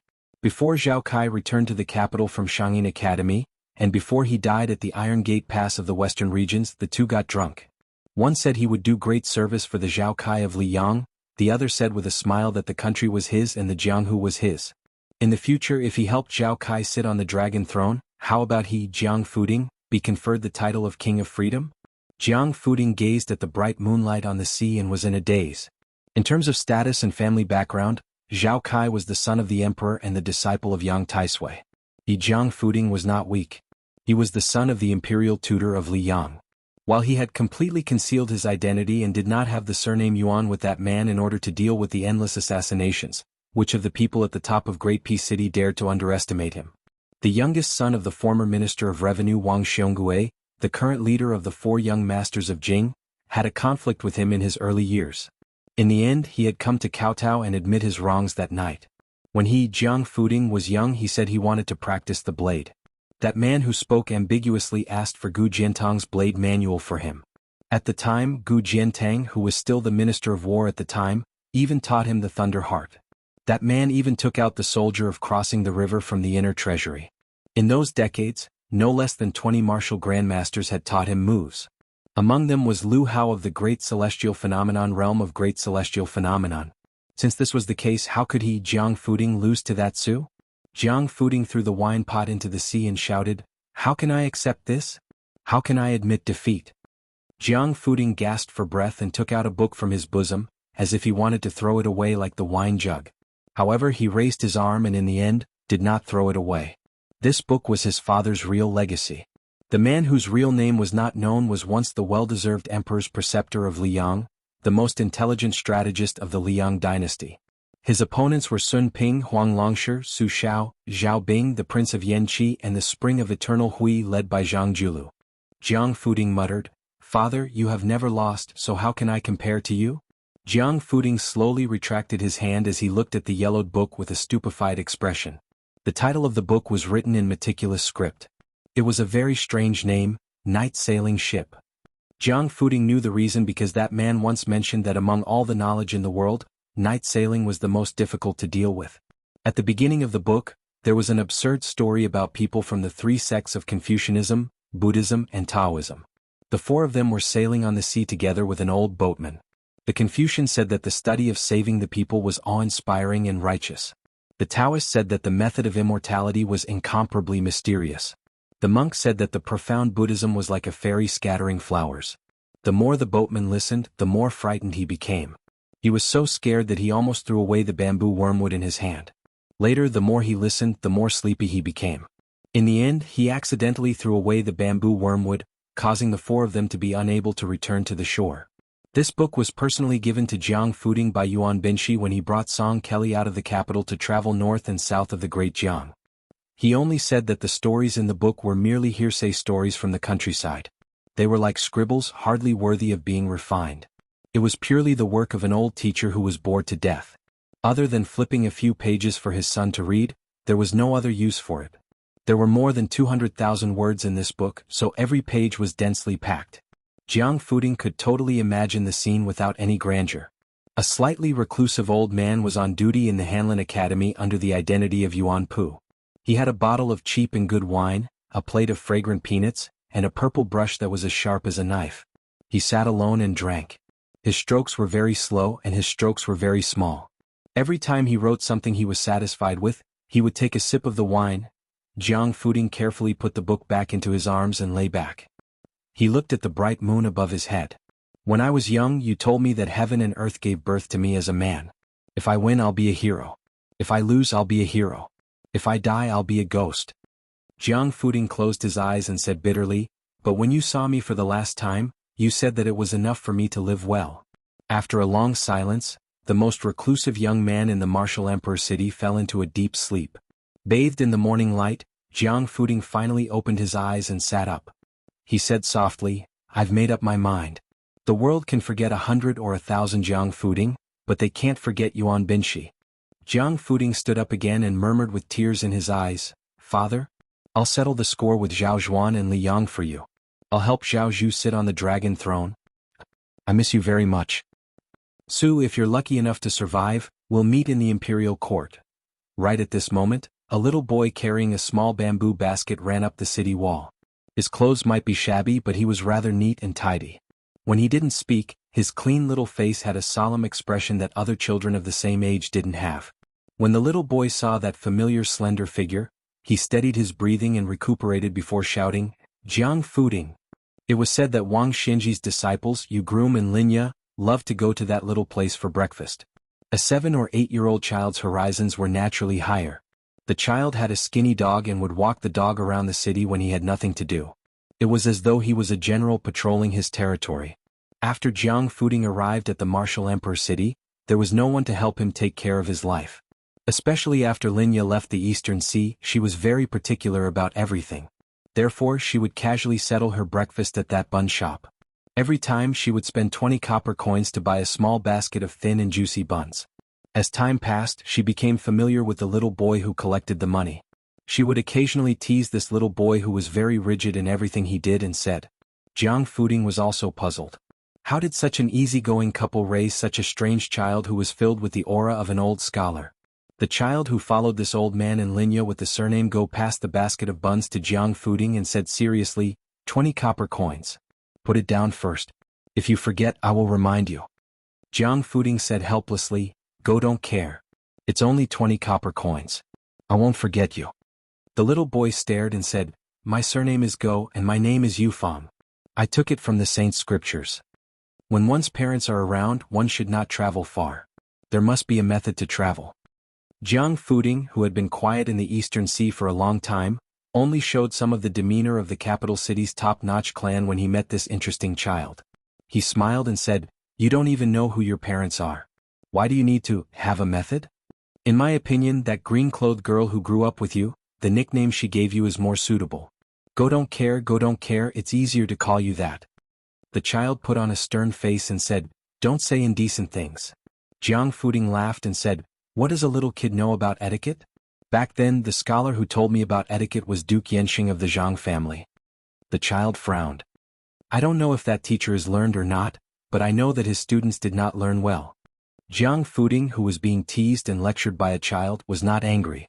He sat on the city wall and opened the slightly cool bamboo basket. He gently picked up a small and exquisite bun with 2 fingers and threw it into his mouth. His mouth was full of fragrance and endless aftertaste. In the past, in Great Pea City, he had eaten so many delicacies that were called the best in the world that he could not remember the taste. Now it was these small meat buns that were only 2 copper coins each. If he did not eat a basket of them each day, he would not be able to forget them. Jiang Fuding smacked his lips and ate 6 or 7 buns in one go. Then he seemed to remember something of the past. He chuckled and said, "It rained heavily in Great Pea City. Many fish drowned." Go Yufeng sighed and said softly, "It's not funny." Jiang Fuding lowered his head and looked at the buns in the basket. He said emotionally, "That's right. People eat dirt once and dirt eats people once." The child did not say anything. After all, he was so young and should not have such feelings. Jiang Fuding suddenly turned his head and looked at the child standing beside him. He smiled and said, "After 2nd grade master, entering the Vajra realm depends on perseverance. Finger Shin depends on talent and comprehension. If you want to have the phenomenon of heaven and earth, you have to rely on your innate talent. As for becoming a land immortal, it depends on that illusory fate. Go Yufeng, do you want to practice martial arts?" The child shook his head without hesitation and said, "No." Jiang Fuding said in shock, "In this martial emperor city, you interact with people of the underworld every day. You don't want to practice martial arts?" The child said softly, "I heard that practicing martial arts is a bottomless pit. No amount of money can fill it. I have no money." Jiang Fuding suddenly looked at the last bun in the basket in a daze. He asked in surprise, "Go Yufeng, I remember that I have already eaten 10 buns. Why is there one more today?"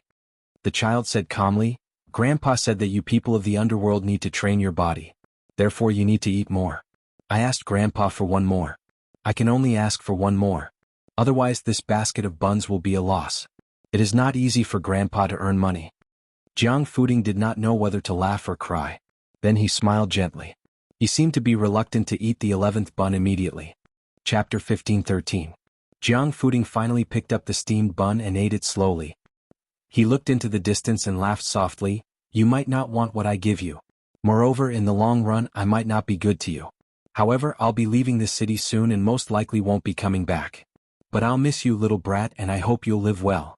I hope that when you grow up one day and I haven't been eaten by 2D, you'll come and find me. I'll treat you to a drink then." Hearing that Jiang Fuding was leaving the martial emperor city, the child was a little disappointed, but he didn't show it on his face. He only nodded and said, "Okay." Jiang Fuding smiled and lifted the bamboo basket with one hand.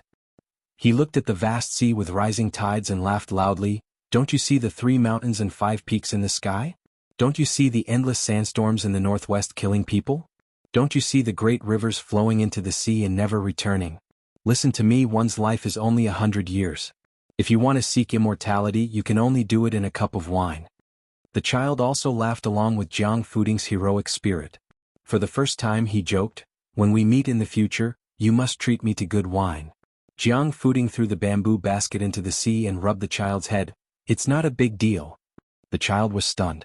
He said anxiously, "Jiang Fuding, why did you throw the steamed bun basket away? I want to bring it back for Grandpa." Jiang Fuding was stunned and speechless. He was in the wrong. A long time later, in the Jianghu where the grandmasters of the older generation passed away one after another, there would be a very interesting saying. Udilome wasn't really invincible.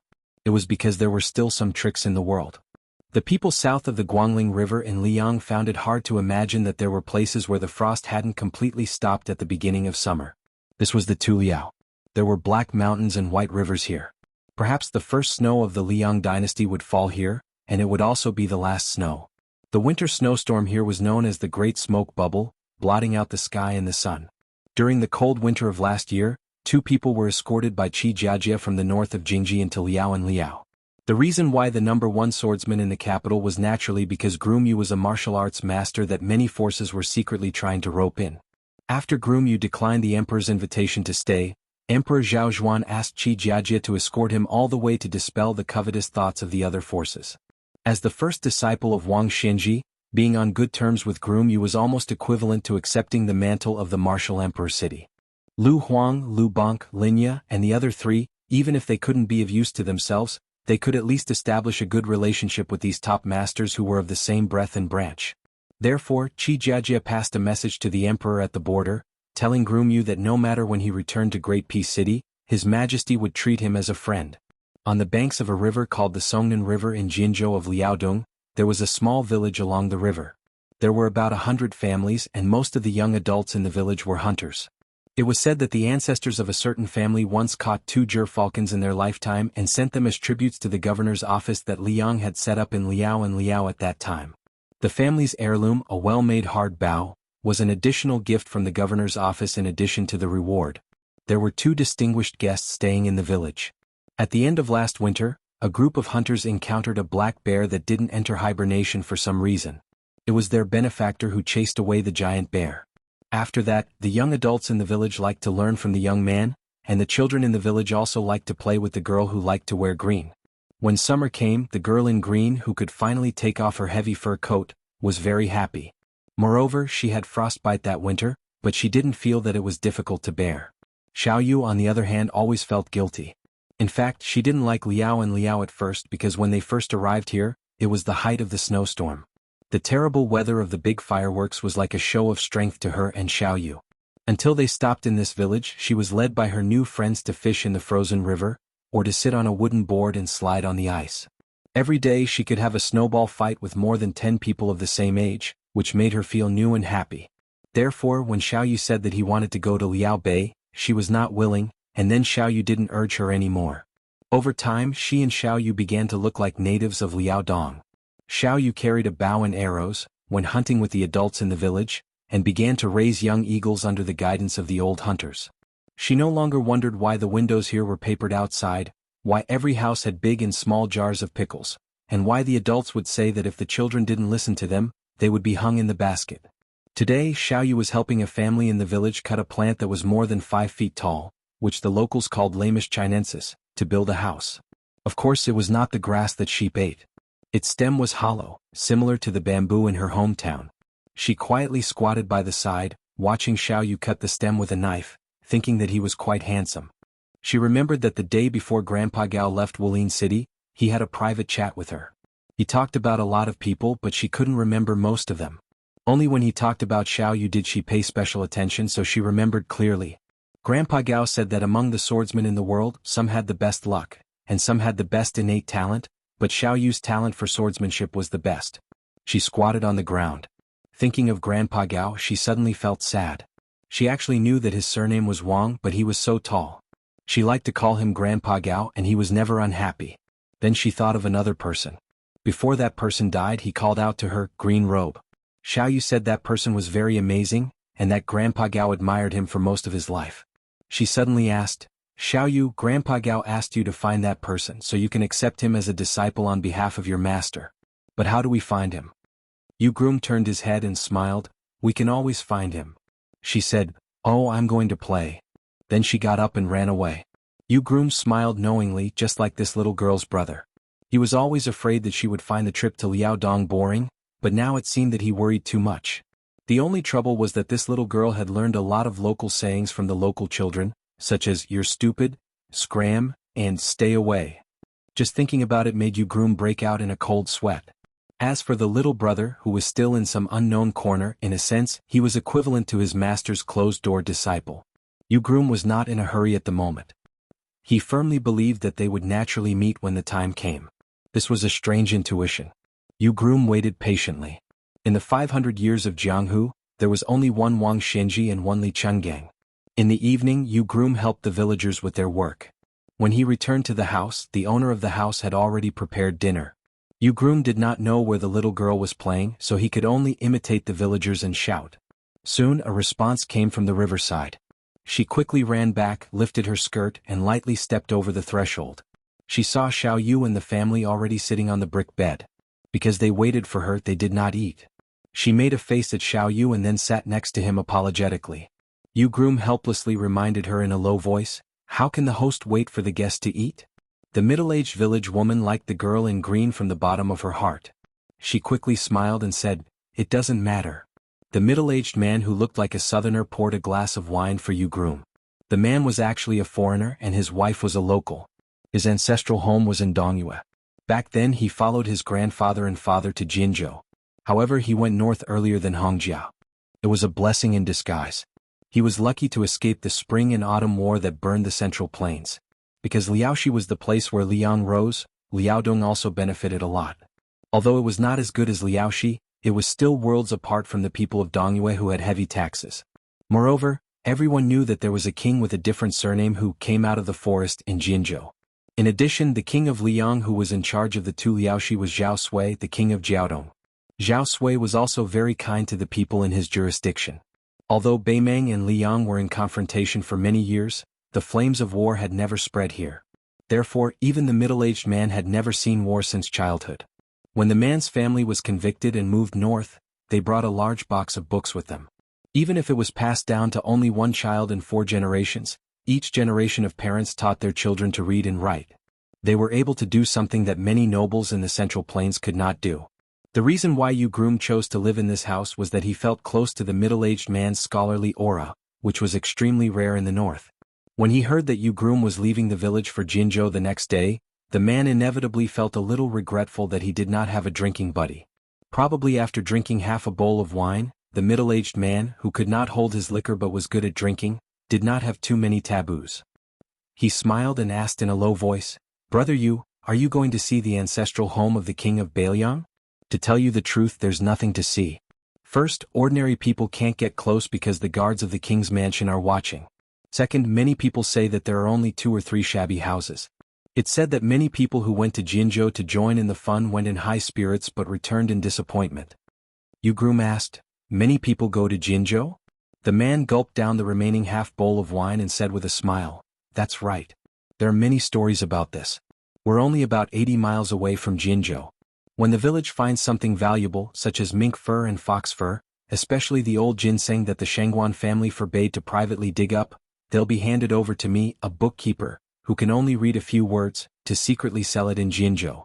That's why I'm not unfamiliar with Jinzhou." Although the woman had a very good impression of the groom and the little girl, when her husband talked about selling ginseng privately, she still secretly kicked him. Chapter 15-14. The man could not openly criticize his wife, so he pretended that nothing had happened. He continued, "As for the famous butcher, even though he left Jinzhou for more than 20 years and died in Bailiang, people in Jinzhou still talk about him with relish. The first decade was the most lively. It was said that many powerful families in the Central Plains who had irreconcilable enmity with Butcher did not dare to go to Bailiang for revenge, so they thought about digging up the ancestral grave of the Su family. If our king of Jiaodong had not been on good terms with Butcher, I'm afraid he would have been killed. In my opinion, our king of Jiaodong was also implicated by Butcher. Otherwise, with his ability, he would not be in such a bleak situation now. Last time you said that Zhao Ying, the Duke of Huainan, also died heroically in battle. Our king is not comparable to Butcher and the king of Yen, but compared to the Duke of Huainan and the new king of Jing'an, he is more than enough, right? Otherwise, he would not be able to sit on the position of the king of Jiaodong. Besides Bailiang, only the vassal territories here face to face with the barbarians of Beimeng, right? If the late emperor did not trust our king's ability, he would not dare to make such an arrangement." Yu Groom nodded. The late emperor of Liang had painstakingly placed Zhao Ying in Huainan Dao, which was right under his nose. He banished the ambitious Zhao Bing to Nanjiang. He let his brother Zhao Yi, who had the same father and mother, govern the richest Guangling Dao. The king of Jing'an, who was the most unruly, was placed in Xiangfan Qingzhou, which was surrounded by enemies. Only Su Xiao and Zhao Sui were placed in the 2 places of Beijiang. The middle-aged man, who was neither a scholar nor a scholar, had unwittingly drunk 2 bowls of wine.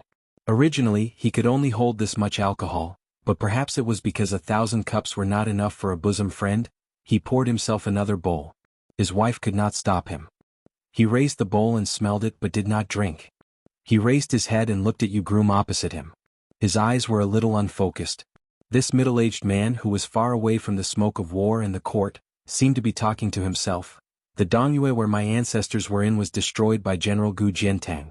Perhaps it was not the work of Ren Tu's day. My grandfather had never had any ill feelings towards Ren Tu, and I am no exception. I heard that Tai and City was the place where people scolded Ren Tu the most in the world. Then it was Guangling Dao, which was known as the talented scholar, followed by Jiangnan, where there were countless distinguished scholars. Now even the new king of Liang is being scolded together. It seems that the more they scold, the more powerful they get. One of them is the assistant minister of the Ministry of Rights. I heard that he is from Bailiang. Hey, so I really want to understand one thing. Since those people have all become officials of the Liang imperial court, many of them have not even seen Ren Tu and the new king of Liang. Even the rise of their families can be attributed to Ren Tu's victory. Younger brother, you have seen a lot. Looking at your temperament, I think you are also a well-read person. Can you help me clear up my doubts? Groom Yu hesitated and smiled. Pick up the bowl to eat, put down the chopsticks to curse? The middle-aged man sighed. Yes. A country without a hero is like a house without a pillar, a person without a backbone. The man drank a big mouthful of the third bowl of wine and was really drunk. He fell asleep under the care of his wife. He muttered to himself that if the new Liang prince couldn't defend the northwest, he would also curse, including the young king's father. The middle-aged man's wife didn't know whether to laugh or cry. She nagged, "Do you really think you are a high official? I don't see you working so hard on the crops all these years." Although the woman was nagging, she lowered her head to look at her man's face, which was much rougher than when he was young. Her slightly tanned face couldn't help but reveal a smile. She thought to herself, "Who asked you to be so handsome? Back then, I had to fight with many women to get you. Even if your farming is sloppy, it doesn't matter." After hearing that, Groom Yu suddenly drank a bowl of wine and said indifferently, "A country without a hero, how sad. A country that has heroes but doesn't know how to respect them, how sad is that?"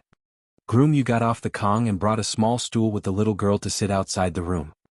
He turned his head to look at her, who was in a daze, and said with a smile, "How about we go somewhere else to find your Grandpa Gao's disciple?" The little girl turned her head and rolled her eyes. "If you want to go to Bailiang, just say it. I don't really care." Groom Yu was a little embarrassed. He was about to say something when the little girl said seriously, Go. I miss Uncle Lu anyway." This Uncle Lu, when he was still in Wu Wu City, he didn't know how to take care of himself. "I don't feel at ease with him away." Groom Yu rubbed her little head and smiled. Yes. Uncle Lu, Uncle Gong and your Aunt Lin, they can't do without you." She hurriedly shushed him. "You have to call her Sister Lin. If you call her Aunt Lin, she'll get angry." Groom Yu laughed. "No wonder Master said you're not afraid of anything except the forest crows." The little girl suddenly sighed and said earnestly to Groom Yu, "Xiao Yu, let's make a deal first. When we reach Bailiang, let's not fight and talk nicely, okay?" Groom Yu pretended to be surprised. Who said we shouldn't quarrel if we can use our fists?" The little girl raised her chin and said fiercely, "I haven't said the second half of my sentence. When it's time to quarrel, we should discuss things properly. Those who use their fists aren't heroes." Groom Yu narrowed his eyes and said softly, "If you travel the Jianghu in the future, you'll definitely become a heavenly heroine." The little girl nodded vigorously and then put her head on Groom Yu's knee. She said in a muffled voice, "Xiao Yu, I've wanted to go to Bailiang for a long time. I want to visit the place where Grandpa Gao passed away." Groom Yu nodded lightly and didn't say anything. The little girl raised her head slightly. There were still traces of tears, but there was a smile on her face. Xiao Yu, Bailiang is in the northwest. Then won't we be eating the northwest wind every day?" Groom Yu smiled. "Yes, there are battlefields everywhere. We might have to eat a lot of sand." It was not easy to be an official in the capital. Even though Fan Zhangho, who had been bestowed the title of the #1 national chess player of the dynasty by the emperor, had become a new noble in the Hanlin Academy, he couldn't help but sigh. The Fan family could be said to be a scholarly family. However, in Xiangzhou, it was not considered a luxurious family. When he was summoned to the capital, he went north alone. He didn't bring any servants with him. He had about 700 to 800 taels of silver on him. He thought that even if he couldn't be extravagant in the capital, he wouldn't be too shabby. He didn't think that when he actually became an official in the capital, he would realize how expensive it was. After all, Fan Zhongho had never received the special honor of being conferred by the emperor, and he wasn't a true scholar in the imperial examinations. He didn't have a master room in Tai and city to rely on, and he didn't have the financial support of his fellow countrymen. However, for officials in the capital, especially Huang Menlang of the Hanlin Academy, their residences had to match the prestige of the official system. Thus, Fan Zhongho gritted his teeth and rented the old residence of an old assistant minister of the Ministry of Works. It could barely be considered a place with a pavilion, a garden, and lush greenery. However, this cost him 200 taels of silver. That was the price the old assistant minister gave him for the sake of Huang Menlang. If it were any other official, not to mention 200 taels of silver, even 400 taels of silver wouldn't be enough. The Liang imperial court did not take care of everything in the matter of official uniforms. Other than a few sets of official uniforms that were set by the Ministry of Rights, the rest had to be provided by the officials themselves. The purchase of a wide variety of official uniforms was another large expense. Fan Zhongho had only learned after working for a period of time in the Hanlin Academy that many old-fashioned old Hanlin scholars who did not know how to make money were so poor that they had to borrow official uniforms all year round. To make matters worse, Fan Zhongho, as a newly popular person in the great and city officialdom, had to attend a variety of banquets and weddings and funerals of his colleagues. This caused this young man to spend money like water. Adding on the dignity of the Hanlin Academy, the ink and paper that he needed for his daily study, he had all kinds of connections. Fortunately, when Fan Zhongho went to the capital, he had brought with him about 20 unique and rare books that had been engraved. Many of his colleagues in the Hanlin Academy loved books to the point that they would borrow money to buy books even if they were poor. After receiving this gift, Fan Zhongho started to gain a foothold in the Hanlin Academy. He also promised many of the officials in the capital that he would buy the locally engraved and large books in his hometown that were relatively cheap. This gave Fan Zhongho a good impression. In reality, the purchase was just an excuse. He was giving away his treasures from the library at home. He believed that those old foxes who had cultivated for half their lives in the government knew this, but neither side said it out loud. Most of the officials from outside the capital lived in the southeast area of the city. The scenery here was not bad. Scholars from the south like Fan Zhongho all had to enter the capital through this area. Therefore, those prominent officials from Liang, even though they had been given positions in the court of the inner city, still had their own residences here. It was convenient for them to guide their descendants. Most of the recitation gatherings in great and city were held here. From spring to summer, it was close to the Mang seed. There was an old saying that spring fought for the sun and summer fought for the time. In the past, it was always the Mang seed time.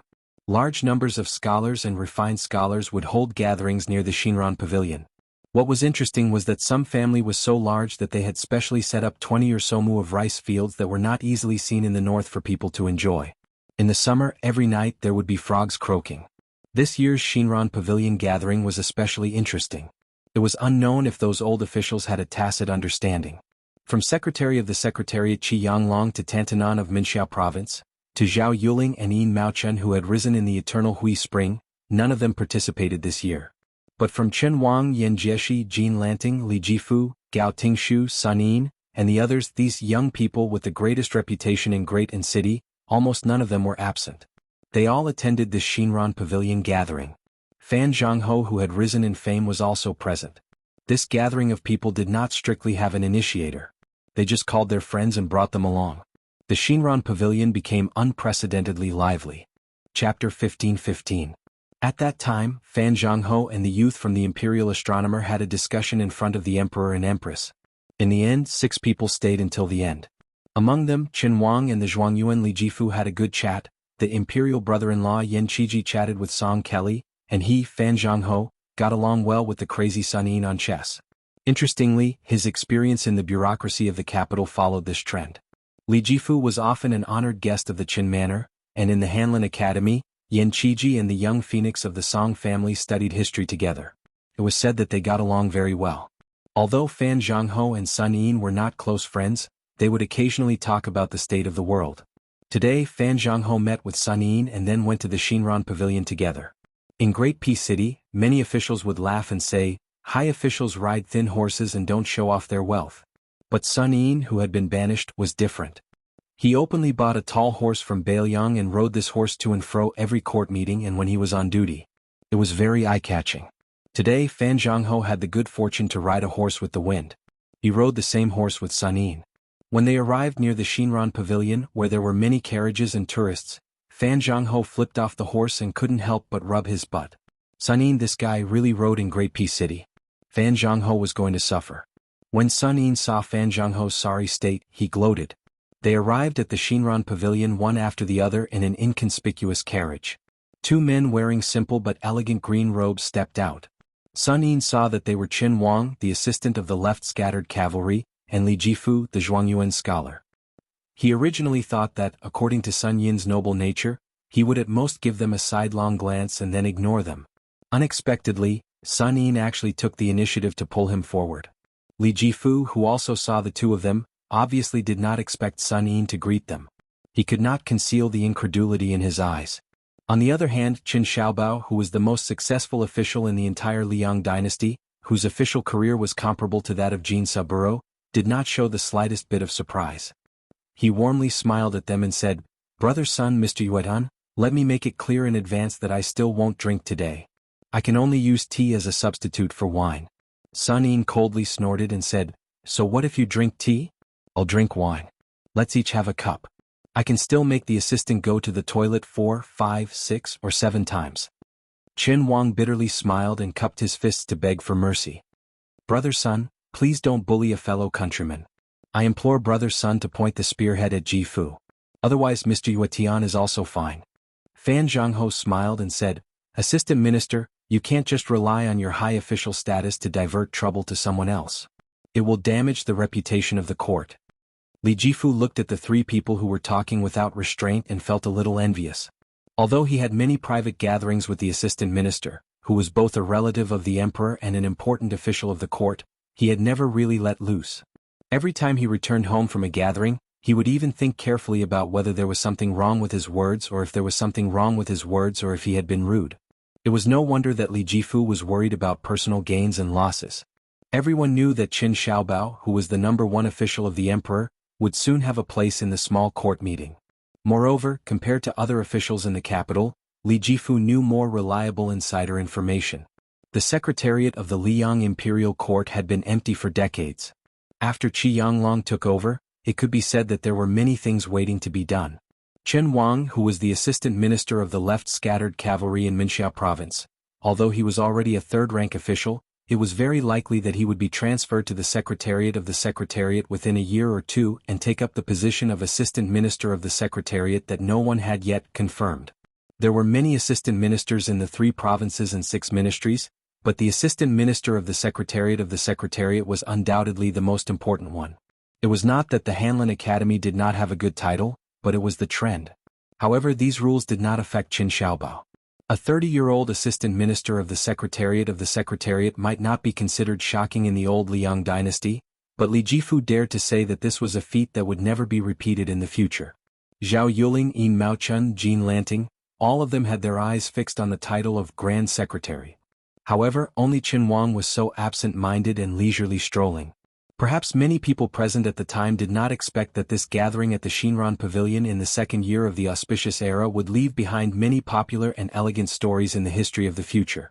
Dong Yuran, who was personally praised by Tantanan as the son of the Dong family has ghosts and gods, whose writing is like a spring breeze, wrote the famous poem Shinran Pavilion. Huang Quan, the young artist who had helped Tantanan make an exception for Qi Yanglong, was personally spread out on rice paper by the assistant minister of the Ministry of Rites, Jean Lanting. After getting drunk, he splashed ink and painted a painting that was hung in the imperial study that day, Drunken 8 Immortals.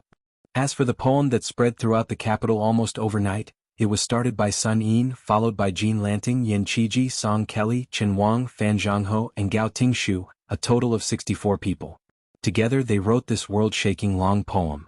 Of course, on this day, how could the Shinran Pavilion only be filled with handsome heroes and not beautiful women? The 3 most popular courtesans in the capital, each with their own merits, went up the stage one after another. They either danced or sang, especially the woman who had once been on the Rouge list, Li Baisher, who was known as the best in both voice and appearance. Her solo dance could be said to have shocked everyone. What was even more surprising was that after that day, there was no news of Li Baisher in Great Peace City. She disappeared so decisively as if she had never been in this world. Afterwards, based on the words she said at the banquet, People guessed that she had fallen in love with an unknown swordsman and wanderer. From then on they went off to roam the Jianghu together. There was no wind and rain, and the wind naturally dissipated. The people at the banquet didn't leave until late at night. Li Jifu was already drunk to the point of unconsciousness. Chen Wang, the highest-ranking official and the only one who did not drink, wanted to personally take Li Jifu away, but was urged to stay. He really couldn't leave and could only ask someone to take Li Jifu back. That person was the Assistant Minister of the Ministry of Rights, Jean Lanting. He personally helped Li Jifu back to the carriage with Gao Tingshu. Sun Yin also left late. He came with 2 people but left alone as if there was no one around. He rode his horse wildly, smelling of alcohol, and shocked many of the graceful ladies of the large families in the capital. Under the crowd's instigation, Fan Zhangho and Wu Congxian had another battle of who's first and who's last. Both sides played their best moves one after another. Although Wu Congxian lost the game, he didn't lose his momentum, which made the spectators exclaim in satisfaction. After this game, Wu Congxian vaguely established Fan Zhangho's second place in Liang's Go. Yan Qiji, Song Kelly, and that fellow villager nicknamed Kong Wuqi left together. Shinran Pavilion, Drunken 8 Immortals, and Heroes Travel to the Capital, were all given to this young relative of the emperor. He would immediately send them to the imperial palace. Deep in the night, the lights were still bright. There were only a dozen people left in Shinran Pavilion. Everyone in the capital knew that Chen Wang, who usually did not touch alcohol, was the last to leave. Fan Zhangho and Wu Congxian had already finished their game of Go. The latter and a group of friends left in high spirits. The people still in the pavilion were all new nobles in the Great Peace City. They were also willing to put down their faces to get close to Chen Wang, a high official in the central government. However, they were all scholars. Even if they drank too much, their chatter and actions did not diminish their scholarly habits. And Chen Wang was never the kind of person who liked to put on airs, so he got along well with them. In the end, it was unknown who was still unsatisfied, so they spent some money to call over a musician who had earned money in this gathering. The woman held a pipa in her arms and did not wear any makeup. Although she was not a national beauty under the flickering lights, there was a hint of lovely and moving feeling. She was very timid. It was clear that business at the banquet today was slow and she did not attract any business. She was not like the other women of the same trade. While they were tired, they had already returned full of money. This woman sat on a small stool prepared outside the pavilion. Before she played the pipa, she quickly glanced at the people sitting on the prayer mats in front of the pavilion. There were more than a dozen people, most of them sitting on the prayer mats on the steps. The steps had different heights. At the highest point sat 2 young men side by side. She could guess that since these people were able to appear in Shinran Pavilion and not far from the pavilion like most of the scholars, then they should be the most important people at the banquet today. They were the true important people of Great Peace City. Even if they were not today, they would be in the future. She was lost in thought for a moment. She was very curious what it would be like if these young masters who were waiting for her pipa put on their official robes. The young master who had hired her to sing was sitting at the bottom of the steps. He smiled and reminded her in a gentle voice, "Miss, it is time to start." Her pretty face blushed and she appeared slightly nervous. She said softly, "Young master, please wait a moment. Allow this servant to test the sound." Hearing the woman gently twist the strings of the pipa, Fan Zhangho, who had intentionally or unintentionally sat next to Qin Xiaobao, said with a slight smile, "This is the typical technique of the Wu family of Jiangzhou in our Xiangzhou. The lower part is the strength of the upper part. The tone is not high, the rhythm is not rushed, and it is slow. It is not as full as the big bows of the north, but it has its own unique charm. Due to this, the song is also a small tune with the charm of Jiangnan. After drinking too much, it is very comfortable to listen to this song." Chen Wang smiled and nodded. He said softly, "I only learned about the people when I came to Jing. In my hometown there is a saying about the drum on horseback. In the past I was just a poor scholar and did not go to the border to study. I am ashamed to say that even if I wanted to pretend to be cultured, I would only be a laughingstock. Therefore in these years, I have sensibly not attended banquets and gatherings. Other people say that I am not good at raising wang, that is really flattering me." The name of the song, Daughters Red, refers to the Jiangnan water, Jiangnan wine and Jiangnan women. Then he heard the woman's clear and melodious voice reciting the first part of the song. Fan Zhangho was surprised. He smiled and said, "What a coincidence. It refers to the Daughters Red wine.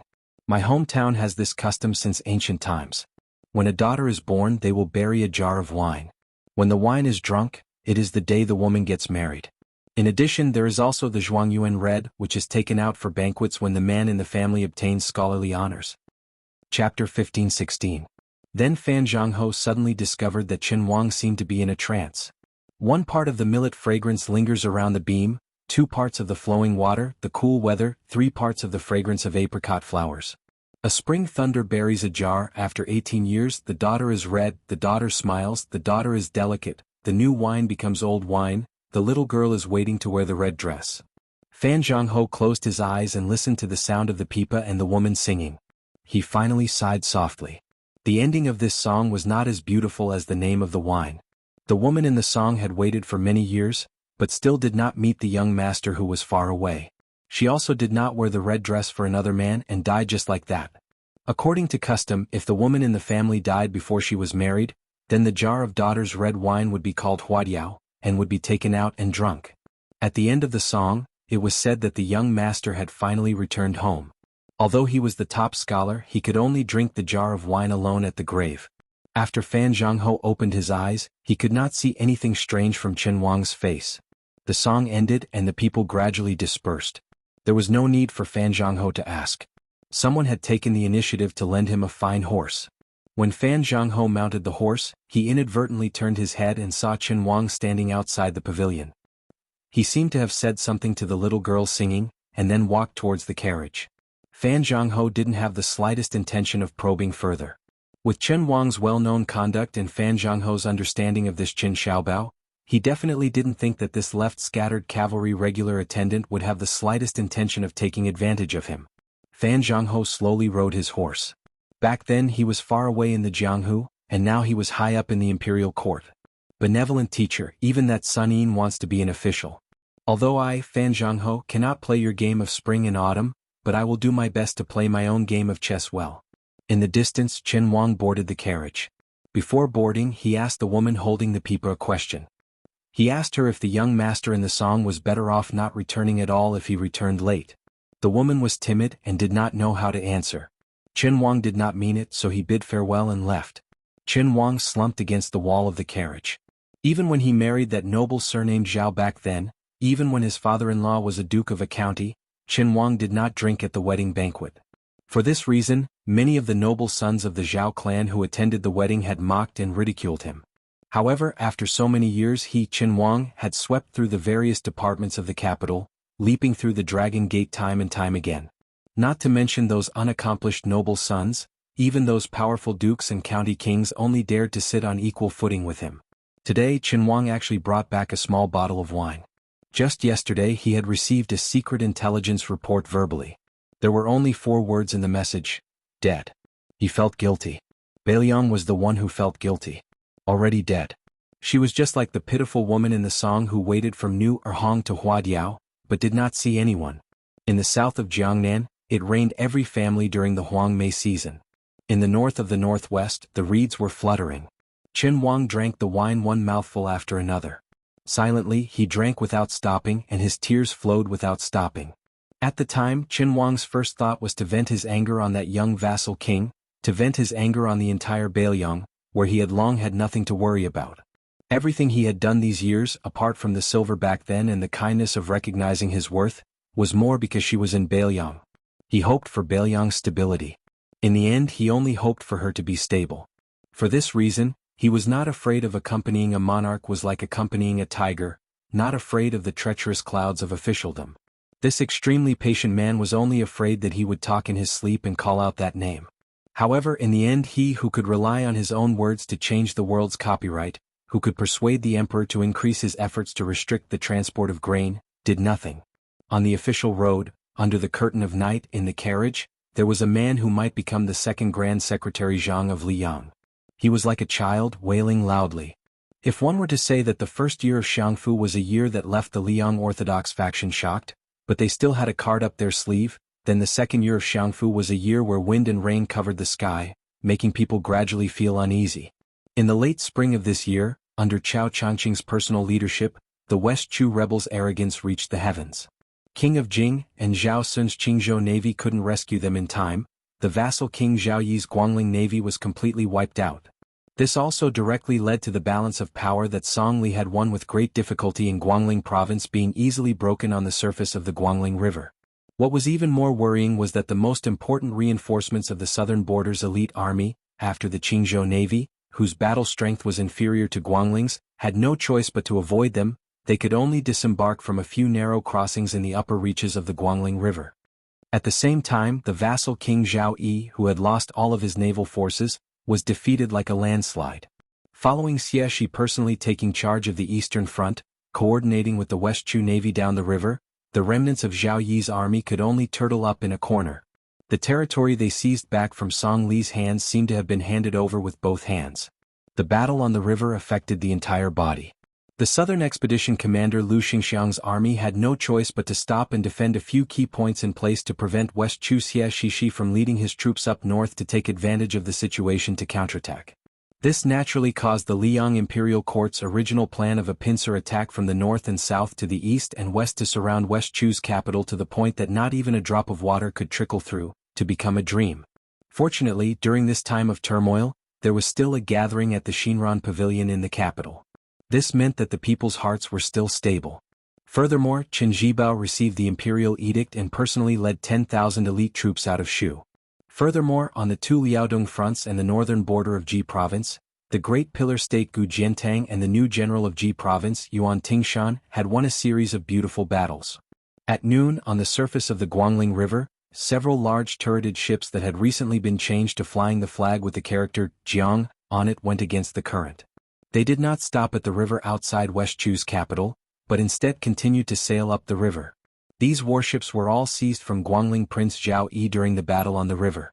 It was funny to say that these few turreted ships, which were supposed to display great power during the battle, were almost undamaged before the change of owners. On one of the towering turreted ships in the middle, there was a group of people leaning against the railing. There was a man with white hair on his temples, wearing a green robe that was the most elegant under the heavens. There was a young woman carrying a purple sword box on her back that was peerless in her generation. There were also military generals clad in armor. Each of them was high-spirited and vigorous, with a strict bearing. There was also a group of civil officials who had temporarily boarded the ship from the capital to enjoy the scenery, chatting and laughing. Among them there were two young men who were the most eye-catching. If their identities were not taken into consideration, one of them had an ordinary appearance and a reserved bearing. He was only eye-catching because of the position he was standing in. He was standing beside the middle-aged man in green robe, frowning faintly. He was very different from the rest of the military generals and civil officials on the ship. The other young man made everyone's eyes brighten. They could not help but marvel at the fact that there was such a handsome man in the world. Wearing a white robe and a jade belt, he stood against the wind like a god or an immortal, enough to make others feel ashamed of their inferiority. The four people closest to the bow of the ship were Chao Changqing, Jiang Enai, Xie Shibian and Song Maolin. At present, Xie Shibian's reputation in the imperial court of Liang was extremely great. Even the common people had heard that an extraordinary genius general had emerged from the rebel army of West Chu. He had the bearing of a soldier of the spring and autumn period Yi Baikue. As for Song Maolin, although he was a late bloomer in the imperial court of West Chu, he was not inferior to Xie Shibian, who had established brilliant military achievements. The two of them, one in civil and the other in military, were known as the twin jade annulus of Dechu. Because of Song Maolin's outstanding appearance, he was like an immortal banished from the world. In addition to his brilliant literary talent, other than being known as the twin jade annulus of Dechu, he was also known as the Northern Su and the Southern Song dynasty together with the Northwest vassal king. Song Maolin was born into a rich and powerful family, so he was probably a true proud son of heaven. The main pillar of West Chu, Chao Changqing, whose hair was even more white, suddenly turned his head to Xie Shibian and laughed in a low voice. "What's wrong?" It wasn't easy to chase away Song Li, but in the end Chen Zhibao from the east came to the Qingzhou Navy, Wu Zhongshuan from the south, and Lu Xingxiang from the north is also truly in control of military power. "Do you think the fierce battle has just begun?" Xie Shibian said softly. "If General Ko was still here, it would be much better." Chao Changqing laughed casually. "Don't worry about that guy. He has a big temper, yes, and his heart is not small either." Xie Shibian was silent as if he was afraid of something taboo. Chao Changqing sighed. "Last year, old Grand Preceptor's son said that West Chu was a burden to me, Chao Changqing. Today I also want to say something to you. It is I, Chao Changqing, who is a burden to you, my student? Xie Shibian shook his head. Teacher, you must not think this way. I have been a citizen of Dechu for generations. Dechu was born in Xie Shibian and I am willing to die for it. Chao Changqing suddenly laughed. There is a young man who should really get to know you. Only then will he know what it means to be a scholar. That guy back in the day had a lot of resentment towards us scholars. In Gangnam-do, the first time he saw Tangshi sword immortal Lu Baijie, he asked, Teacher, can you sell me a few pounds of benevolence, righteousness and morals? When he saw me he did not have a good expression either. Xie Shibian was puzzled. But I have seen Beiliang's various actions. They have established academies within their borders, and are very kind to scholars. The new Prince of Liang does not seem like this kind of person. Chao Changqing smiled knowingly. Perhaps it is because a man has a burden on his shoulders so he cannot do as he pleases. No matter what, Su Fengyin is indeed the most interesting young man I have seen in my life. There is no one like him. Afterwards Chao Zhangqing suddenly laughed to himself and said in self-mockery, even if I, Chao Zhangqing, praise him like this, Su Fengyin wouldn't feel the slightest bit of honor. After all, he is the #1 vassal king of Liang who commands 300,000 cavalry, and at the same time he is also a martial arts grandmaster on par with me, Chao Guanzi. So no matter how many good words I say, it can only be considered as mutual appreciation? To be honest, when I first saw that kid a few years ago, I never would have thought that the situation would be like today. If I had known, I would have beaten him up back then. Now that I am talking about it with you, it is easier to brag. Xie Shibian felt a little sad for no reason. Although his teacher was always easy to get along with, he was not such a talkative elder. Chao Changqing seemed to have seen through Xie Shibian's thoughts. He patted the young man's shoulder and smiled. When young people do young things, it is fine to be frivolous. There is no harm in saying that you are worried about new words. When you are 30, you can do things that are responsible. As for people like me who are old, they should honestly admit that they are old. Occasionally taking advantage of my seniority is one of the few pleasures in life. Chapter 15-17. Xie Shibian forced a smile. Dechu was most proud of Mr. Chao. Would he grow old? Chao Changqing lowered his voice and said, that guest will secretly come in the evening. You and Song Maolin will stay by my side. You don't have to do anything. Xie Shibian asked worriedly, why does the current Duke of Yenxing, a saint family with a history of more than 800 years, want to meet you? I don't understand. What else is there to say? Chao Changqing did not immediately give an answer. Lu Songtao, who became a Buddha in Lantua Mountain, came to him to persuade him to let it go. That Duke of Yenxing should be the same. Kings and officials can decide life and death with a word. Scholars like us are full of hot blood and have nothing to fear. However, if there was someone who could decide whether a person's name would be passed down through the ages or go down in infamy, wouldn't they calm down and think about it carefully?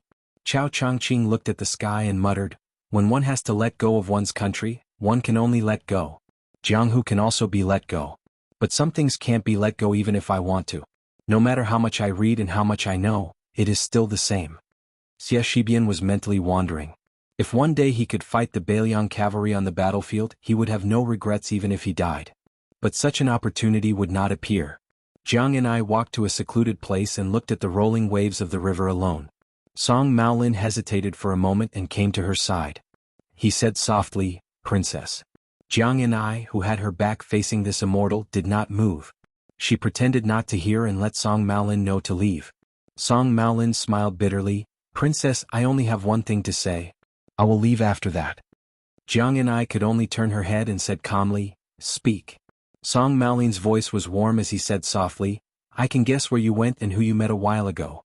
I don't dare to say anything. I only hope that you will not take such risks in the future.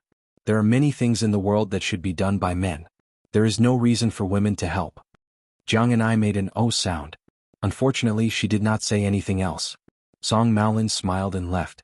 But in the next moment, Song Maolin was pleasantly surprised. The princess actually called his name. He suppressed the excitement in his heart and slowly turned around. Jiang and I smiled. Someone asked me to pass a message to you.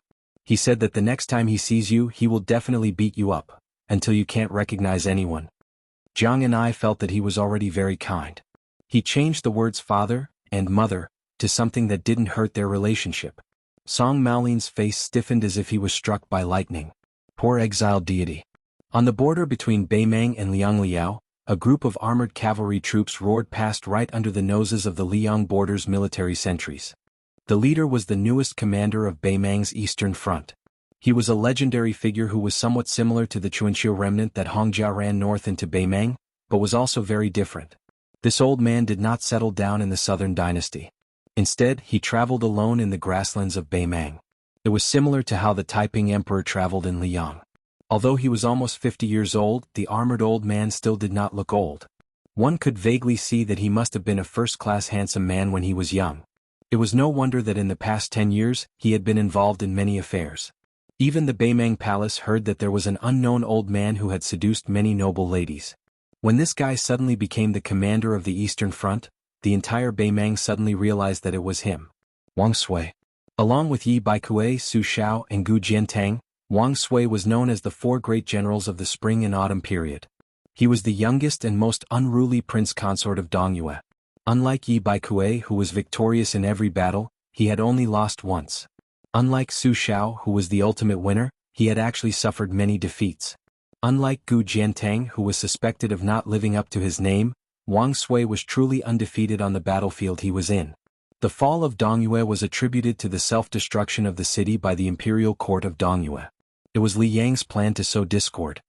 He removed Wang Sui's commander-in-chief title, and Wang Sui himself gracefully abdicated and disappeared without a trace. After Wang Sui followed Dong Zhuo Yang Yuanzan, and Lu Gue as the main general of another front in Beimang. Unlike the three who each had their own personal troops, Wang Sui casually rode an old horse to the border to take up his post. In the mountainous eastern front of Beimang, Wang Sui did not promote or demote anyone boldly, nor did he treat people kindly and drink with the generals. He was like an outsider who had run over to watch a show. He did not care about anything and did not meddle in any military affairs. Every day Wang Sui narrowed his eyes and strolled blindly among the various armies with his hands behind his back. This made the old forces who were originally uneasy or full of resentment dumbfounded. Then the generals of Beimang became anxious. You mother doing nothing all day long. When the time comes, His Majesty will misunderstand that we are working together to ostracize you. If we, the old men, suffer such a great grievance for no reason, who can we find to reason with? Thus, someone suggested to have Wang Sui hold a military parade at the border. At the very least, he would be able to have a taste of being the #1 figure in the Eastern Front Army. This would be compensation for this old man's understanding of the situation. Thus, today's scene of all the generals on the Eastern Front of Beimang had come out. However, many of the old generals of Beimang's border army and the older generals glanced at the fellow who was surrounded not far away from them with a cold smile. Wang Sui's awe-inspiring might was just for show. Wang Sui, in addition to the personal guards and elite cavalry that were randomly assembled by various factions, also had the personal attendants of Qiujubo de Rujubo de Rujubo de Rujubo de Rujubo de Rujubo de Rujubo de Rujubo de Jingchong, as well as 4 to 5 young and strong captains by his side. The Eastern Front of Beimang claimed to have an army of 300,000, but in fact, it was only a little more than 200,000. There were 23 generals. Above them, there were 2 Beimang generals who were not as famous as Lu Gue and Yang Yuanzan. This could not be helped. In the southern dynasty, the Beiliang cavalry could fight each other from afar and fight a few tough battles from time to time. However, on the peaceful Eastern Front, they could only confront the 2 big turtles, Zhao Sui, the prince of Jiaodong, and Gu Jiantang, one after another. There was no military merit to be gained. Now the situation was even worse. Under the secret instructions of the imperial decree of peace, the Eastern Front could only be defeated again and again. The 2 generals only felt that their old faces had been disgraced. Wang Sui suddenly pulled the reins and stopped his horse. The entire army could only stop their horses. Chapter 15:18. The large-scale cavalry army of 10,000 people suddenly went from advancing rapidly to being completely still in an instant. This made Wang Sui, who was sitting high up on his horse and looking around, click his tongue. However, his sloppy and slippery appearance inevitably made people wonder if this old fellow was really praising them. During this period of time, many Kiliarchs who had seen their commander from a distance were puzzled. Was this old fellow really a top-notch general of the Central Plains like the butcher old Prince Liang? Was he really not a swindler who came from some small corner to eat and drink for free? Did His Imperial Majesty accidentally use the wrong person? Wang Sui turned his head to look at the 2 young generals.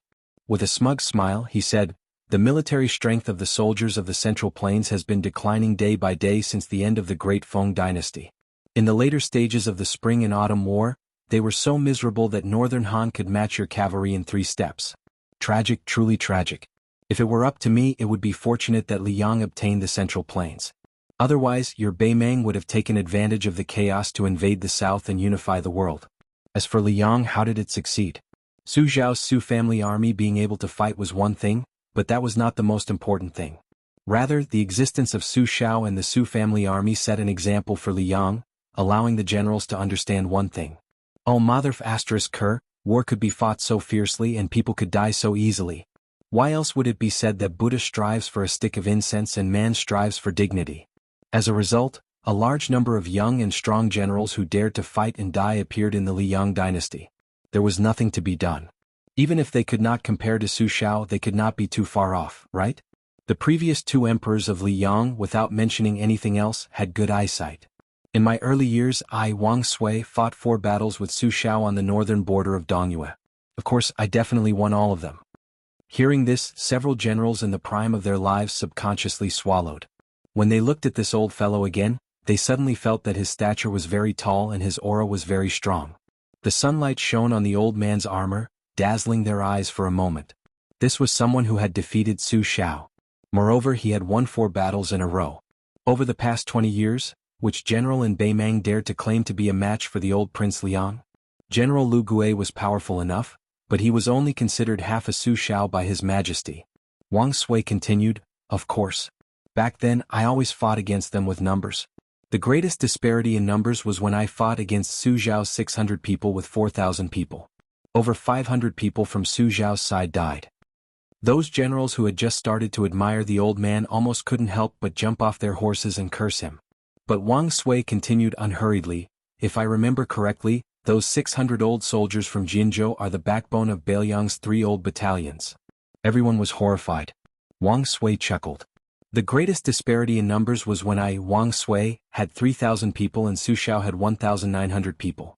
I won with a great victory and only lost 600 people. Su Xiao suffered a crushing defeat and lost his capital again. That was why he had to run to the Ministry of War Yamen in Liang to wait in the rain. Not only were the generals and the Kiliarchs quietly approaching, but even the 2 generals of autumn and winter were listening attentively, their emotions surging. Wang Sui asked and answered his own question. Am I, Wang Sui, really a godlike commander? Among the generals of the spring and autumn period, I probably am. But if anyone thinks that old man Su Xiao is useless, then they are gravely mistaken. Su Xiao is the truly powerful one. So what if he loses many battles? He can always win the last battle, and that is enough. When a general leads an army on the battlefield, don't learn from Yi Baikue. You have to learn from Su Xiao. Wang Sui looked around at the faces that weren't too unfamiliar. He chuckled and said, an army isn't afraid of losing battles or dying people. As long as there is that soul, even a tiger won't fall, let alone an army made up of thousands of soldiers. Wang Sui smiled. I don't know how many of you here are truly dead set on dying for that old woman, but I know that Beiliang has 300,000 border soldiers who are truly willing to die for those 2 people. Wang Sui's eyes suddenly sharpened. After I arrived at the Eastern Front, I've been eating and waiting for death. That's because I, Wang Sui, don't think much of Gu Jiantang or the 2 Liao defense lines. What I really want to fight is the Beiliang cavalry. Wang Sui suddenly asked in a deep voice, who is willing to help me take down Ji province and then go to Yu province to experience Yan Wenwan's infantry? The generals looked at each other. Wasn't this a clear slap to the face of the king of the southern courtyard, Dongzhuo? Wasn't this general afraid of angering His Majesty and the order of peace? Wang Sui returned to his frivolous appearance. He curled his lips and said, looks like no one is willing. If it was a simple and crude method of provocation, these military generals who could become great commanders in northern Mang naturally wouldn't be moved, even more so wouldn't be so hot-blooded as to run from the Eastern Front to Ji province just because of this old fella's few words. But things were far from that simple. No matter how the Liang court viewed the Battle of Liangmang, Beimang itself was already full of worries. They were all looking forward to someone breaking the deadlock on a certain battlefield. Dong Ju Bo Wang Jingchong was the first to break the silence. He asked in a deep voice, dare I ask, General, what if someone blames you for your crimes after this? Wang Sui laughed coldly. Blames my ass. If you're still afraid, then I, Wang Sui, will say something right here and now. I, Wang Sui, will bear all the consequences. Wang Sui laughed without the slightest scruple. Even so, it's not difficult for you guys who don't have balls to take down Ji province, which has lost all its elites. But can you really go challenge Yan Wenwan of Yuzhou? I think it's difficult. Wang Jingchong laughed. Then this general will have balls for once? Wang Sui narrowed his eyes and stared at this remnant of the spring and autumn period who had left his homeland at a young age. He said slowly, you can really have them. Qiu Bo de Rusherwei also laughed. Actually, this general's thing is not small. It's just that I don't usually see beautiful women, so I'm too lazy to show off. Since there are people from Ji province in Yuzhou today, then I'll have to show off my weapon. Wang Sui ignored the two Qiu Bo de. There's no need to rush. I'll give you half a day to weigh the pros and cons. If you need to discuss with your elders, then hurry up. After half a day, if you don't want to stay on the Eastern Front, feel free to come find me. Alright, don't forget to bring good wine. I know you've hidden a lot of good stuff. In the future, follow me, Wang Sui, and fight with your lives on the line. Give me a few jars of good wine today. If you don't dare, I'll return you to being a great general tomorrow. It won't be difficult for everyone to be promoted. Wang Sui looked to the east and spat heavily. Then the old man turned his horse around and slowly moved forward. He looked in the direction of Bailiang in the distance.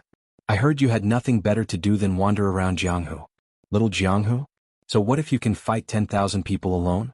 Can you compare to the golden spears and armored horses on the battlefield? Can you compare to the heroic sacrifice of hundreds of thousands of armored men?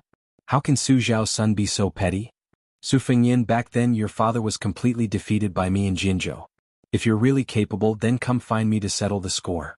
If you lose, then obediently accept your fate. If you can win, then this world should belong to you, Su Fengyin. Chapter 15-19.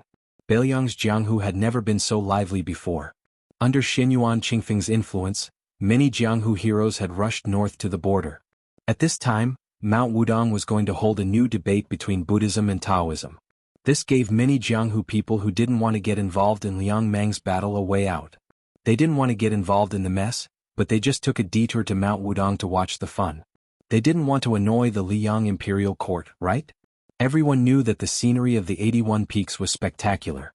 Moreover, Ancestor Lu and the immortal Hong Shixiang who rode a crane to Jiangnan were both cultivating there. It was good to get some immortal qi. For a time, the number of foreigners pouring into Yu and Liang provinces was as large as carps crossing the river. As the local tyrant of Bailiang, the Fish Dragon Gang not only took the initiative to lead the way for the Jianghu Friends under the leadership of gang leader Lu Nerong, but also took care of all the necessities. Moreover, if someone didn't want to travel with others, they could get a lot of money from the Fish Dragon Gang with their travel pass. As for whether they really went to Mount Wudong, the rich Fish Dragon Gang wouldn't really care if they went to the brothel to get drunk or to have a good meal halfway through the journey. This imperceptibly raised the status of the Fish Dragon Gang in the Central Plains. It was true that the Fish Dragon Gang didn't have many top masters, but it couldn't stop their wealth. If you wanted to live comfortably in Jianghu, didn't you need to rely on your fists and money? Otherwise, did you think you were the handsome king of Bailiang? It was said that before he started practicing martial arts, he used only his face to make more than 10 female heroes who came to Mount Qingliang to seek revenge fall in love at first sight. Since then, they were willing to stay in the Wutong'an of the king's mansion as his mistress. The number of martial arts masters could be counted with one hand. The peach blossom sword god Dong Tai was too elusive.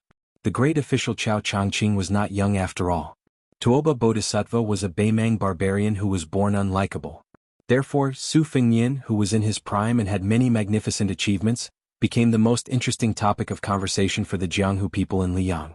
The king of Bailiang was full of praises for the king of Bailiang's signature products. Especially those shops that sold rouge and face powder, they swore solemnly that Su Fengyin had bought things for his close female friends. What made the young heroes and young masters most indignant was that these shops were obviously deceiving people, but the accompanying female heroes and fairies seemed to have been possessed and bought a lot of extremely expensive bottles and jars from those shops. The key point was that the real spendthrifts who spent money like water were none other than these men who protected the flowers. When the Jianghu in Bailiang was bustling, it happened to be the time when the Bailiang custom of rolling willows was at its peak. The sons of the Bailiang rich families would ride horses and shoot arrows in the countryside or in the martial arts arena. They would hang any object on a tree branch and shoot it down. This was called rolling willows. When the foreign Jianghu men saw that many Bailiang women were also familiar with bows and horses, they were inevitably shocked. They had only heard that the Bailiang people were valiant, but now they were sure that the rumors were true. Most of these Bailiang men and women who were rolling willows tied white hemp silk to their arms.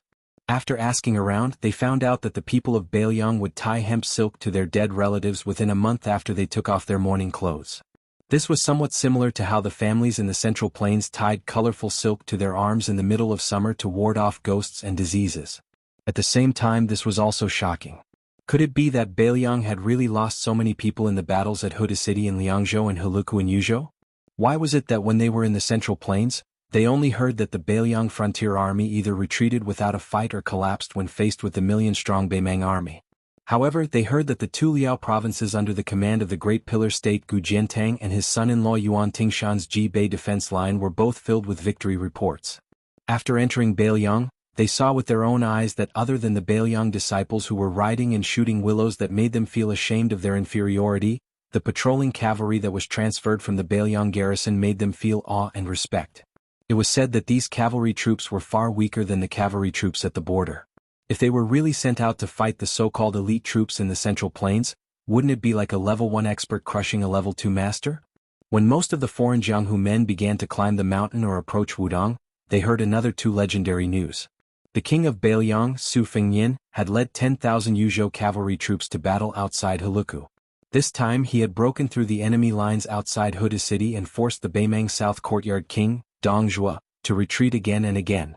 As for the infamous Bailiang governor, Chu Lushan, he personally led 8,000 Yuzhou cavalry troops from Huayang Pass to the northeast border of Liuzhou and defeated the Dong family's private army of 30,000. Evil people were hated by everyone, but if this evil person was one of their own, it was actually quite reassuring. Chu Lushan, the evil person who could stop children from crying, was the most suitable person to be placed in Bailiang's border. Not only would he not harm the Central Plains, he could also make the Beimang barbarians worry. In this way, Su Fengyin had become the king of Bailiang. Not to mention other merits, just subduing Fatty Chu and forcing him to stay outside Liangzhou Pass was already a great merit. Su Fengyin, after seeing Chu Lushan and the iron-blooded cavalry, which had suffered heavy casualties, for the sake of this Buddhism and Taoism battle, which was supposed to be held 2 years ago on the devil-slaying platform on Longhu Mountain, Su Fengyin specially rushed from Huayang Pass to the border between Liangzhou and Yuzhou. Of course, he did not come to Wudong Mountain to show off. It was because the spy from Fu Shuifang reported that two groups of people were coming to join in the fun. One group was Deng Mao and Yelu Dongchuang, who had followed Luo Yang into Liang. They seemed to have stopped hiding their whereabouts after entering Yuzhou. The other group was even stranger. It was a couple who could be said to be unique in the world. Su Fengyin paid more attention to them than the couple from Huyin Dagwan. This was because the man was the white-robed monk, Li Dongxin, who was the abbot of the two Zen temples in name. He was also the father of a young girl who had long since decided to become a heroine. The arrival of the white-robed monk greatly justified the debate between Buddhism and Taoism on Little Lotus Peak. Since Li Yufu, the head of Wudong, was not on the mountain, the Taoist who was debating with the Buddhists was a Taoist priest that many people in Bailiang had never heard of. He was a disciple of Song Jiming, and it was rumored that he had just built a monastery on Little Pillar Peak. Not all of Wudong's 81 peaks have a Taoist monastery. Most of the peaks have been raised in seclusion and no one knows of them. Currently, Wudong Mountain only had 12 peaks. Among them, the Big and Small Lotus Peaks were the most famous. The Jade Pillar Peak, which was known as the Jade Pillar of Internal Strength, was also quite famous. From this, it could be seen that the Taoist priest named Han Gui, who was regarded as someone who could hold his own, must have some skills. In addition, the Green Mountain Monastery had been funded by the king of Bailiang from Mount Qingliang, and the status of Little Pillar Peak had naturally risen. As one of the ancestral courts of Taoism, Wudong Mountain was separated from Mount Longhu and had been fighting for hundreds of years.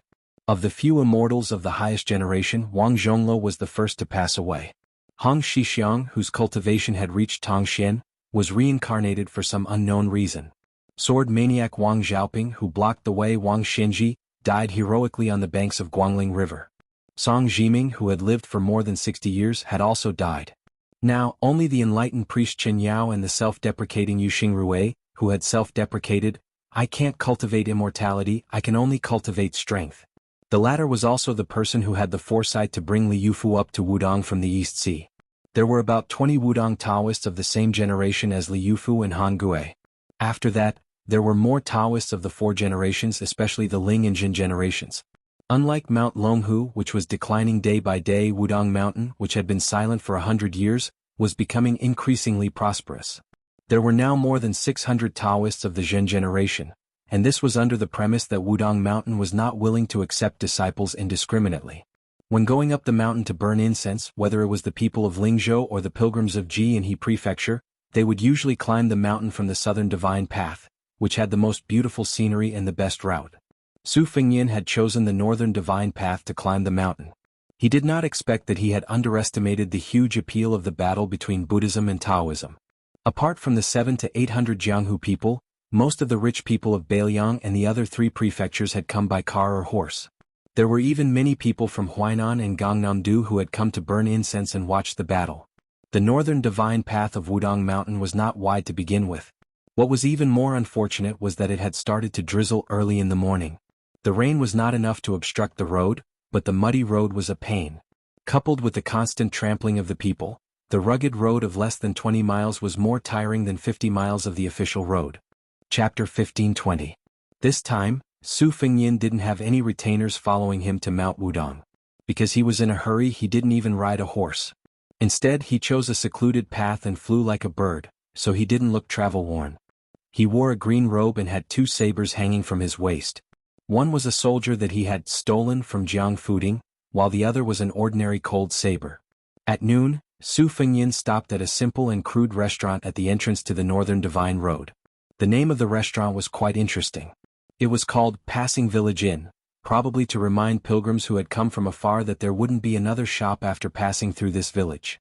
The restaurant was already packed with people, all of them hoping to ascend the mountain as soon as possible. Su Fengyin could only sit on a small bamboo stool under the eaves with a dozen or so other people to shelter from the rain. If they wanted to eat hot food or drink hot wine, they had to obediently wait in line. Su Fengyin asked for a pot of tea. The tea was under the banner of Wudong's Taoist tea. For a palm-sized pot of tea, he dared to ask for an exorbitant price of 25 copper coins. Su Fengyin held the pot in one hand and the cup in the other. He drank it all in a few mouthfuls. When he asked the waiter to refill his cup, he had to fork out another 5 copper coins. Obviously, Su Fengyin wasn't the only one who felt that he was being overcharged. The pilgrims around him were also complaining. A few of the younger ones even had a bad impression of Wudong. They said that if a single leaf was like that at the foot of the mountain, then the Wudong Taoist priests on the mountain must be like that as well. From their accents, it was clear that they were all foreigners. Some of the Beiliang pilgrims who often went to the mountain to burn incense frowned. An old man smiled and tried to persuade them. He said that when they went to the mountain to burn incense, even the incense sticks were a gift from Wudong, and they didn't charge a single copper coin. Of course, how much incense money they were willing to pay, whether it was a few copper coins or a few taels, was all up to their ability. The old man also said that since he was young he would come here to burn incense 3 or 4 times a year, but he had never met a Wudong Taoist who took the initiative to ask him to pay. As soon as the old man opened his mouth, many foreigners who were curious about Wudong Mountain became interested. Some of them asked the old man if he had seen Li Yufu, the leader of Wudong Mountain. The old man laughed and said, "Of course I have. How could I not? Not only Leader Li, but also Leader Wang who broke the river with one finger and Leader Hong who rode a crane to Jiangnan. I have seen them all, especially Leader Hong. I'm not boasting. In fact, there are many pilgrims who have seen these people. If you go up the mountain today you might meet Jinren Chen or Jinren Yu to interpret the divination for you. Unfortunately, I heard that Headmaster Li went down the mountain to travel. Then is it true that your king of Beiliang once practiced martial arts on Mount Wudong?" Of course, I've personally asked 2 Taoists of the Qing generation whom I've been familiar with for many years. It's absolutely true. It's said that our king and Leader Hong have been close friends for a long time. On the mountain, one practiced martial arts and the other practiced Taoism. They trained each other. Their relationship was really good. A young girl from outside asked shyly, "Uncle, is your king of Beiliang really as handsome as the rumors say? How can it be fake? The son of the general and the princess? There's no need to say anything about his appearance. Ah, little girl, you don't have to be shy. There are many girls in Beiliang who want to marry our king," the old man said and pointed at Su Fengyin who was sitting not far away drinking tea. He joked with the young girl, "Look, our king is guaranteed to be as handsome as this young master." Su Fengyin turned his head and smiled helplessly. The young girl's face was red. Su Fengyin took a sip of tea and gently looked into the distance. Just like the Taoist temple where Han Gui lived on Little Pillar Peak, Green Mountain Temple and Green Mountain Temple, one's state of mind would be different no matter where one was. On the battlefield, with corpses and bones everywhere, one could not help but feel sorrowful. On the other hand, if one was in the forest, it was inevitable that one would develop a somewhat wild state of mind. After personally experiencing the siege of Huda City, and then welcoming Chu Lushan and his 3,000 cavalry and 5,000 corpses back from the border of Liuzhou, Su Fengnian seemed to hear the sound of fighting even though he was already far away from Huda City and Huayang Pass, far away from the sound of war drums and horse hooves. The more peaceful he was, the harder it was for Su Fengnian to let go. There seemed to be an image in his mind. Bailiang's horse head was facing north. The spearhead was facing north. The blade was facing north. 300,000 soldiers at the border, for the barren land behind them, did not hesitate to die to stop Beimang's iron hooves. When Lu Jinu parted, he said there was no need to feel guilty. The 60,000 people in Huda City were not fighting for Su Fengnian, they were dying for Bailiang. It was just that Su Fengnian was worthy enough for them to entrust their lives to and let them know that their deaths were worth it. But could Su Fengnian really not feel guilty? He could not do it. The people under the eaves saw two men coming from afar. One was stocky and the other was short. Because they were not eye-catching, they only glanced at them and did not pay them much attention. Su Fengnian slowly got up and called for the waiter to return the teapot and teacup. Then he stood at the edge of the stairs, right on the line between rain and no rain. When he made this seemingly unintentional move, the two visitors from afar also slowed down. But for the pilgrims under the eaves of the restaurant who were waiting to eat, this kind of peak confrontation between two people who were not in the first class and did not understand the mystery was not noticed at all. Behind Su Fengnian, people were drinking tea, chatting, and resting. They were completely unaware of the turbulent situation that was surging like a tide hitting the city wall. Although the two men slowed down, they still walked toward the restaurant. They seemed to be walking like ordinary people, but in fact, one of them did not even touch the ground and did not touch the mud at all. The younger man seemed to be carrying 1,000 pounds of weight.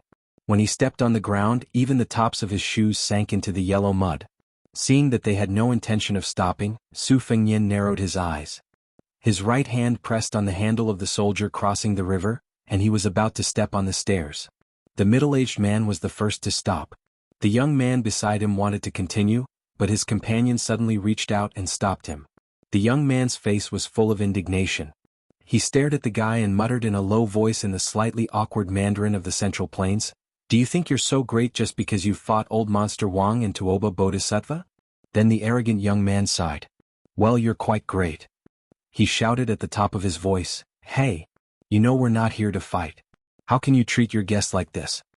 Su Fengnian looked at this young man who was considered short even among the men south of Liyang's Guangling River, let alone the tall men of the northern lands. His true identity was Yelu Dongchuang, a true and proper member of northern Mang's noble family. Simply speaking, if that puppet crown prince were to die one day, then this fellow would be the same as Murong Longshui, a member of the royal family with the greatest hope of becoming northern Mang's next emperor. Because of Jia Jia, Su Fengnian played a game of cat and mouse with Murong Longshui and Old Moth, the leader of Spiderweb. She was quite an interesting woman. For some reason, Yelu Dongchuang swaggered along with Luo Yang to Zhulu Mountain. As for the broken spear Deng Mao, whose ranking in Beimang was similar to that of Hong Jingyan, he should be the personal retinue of the former emperor's nephew of Beimang. To be precise, this was the second time Su Fengnian and Yelu Dongchuang met. That was when Gao Shulu woke up after being sealed in the mountain for 400 years. Su Fengnian went on an out-of-body spiritual journey and met with the celestial being. At that time, Yelu Dongchuang, who ran errands for Luo Yang, and Su Fengnian barely met each other. Chapter 1521. Su Fengnian smiled, retracted his steps, and sat back down on the stool. Deng Mao and Yelu Dongbed were finally able to climb up the steps and come under the eaves. It wasn't that Deng Mao didn't have the ability, but since he didn't have the heart to fight to the death, Deng Mao wasn't the kind of person who would look for trouble. As for Yelu Dongbed, against the current Su Fengnian, if the latter wanted to make him unable to take a single step closer to the restaurant, he, as a member of the Beimang royal family, really didn't have the ability. The soles of Yelu Dongbed's shoes scraped the edge of the steps, scraping away a thick layer of dirt, before he sat down next to Su Fengnian. Deng Mao didn't sit down because the restaurant only had one stool available. Yelu Dongbed lowered his voice and asked, "Did you really fight with Tuoba Bodhisattva? What was the result? I want to hear the truth." Su Fengnian said to this overly familiar fellow, "Is Suing well?" Yelu Dongbed was stunned. "Suing? Oh." Su Fengnian finally smiled a little and said softly, "The girl who likes to wear red robes by Luo Yang's side." Yelu Dongbed said, "Oh, she's just like that. In the past she was neither human nor ghost. Later she went crazy and cut off her own face. Now she looks like a normal girl. But when she has nothing to do she still likes to wander around there by herself. That red robe can go around for almost an hour in one breath. Anyways, it makes my eyes dizzy and my heart tired. Su Fengyin didn't say anything. Yelu Dongchuang was startled. What, you like this kind of thing? Su Fengyin didn't turn his head to look at this blabbermouth young man. He only asked indifferently, you're not afraid of dying here? Yelu Dongbed rolled his eyes. In the next moment, Yelu Dongbed didn't even dare to breathe loudly. The people under the eaves did not notice that at that moment, the handsome young master with the twin sabers had swayed a little. The middle-aged man with an ordinary appearance had already left the eaves to soak himself in the rain, and then returned to the eaves to stand still. They were just wondering how the man with his back to the restaurant had unknowingly turned to face them. Su Fengyin whispered, there won't be a next time. Yelu Dongchuang smiled bitterly, I've only heard that you're quite humorous, and you don't seem like someone who can't take a joke. It seems that as long as a person becomes an expert, he will put on airs. Su Fengyin shook his head and said, if you change your identity and go there one day, you will know the reason. It wasn't clear whether Yelu Dongbed truly understood or was just pretending to understand. I understand. Su Fengyin waved his hand and asked the waiter for a pot of tea and 3 cups. The astute waiter glanced at the short man squatting in the latrine and refused with a straight face. He said that he had to buy 2 pots of tea, but he could also lend him a small stool. Su Fengyin smiled and agreed. He directly pinched out a piece of broken silver from his money pouch. It was about 60 copper coins. Besides, in this world, silver was always expensive and copper was cheap. Only then did the waiter grin. This brother, he knew the rules. Later, Deng Mao finally had the opportunity to sit down. If the truth of this spread to the Jianghu, this waiter would probably be the most arrogant man in the world. He haggled with Su Fengyin, the king of Beiliang, rolled his eyes at Yelu Dongbed, and rewarded Deng Mao with a stool. Su Fengyin poured a cup of tea for each of the Beimang men on his left and right. He asked, what business do you have in Beiliang? Yelu Dongbed didn't keep him in suspense. Luo Yang told me to tell you that other than Chao Changqing and Duke Yenxing, who helped persuade Emperor Liang, there is no need to call off the 3-year agreement. Yelu Dongbed took a sip of the tasteless tea and continued, also, I wanted to see you. I wanted to know if there was a possibility that we could do something together. Su Fengyin was a bit absent-minded. He looked at the light curtain of rain outside the eaves and took a deep breath. He calmly said, tell me. Yelu Dongbed said self-deprecatingly, in my family many relatives around my age have died in recent years. Of course, most of them have the same surname as me. As for that, well, those who have my aunt's surname, most of them are women like that fat girl Murong Longshui. So to tell the truth, I still have a chance. Even if it's not big, it's still there. The reason I snuck out, to tell you the truth, is to avoid that chess and sword music school boss who's making a comeback. There's no other way. That old man was actually chased out of Liang by my grandfather. This time he's come back for a surprise attack. Of course, it's not as simple as just giving me a hard time. The old man values my older brother more. The reason is that he would find a dog to guard a house, not a wolf cub. I know that the current situation of Liang Mang's stalemate is ultimately the idea of 2 people, the old man and Fatty Dong. Not everyone thinks so. Su Fengyin said with a half-smile, show some sincerity, okay? Yelu Dongbed laughed, his voice was even softer as he slowly said, at the very least, I know that 6 out of the 8 governors and 12 great generals are firmly against it. As for Helian Wuwei and the others, it's up to them to fight Liang Mang. It's hard to say that they're fence-sitters. In any case, they're just going with the flow. Of course, my parents died a long time ago, but my grandfather is still alive. Although he's not a great general or governor, he's still comparable to a great general and a governor, right? Su Fengyin was familiar with the inside story of the Beimang royal court. He shook his head and said, that's not all. Yelu Dongbed turned his head and stared at the side of the young king's face. He asked, do you want to do this deal? Su Fengyin asked back, other than wanting me to defeat Dong Zhuo and the governor of Taiping's momentum, what else do you want me to do? Yelu Dongbed laughed foolishly, first of all, you have to kill Tuoba Bodhisattva. Secondly, you have to do your best to protect the main force of the Hongjingyan Ruran cavalry on the battlefield. Su Fengyin said mockingly, you should really go to the battlefield and see. Then you wouldn't have to make it sound so easy. Yelu Dongbed laughed, if it were anyone else I wouldn't even mention this, but you can. That's why I'm sitting here today drinking 20 copper coins for a pot of good tea. Su Fengyin asked, You want to be the emperor that much? Yalu Dongbed asked back. You don't want to? Su Fengyin laughed it off. Yalu Dongbed quietly waited for him to continue. Su Fengyin finally said, I can only promise you that we'll take it one step at a time. Yalu Dongbed slapped his thigh. That's enough. Yalu Dongbed placed the teacup by his feet. As he bent down and stood up, he said softly, if the two of us can reach that step, I can also promise you one thing. Half of the southern dynasty can be considered as me, Yalu Dongbed, returning the money for your tea. Once both sides of Liangmang are done, and if you still have the intention of heading south to the Central Plains, I can even lend you the entire Eastern Front for 3 years. I can help you suppress the Liang border army for 3 years. Su Fengyin watched the two of them leave. The tea had cooled. After Yalu Dongbed and Deng Mao had walked more than 10 li, Yalu Dongbed asked, Do you think he'll agree? Deng Mao said expressionlessly, Why wouldn't he agree? Other than the matter of Hong Jingyan's Ruran cavalry, everything else is something Su Fengyin should do. As long as Dong Zhuo and the Taiping magistrate are still working together to control the court, Liangmang is a dead end, and the chances of Su Fengyin's Bailiang winning are too small. Yalu Dongbed crossed his arms behind his head and sighed, That's right. It seems like he can only accompany me in this gamble, and can only help me once. Rather than fighting to the death with my million-strong army without any chance of victory, it's better to do everything in his power to ruin Dong Zhuo and the Taiping magistrate's reputation.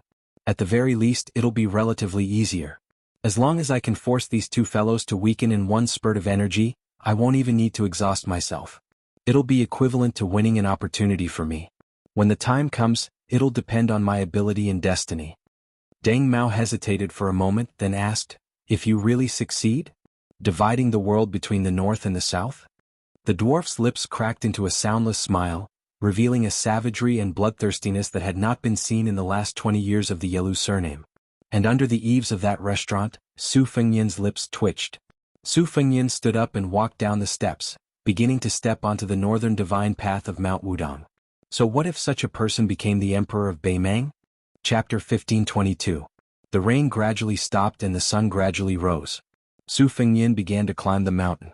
He passed by Zhenlongguan, Nyangzi Slope and Yellow Monkey Ridge, and then passed by Huqiao Mound to Leigong Stream. Su Fengyin saw several groups of pilgrims at Leigong Stream. Most of them were resting on the rocks by the stream, swallowing the snacks they brought with them. After all, the mountain path was muddy, which was the best way to eat people's strength. Among the groups of people, there were some pampered young masters and young ladies who appeared to be extremely tired. A few young women were gently beating their calves, complaining to their companions that the scenery of this Shinto path was too different from the reputation of Mount Wudong. They said that the shabby Taoist temples from before were unbearably narrow. At first glance, it was obvious that it was not a place that could accommodate immortals. Those Taoist masters in the mountain also did not have any sage-like demeanor. As for the moving scenery of Mount Wudong that was like lotus peaks and bamboo shoots, they did not even see a shadow of it. Along the way, the scenery along the way could not be said to be barren and unruly, but it really could not be compared to the beautiful scenery of the Taoist paradise. Su Fengyin picked a relatively secluded place by the stream and sat down. The ancient trees towered into the sky and the shade was dense. Although he did not do anything out of the ordinary, the dual sabers on his waist were actually quite eye-catching, especially for the locals who knew their stuff. When they saw the Bailiang sabers, their eyes became a bit more complicated. Nowadays, in Bailiang, those who secretly carried cold sabers, regardless of their family background, were all arrested and imprisoned. Therefore, Su Fengyin was regarded as a member of the army. This was actually normal. Wudong Lotus Peak was hosting a huge Buddhist debate, so Bailiang's military would certainly arrange for capable people to keep an eye on the situation to prevent negligence. Su Fengyin suddenly looked up and saw a pair of acquaintances walking over together. They were the Taoist master of Qingshan Monastery Han Gui, with whom he had once discussed Tao on Shaozhu Peak, and his disciple Qing Xian. Su Fengyin hurriedly got up to greet him. Towards this Taoist priest who was favored by Wang Zhongluo and Hong Shixiang, Su Fengyin had a very good impression of him. He felt that he was fully deserving of being called a person of the mountain. Han Gui wholeheartedly cultivated the Tao. Cultivating the heart was also cultivating the truth. Based on Su Fengyin's status as a vassal king, Zhang Luzhinren Qinyao or Yu Xingrui should have rushed to the foot of the mountain to personally welcome him, but they still let the junior Taoist priest Han Gui be in charge of this matter. This was probably the unique feature of Wudong Mountain. Not only it did not make people feel neglected, on the contrary it made people smile. If he was climbing the mountain together with the two elderly Taoist priests, although the ceremony had arrived, other than the longer the mountain path, the more difficult it would be for him to exchange pleasantries. What else could he say? How boring that would be. When Han Gui saw Su Fengnian, he smiled and cupped his fists in the manner of a Taoist welcoming a guest. He did not spoil the mood by calling out his identity. Su Fengnian lightly cupped his fists in return. The young Taoist child Qing Xian, who was not old but had a high seniority, did not get to see Lu Long, who he used to play with on the mountain. His face was full of disappointment. When the heavens obtained Lu Long, the earth obtained Liu Long's peace. When the gods obtained Lu Long, they obtained Lu Long. The old Taoist master Wang Zhongluo and his shidi had the highest seniority, followed by the current Taoist master Li Yufu and Han Gui's generation of Taoist priests. Afterwards, according to the passage in the Taoist saints' book, there were 4 generations, Qing Ning and Ling Zhen. Therefore, even if the Taoist priests of the Jin generation on the mountain were not young, when they saw Qing Xian, the little Taoist priest of Qingshan Monastery, they still had to call her great-grand martial uncle or great-grand martial uncle. If this little Taoist priest, who was of the same seniority as the direct disciple of the Wudong leader, Yu Fu, would probably be called Little Immortal. Han Gui sat beside Su Fengnian and smiled. The white-robed monks of the Tu Zen temple have already ascended the mountain from the southern divine path. The current celestial master of the celestial master residence of Longhu Mountain, Zhao Ningxin, and Master Qinglian Baiyu are also on their way. Su Fengnian said with some surprise, Zhao Ningxin is willing to support and come all the way to Bailiang? I have a big grudge with this Yui minister. Han Gui had never traveled down the mountain. On the mountain, she had always concentrated on learning and did not care about worldly affairs. Therefore, she had never heard of the earth-shattering battle of the immortals on the Spring God Lake. She was not interested in the conflict between the yellow-purple noble, who had the same surname as the emperor, and the young king. She skipped the topic and said softly, there are no less than 100 famous scholars from the Huainan Dao and Gangnam-do. They are also traveling together and will be climbing the mountain at dusk tonight. Su Fengnian nodded and said with a smile, spies have mentioned this. It's really hard for these elegant scholars to stay in Bailiang for half a day. Su Fengnian knew that the 3 people who could make this group of arrogant scholars take the initiative to come to Bailiang were Song Dongming, who was once one of the prime ministers of Liang Yen Song, who retired at the age of 79 and returned to his hometown, and then came to Wudong with his family to burn incense, and Han Guzi, who led a group of disciples to travel to the border.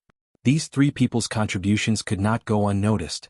If they did not take the lead, even if there was the scene of the scholar going to save the country, it would not have moved this group of noble scholars who grew up in the rich land of fish and rice in the Central Plains.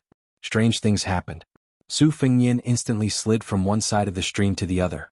Even though he was attacked by such a fierce sneak attack, Su Fengnian still did not have the intention to pull out his saber. The little Taoist child Qing Xin, who only felt a gust of wind raging in his ears, opened his eyes wide and saw a tall woman in a simple and elegant dress beside him and his master. She was young and very beautiful, but her face was too cold. Compared to the time when the old Taoist priest accidentally tasted the food he cooked, her face was much worse. The little Taoist child saw the strange sister squinting her eyes, which were long and slender like the bamboo leaves on the mountain.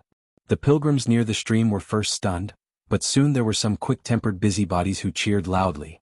In their field of vision, the ripples on the water surface caused by the young man with the saber gradually dissipated. A man and a woman stood opposite each other on both sides of the stream. A handsome man and a beautiful woman, and each of them had the bearing of a master.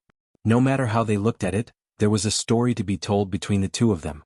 This immediately made the pilgrims who were bored to death on the mountain road excited. They could not wait for the two of them to fight until the mountains collapsed and the earth split. Of course, it would be best for them to reveal their identities and sex before fighting, report their Jianghu nicknames, and talk about their love and hatred and then fight to the death. This way their trip to Wudong would not be in vain. In fact, Su Fengnian, who took the initiative to back down, asked with a smile, "Didn't you return to Mount Hui?" The woman who was not wearing purple today sneered and said, "If the interest keeps on rolling, it will be too late for me to collect the debt. Even you may not be able to pay it back." Perhaps they felt that the couple was too young and unfamiliar. Even if their martial arts cultivation was good, there was a limit to it. Very soon, some impatient spectators shouted at the top of their lungs, "Fight! Why aren't you fighting? Fight well. Fight well. We'll immediately go back to the Jianghu and say some good words for you too." Some people who did not know what was good for them shouted, "Hurry up, the two of you can't just talk and not fight. the Taoist priest Han Gui sighed softly. He only hoped that if Su Fengnian really fought with the strange woman, he would not be implicated. So at this time he took his disciple and walked into the crowd. It looked like they were taking refuge, but in fact they were helping to block the disaster. Chapter 1523. At this time, there were already people who claimed to be from Jianghu talking about it. They explained to the layman that there were 9 levels of martial arts in the world. In the end, they all revolved around the 7 words of skin, flesh, tendons, bones, body, qi and spirit. Only when one reached the 2nd level of master realm could one touch the threshold of qi. For example, when a swordsman reached the 2nd level, he could barely control qi and fly a sword. The handsome young master with the twin sabers at his waist was repelled, sliding from the stream to the other side. However, his calves were not soaked. This clearly showed that he was in the 4th level realm or even the 3rd level realm.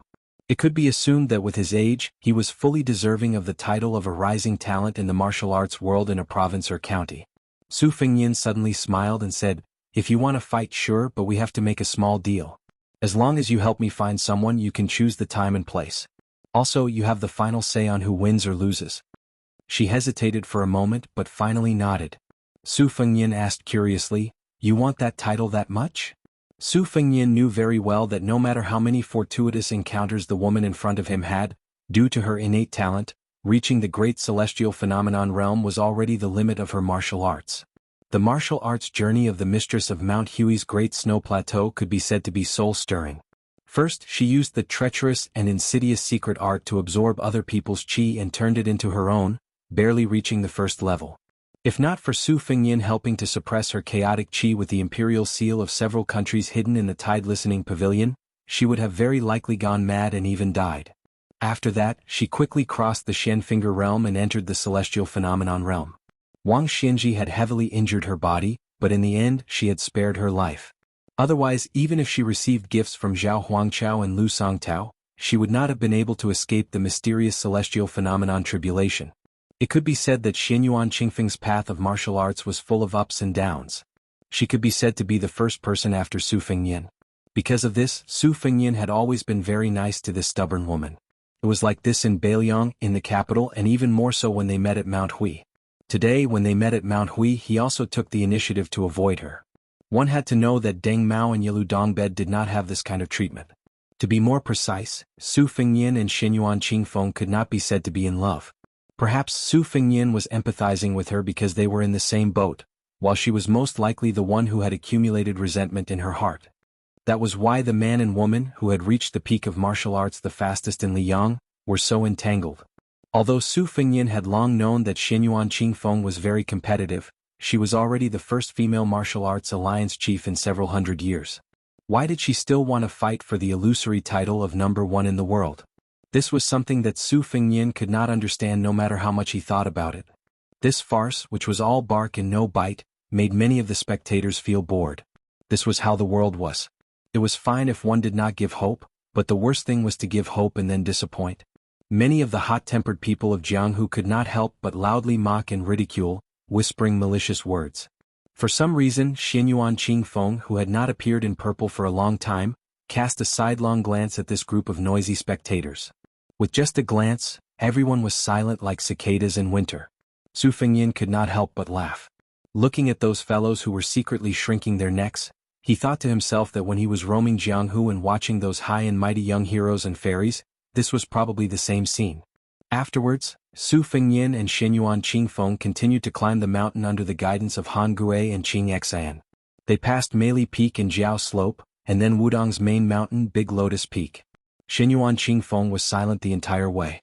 When they reached the foot of Lotus Peak, she finally opened her mouth and said, "Li Chuangong's two-sleeved green snake, Dong Tai's inverted Tai Gu Jiantong's thunder core, Song Yanqing's last sword move, Huang Jintu's ninth sword, 6,000 miles, Huang Qing's 16 bodhisattvas, and Master Lu Hao's thunder pool.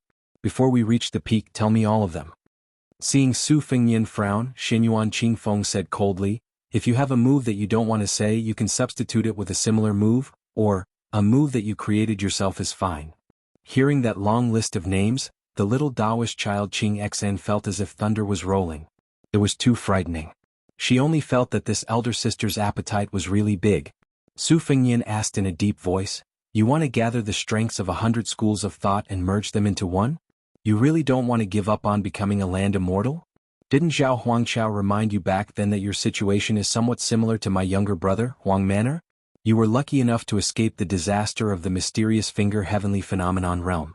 If you still insist on becoming a land immortal, aren't you afraid that it will be short-lived? Xinyuan Qingfeng said indifferently, that's my business. From the beginning to the end, this person was not a likable woman. Su Fengyin smiled and said, alright, I can't teach you the two-sleeved green snake of the sheepskin fur old man. In fact, I can't teach you at all in a short period of time, and I can't make the decision to teach you the peach blossom sword deity's inverted sword either. As for old Huang's saber 9, don't even think about it. However, Gu Jiantang's thunder cube, Song Yanqing's flying sword, and Lu Haosher's thunder pool are all not a problem. Huang Qing's 16 sword point sitting Buddha is also not difficult. Other than that, I'll tell you about Tuoba Bodhisattva's unique qi circulation method, as well as the 2 trump cards of Bing Mountain's 5th raccoon and Murong Baoding. If you learn fast enough, I still have many good things. I'll take them all. This time, it was Xianyuan Qingfeng's turn to feel incredulous. He turned his head and stared at this somewhat abnormal fellow. Her eyes seemed to be saying, it's one thing for me to ask for a sky-high price, but you're even saving me money by sitting on the ground. Su Fengyin smiled and said, I'll teach you one by one, but you have to promise me one condition. In the future, when you find one or a few disciples, you have to teach them everything you know. Even if it means that you don't want this bit of Jianghu to end. Then the 4 of them went up the mountain. Han Gui intentionally led the little Taoist child Qing Xan in front, putting a large distance between them. Su Fengyin really did tell Xianyuan Qingfeng everything he knew. He explained the essence of the world's top martial arts to Xianyuan Qingfeng. Xianyuan Qingfeng memorized everything. Occasionally, when there was something he didn't understand, he would get to the bottom of it without hesitation. He would even interrupt Su Fengyin's speech when there was a subtlety, thinking carefully before allowing him to continue.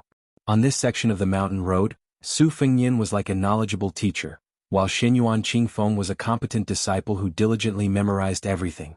At the back of Big Lotus Peak, on the back of the White Dragon, which was only 1 li away from the peak, Han Gui, who was standing in the distance, turned his head and discovered that the 2 people had stopped. What happened next made this young Taoist, who was very likely to be the next Wudong sect leader, speechless. When Su Fengyin and the woman parted ways, the former kicked the latter's but neither lightly nor heavily. The latter was obviously angry from embarrassment, and the entire White Dragon's back was filled with killing intent.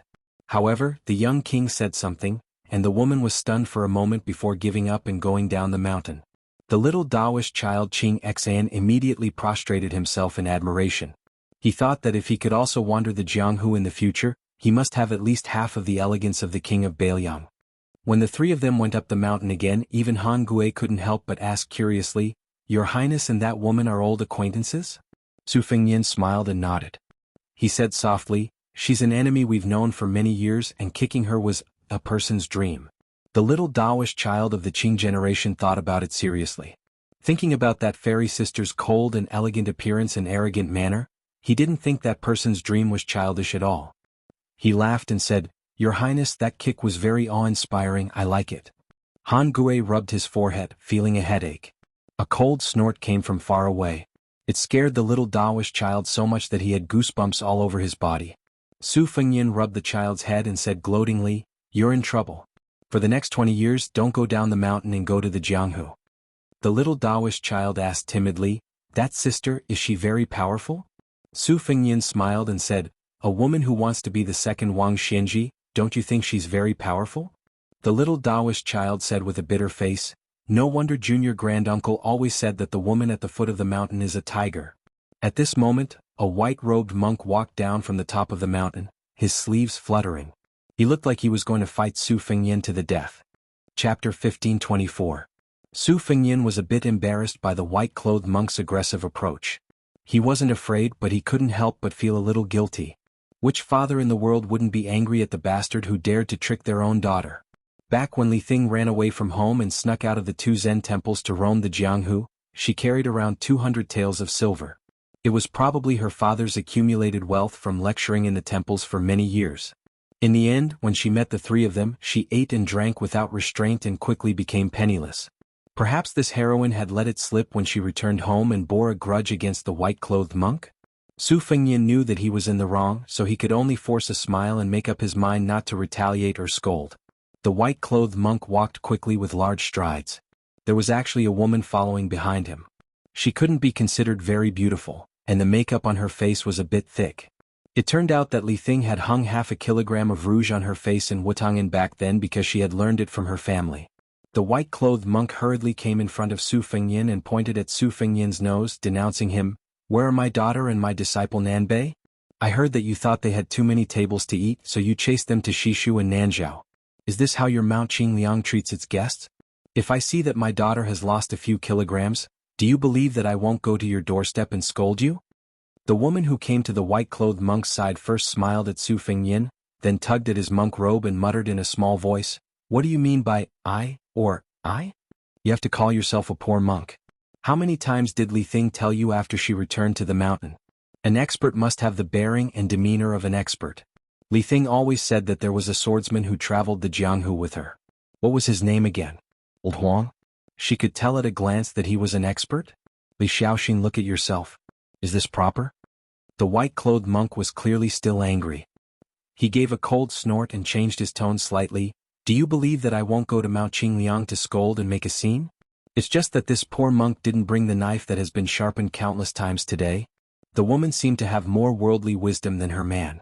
She coughed and interrupted the white-robed monk's threatening words. She turned her head to Su Fengyin and explained with a smile, "Your Highness, don't listen to this bald man's nonsense. There's no such thing as a knife. In fact, it's just something that the old abbot of our temple uses to chop firewood. The father of this thing just misses that old bald man. Oh no, he misses his master. So, from time to time he takes it out to sharpen the knife, afraid that it will rust. The old abbot did not leave anything behind, only a hatchet, a handwritten copy of the Diamond Sutra, and that big vat for washing our hands after returning from work every day. The hatchet and the sutra were still alright, we took them, but that vat was a bit heavy, so we had no choice but to leave it in the temple. Otherwise, in the future we would have one more item for our dowry." The monk in white said helplessly, "How can you treat a water jar as your daughter's dowry?" The woman rolled her eyes and said, "How many famous people in Gangnam-do like to use the mud at the bottom of the vat to make pots? It's worth a lot of money." Su Fengyin smiled and agreed, "That's right, I once saw Jiangnan's Lu family's minister Lu from the Ministry of Rites use a famous pot. It was made in the early years when he went to the two Zen temples to burn incense, using various methods to ask the old abbot for a few kilograms of mud." The woman immediately beamed with joy, looking at this young vassal king who did not have any heirs, more and more pleasing to the eye. That's right, that's right." Then she stared at the monk in white and said, "Speak properly, don't injure us." Li Dongxin rubbed his bald head.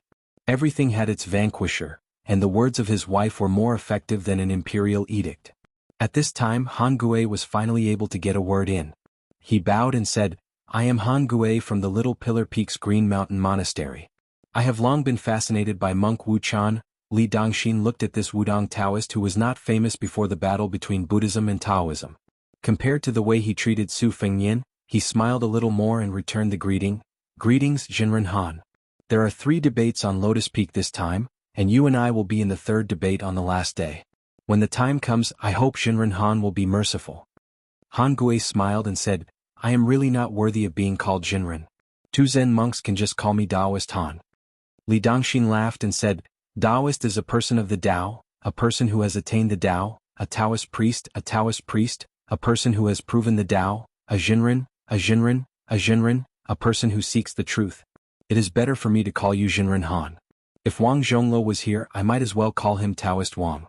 If Hong Shixiang was standing in front of me, then I would really have to respectfully call him Taoist Hong." Han Gui smiled and did not say anything. Li Dongxin glanced at Han Gui's clear eyes and retracted his sharpness. He sighed softly, "Your Wudong and Mount Longhu are indeed different. If those yellow and purple nobles heard this, not to mention the old Taoist of the Hope generation, even those of the Ning generation would be furious and would not have peace." Han Gui said calmly, "It is not that Wudong Taoists have a longer peace of mind compared to Mount Longhu. It is just that the cultivation paths of the 2 mountains are different, but in the end, different paths lead to the same goal. My master and Master Wang are extremely respectful of Mount Longhu's old Jinren Zhao Shituan. They have invited him to Wudong to discuss the Tao. Every time he passed by Bailiang, he would never refuse because of the different sections. I have personally heard Jinren Zhao talk about the unification of the three sects twice and benefited greatly. The white-robed monk smiled and asked, "If I remember correctly, it was your Wudong's ancestor Lu who first advocated the unification of the three sects? Then I would like to ask, who is part of it?" Han Gui blurted out without thinking. Ancestor Lu once said that the Tao is the same. This is the root of the unification of the three sections.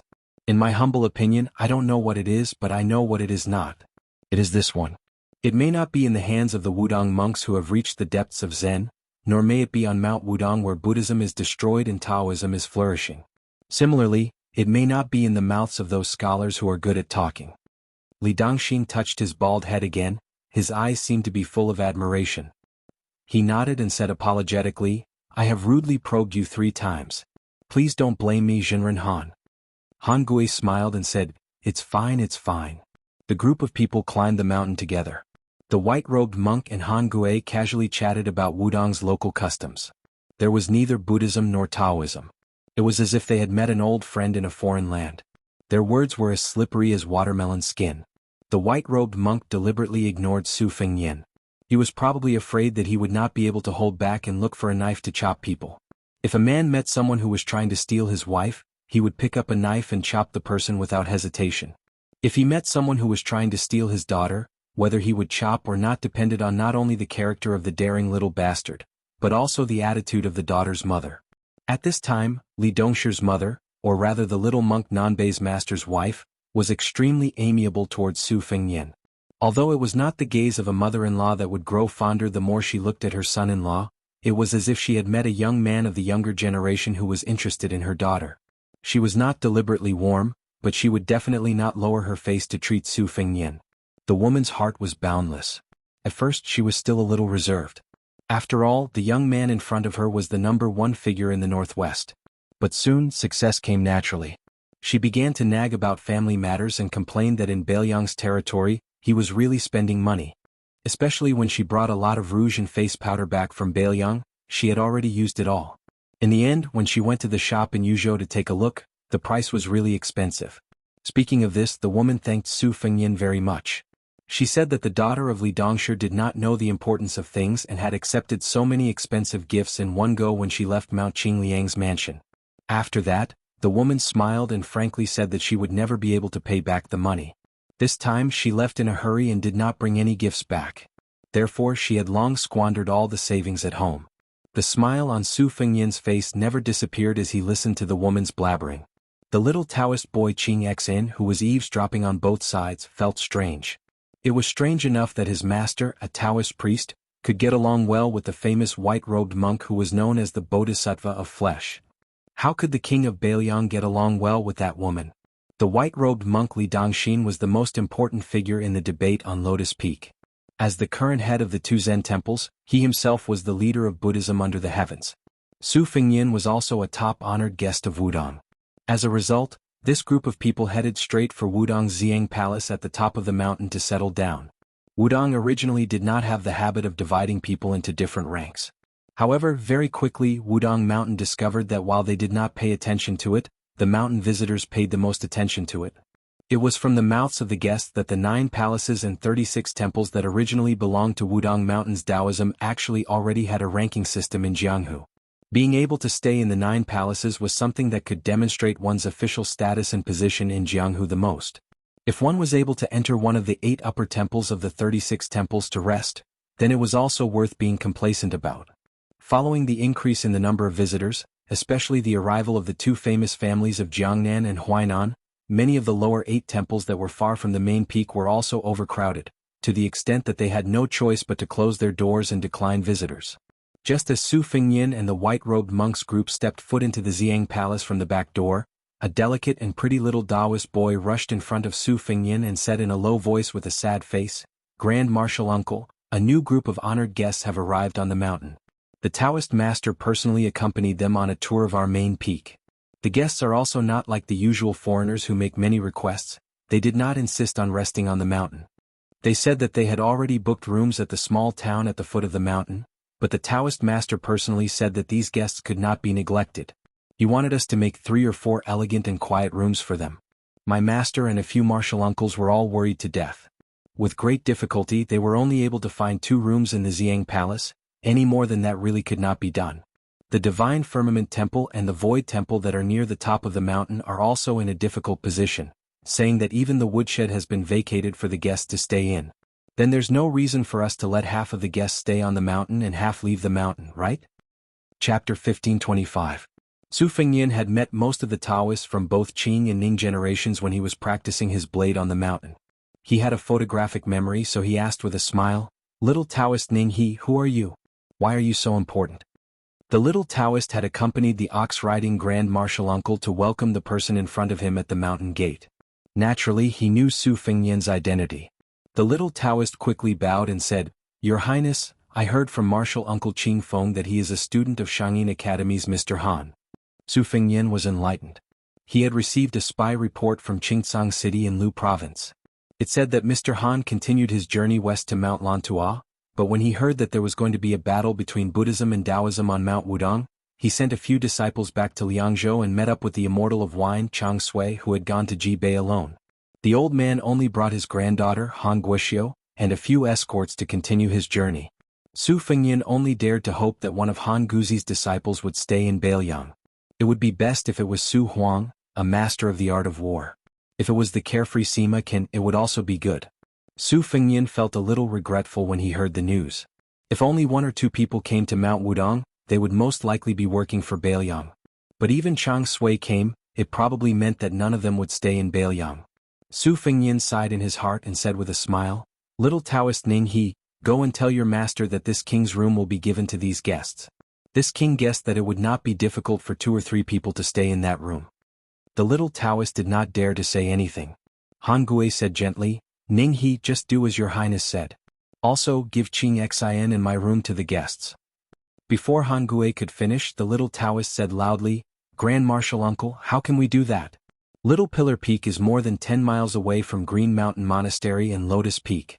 Every time Qing Xin, Marshal Uncle Qing Xin comes to Lotus Flower Peak to play with us?